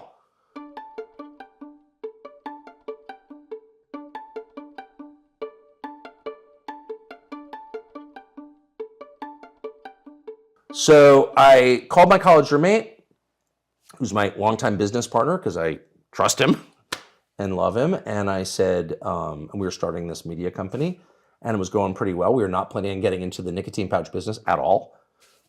I've never been in any kind of business. I've always worked for a big company, and that's how I know how horrible they are, and that's how sick of it I am, totally sick of it. And I said, I'm so mad about this that, and by the way, I don't think Zin's that good. I mean, it's better than, trying to light a Marlboro in an elevator. That doesn't work anymore. But I don't think it's that, I think they just they were the first on the scene, and so they're dominant. Let's compete with them. And I just want to be clear, I'm not making a political pitch on behalf of ALP. I'm not saying if you vote for this candidate, this is the product for you. I'm saying if you don't want politics in your mouth in the first place, you don't want a lecture from somebody in the HR department, you don't want to buy a product that's like super connected to some political party, either one. In the case of Zin, it's the Democratic Party, but it could be the Republican Party. I'm just not into it. How about a non-political nicotine pouch?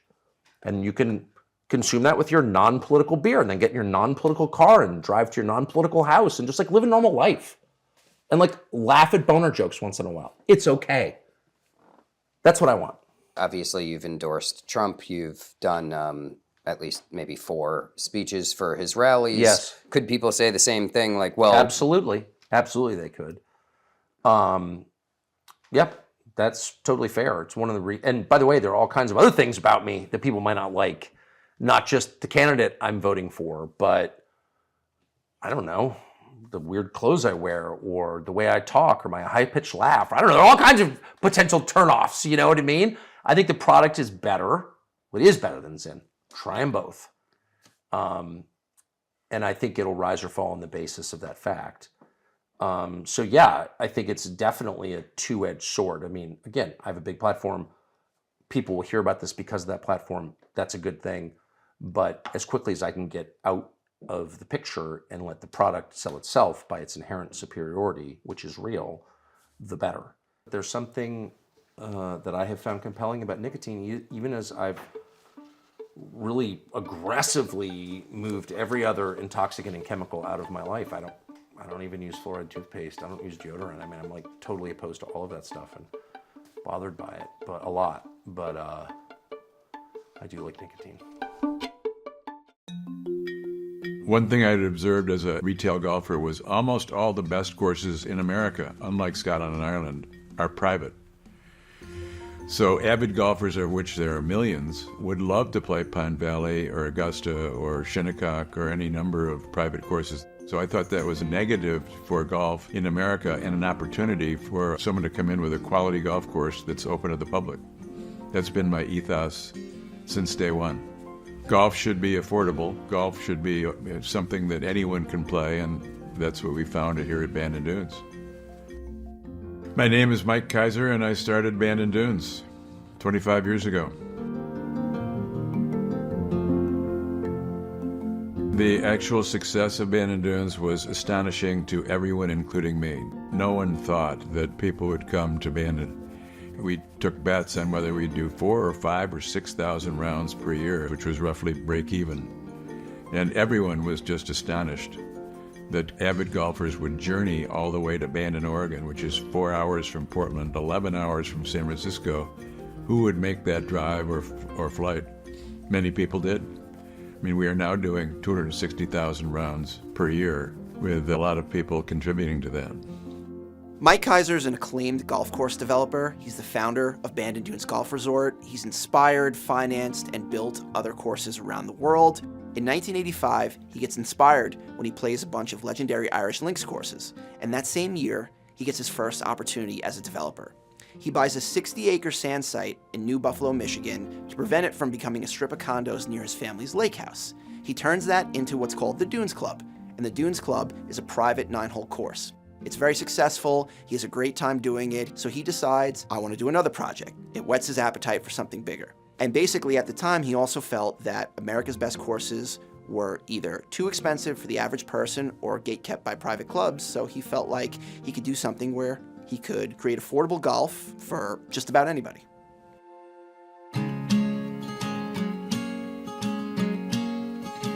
So links golf comes from the Old English word hlink, which means rising ground or ridge, and refers to sandy area along the coast. You'll find many of the traditional links courses in Ireland, Scotland, and England, and there's a very specific definition as to what can be a links course. This essentially created a style of golf where you're on these sand sites, you're by the water, by the ocean, they're very wide fairways, oversized greens, there's a lack of trees, and it's kind of very a minimalist and natural type thing. Initially, I looked on the East Coast for a site and despaired when after 2 years, the only things I had seen were on the intercoastal waterway. They were on water, but not the ocean. I couldn't find a site even beginning for sale for even 100 acres, much less the 500 acres I sought. And I expressed my disappointment to my good friend Howard McKee, who worked at Skidmore, Owings & Merrill. And he said, you should look in Oregon. And I knew nothing about Oregon, but I hadn't been finding anything on the East Coast. Put the word out, and lo and behold, within a year, a broker called and said, I've got this site right on the ocean. A little over a mile of ocean frontage, big sand dunes. I don't know anything about golf, but I just wanted to call you and tell you about it. I rushed out there, and it was so good that I then rushed up to Seattle and talked with the 3 old guys who had owned the site for years. And they said, you seem like a nice young man, and we haven't been able to sell this property for 4 years. Sure, we'll reduce the price by half, and we'll wish you well. It was truly serendipitous. So I had the money, then I needed an architect. So the hardest thing to get started was choosing an architect that knew something about links golf. And I went to Glen Eagles and talked with Jimmy Kidd and his son David, and they said, oh sure, we know how to build links golf courses, let us at it. And they came right to Bandon Dunes and did a fabulous routing. And then the question was, who will ever come to Bandon, Oregon to play it? And we didn't know the answer to that until the first year when we did not the 10,000 rounds I thought was unrealistic, but sort of my prayer. The first year we did not 10,000 rounds, but 25,000 rounds. Last year, Bandon Dunes recorded an astonishing 257,000 rounds played, bolstered by a top-tier hospitality experience and an 8-figure merchandise business. Forbes estimates the resort had just shy of $125 million in revenue last year and turned a profit north of $31 million, valuing the resort at $350 million. Demand isn't slowing either. Bandon Dunes has an 18-month waiting list, and it's easy to see why. 4 of its full-length courses rank among Golf Digest's list of America's 100 best, and its $350 greens fee is roughly half of the $675 that Pebble Beach charges. When you ask Mike Kaiser about his ethos, about what he's trying to accomplish with his courses, he's always first to kind of state that he wants it to be in tune with nature, complement nature, and that's been a core part of his mission, especially with Bandon Dunes. Additionally, he owns a bunch of land that he keeps solely for conservation, and when he builds, he kind of builds in an environmentally conscious way. Obviously, golf course development can be polarizing. Developers see things one way, environmental groups and other organizations see them another. It's hard to generalize without knowing the specific situation, but if you talk to Mike Kaiser, the one thing he will always say is he's committed to building courses that are synced with nature. My dad was an Eagle Scout, and he drilled into us whenever we went on a hike, a mountain climb. A good camper leaves the campsite better than when he got there. So that was sort of early environmentalism. If you're going to make a mess, make sure you clean it up.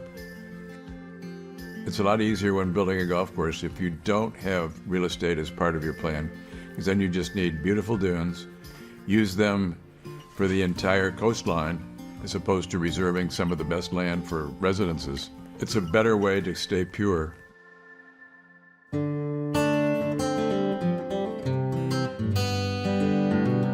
Being Being an acclaimed golf developer wasn't exactly what Mike Kaiser thought he would be doing with his life. After college and after a stint in the Navy, he got out and he was planning to enter Harvard Business School. In 1971, he's set to go into HBS, and while on a ski bum vacation, he decides he doesn't want to go. So the way he tells the story is that his subconscious was working overtime because he literally had a dream that he had to start a greeting card company making cards on 100% recycled paper. He got together with his best friend and college roommate, Phil Friedman. They formed Recycled Paper Greetings, and it actually grew into a very substantial business. In 2005, they sold it for $250 million to a private equity firm. My father was aghast. He was a Wharton graduate and thought nothing made less sense to him than not going to business school and starting a greeting card company, about which I knew nothing. The whole idea was greeting cards on 100% recycled paper, so we thought in the days of beginning ecology, they would just sell themselves. Definitely wrong. Everyone thought it was a nice idea, but they bought cards based on the content, not on the paper. We call our dads and say, "Dad, will you give us $5,000 to start this greeting card company about which we know nothing?" And my father and Phil Friedman's father both gulped and said, "Okay, just this once." No one thought it was a good idea. The early days at RPG were going to the Yellow Pages in Chicago, because we had chosen Chicago as the place to live. Looking under artist, bold type, we figured if they could afford a bold type inclusion in the telephone book, they were better than the ones without a bold type. And we would just dial them up and go see them, and we would basically ask them for their old Christmas cards. And a surprising number of them thought it was sort of cute, and they said, if you like them, sure, here, take my last 10 years. So at that early going, we actually had an easy time finding pretty good content from Chicago artists. So in 1975, Kaiser and Friedman meet Sandra Boynton, who's a Yale graduate with a penchant for humorous illustrations and clever messages. The way Kaiser describes this time in history is that greeting cards back then were all hearts and flowers. And Sandra's approach offered something different: humor, cleverness. So they sign her, and instead of the typical $50 per design fee back then, she asks for a royalty, which they grant. It's probably one of the best decisions they ever made, because by the mid-1980s, the company grossed to over $100 million in revenue. And Kaiser will attribute most of that to Sandra Boynton's work. Now, if you ask him, he'll say she was the woman who made him enough money to build Bandon Dunes. He'll call her a genius over and over again, and ultimately, it's true, because the success of recycled paper greetings is what allowed Kaiser to pursue this second career. Sandra Boynton is a genius. We met her at the New York Stationery Show in the 1960s, and we didn't know she was a genius. We knew that she was gifted, but not a genius. Basically, whatever she designed for us sold well, and in many cases sold superlatively. Her most famous card was a picture of a hippo, a bird, and two sheep with the message, "Hippo, birdie, to you," and it ran out of stores. We actually had a system where we knew what our best cards and our worst cards were, and that was essential for our success, because we could basically make sure that only good cards were in any given store. We grew from 2 million when we first met her to 100 million. I would attribute almost all that growth to Sandra Boynton. Then a genius, still a genius. She's still working, doing children's books and children's songs. Whatever field she's in is top of the charts. She's brilliant.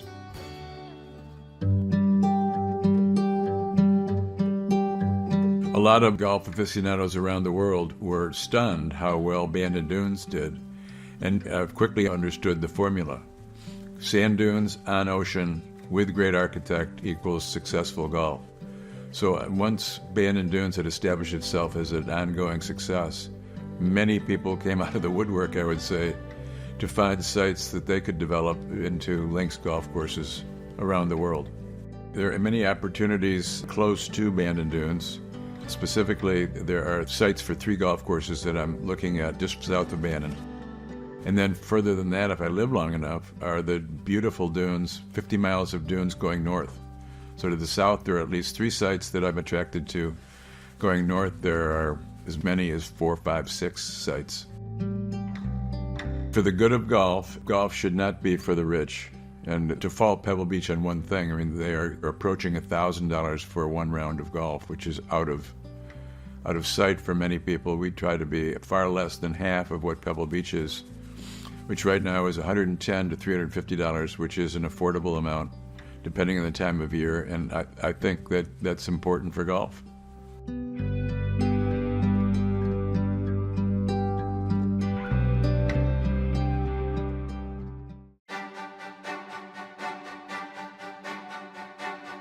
My comic book collection is a true cultural artifact reflecting the times that we lived through. And it will explain to people in the future what it was like to be in America in the 50s, 60s, 70s, and 80s, and understand all the problems we had, our happiness, our sadness, everything about us.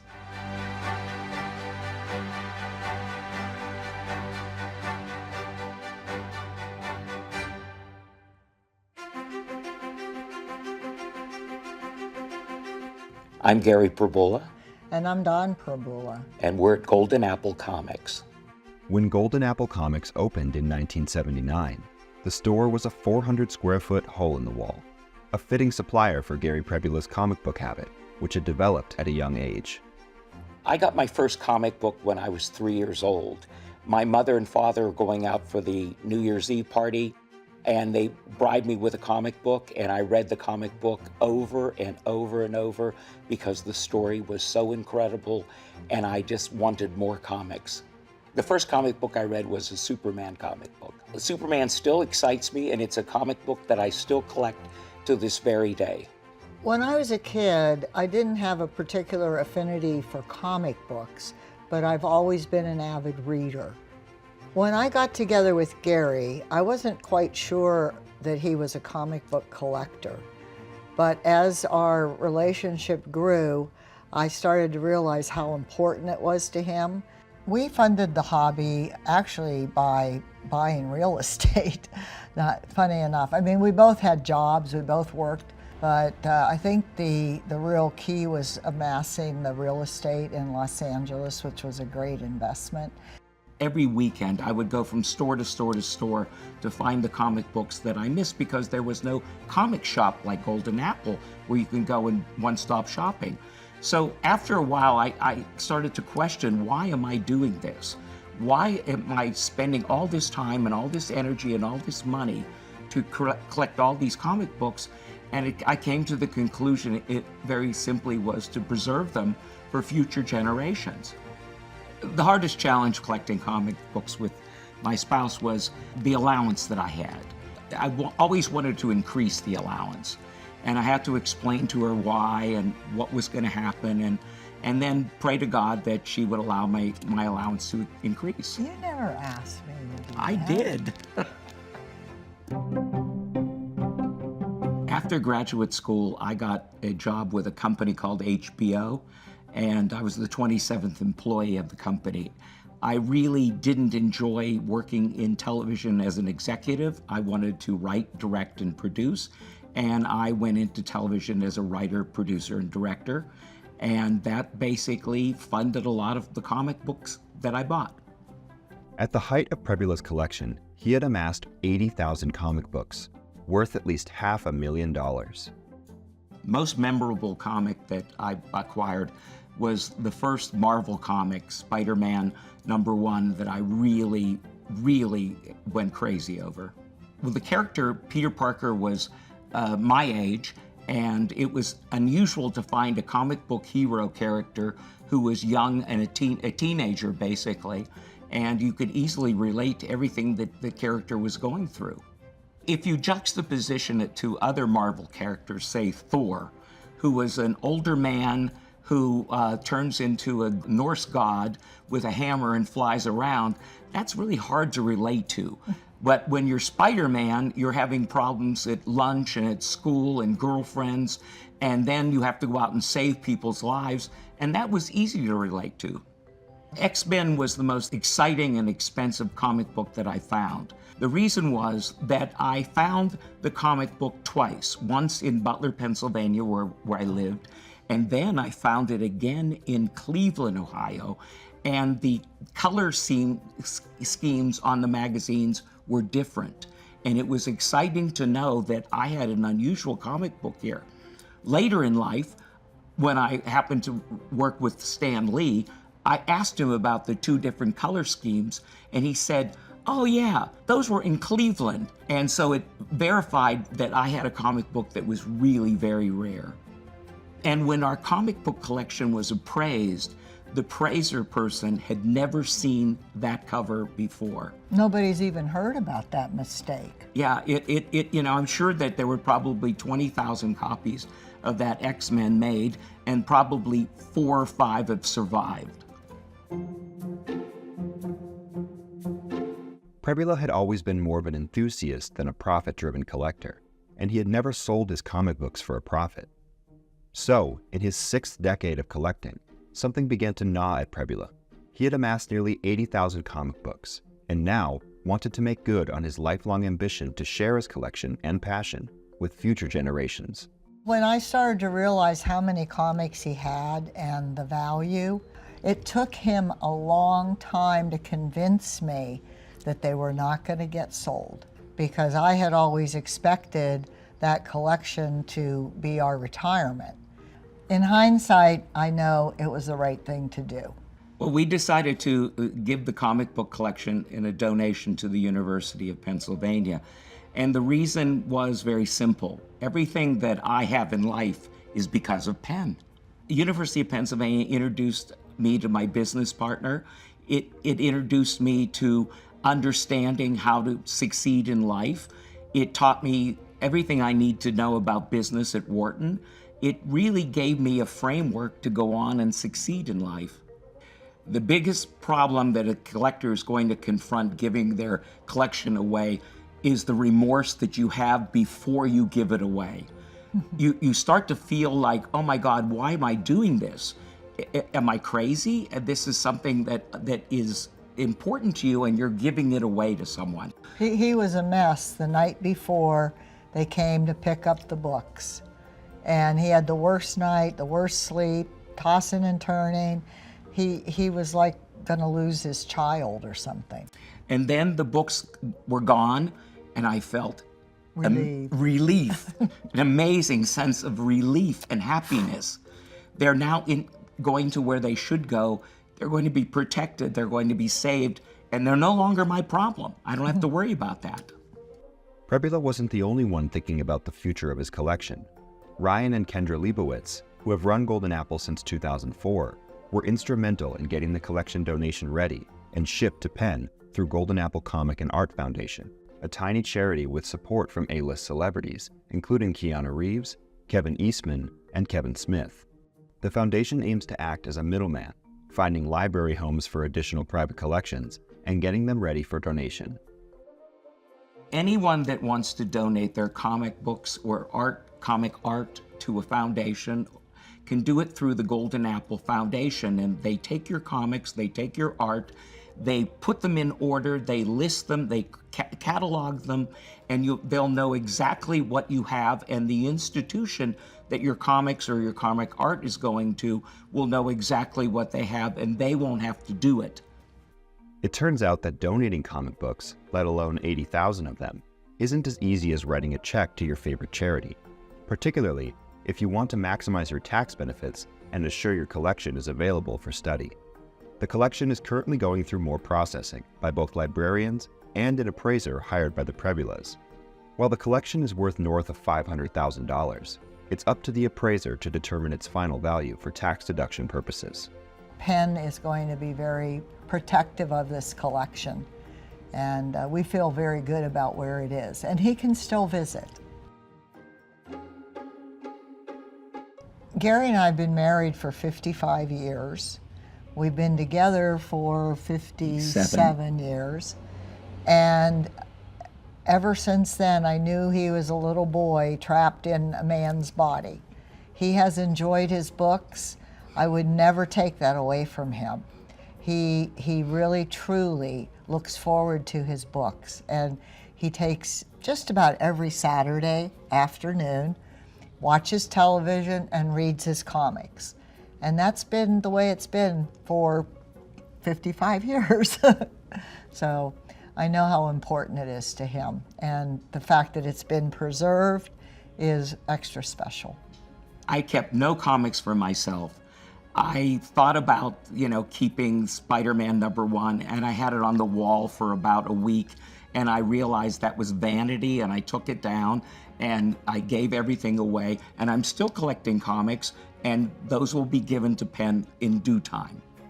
People that aren't into comics are missing really incredible stories that are just fascinating and truly something that will spark your imagination and make you happy. And the writing, and the good writing. Well, that's what I mean. Yeah. The writing is what gives you a sense of a great story. Buy a comic book and read it, and enjoy what it's like to read a comic book, and enjoy the stories and the characters. And who knows, you might become a comic book collector yourself.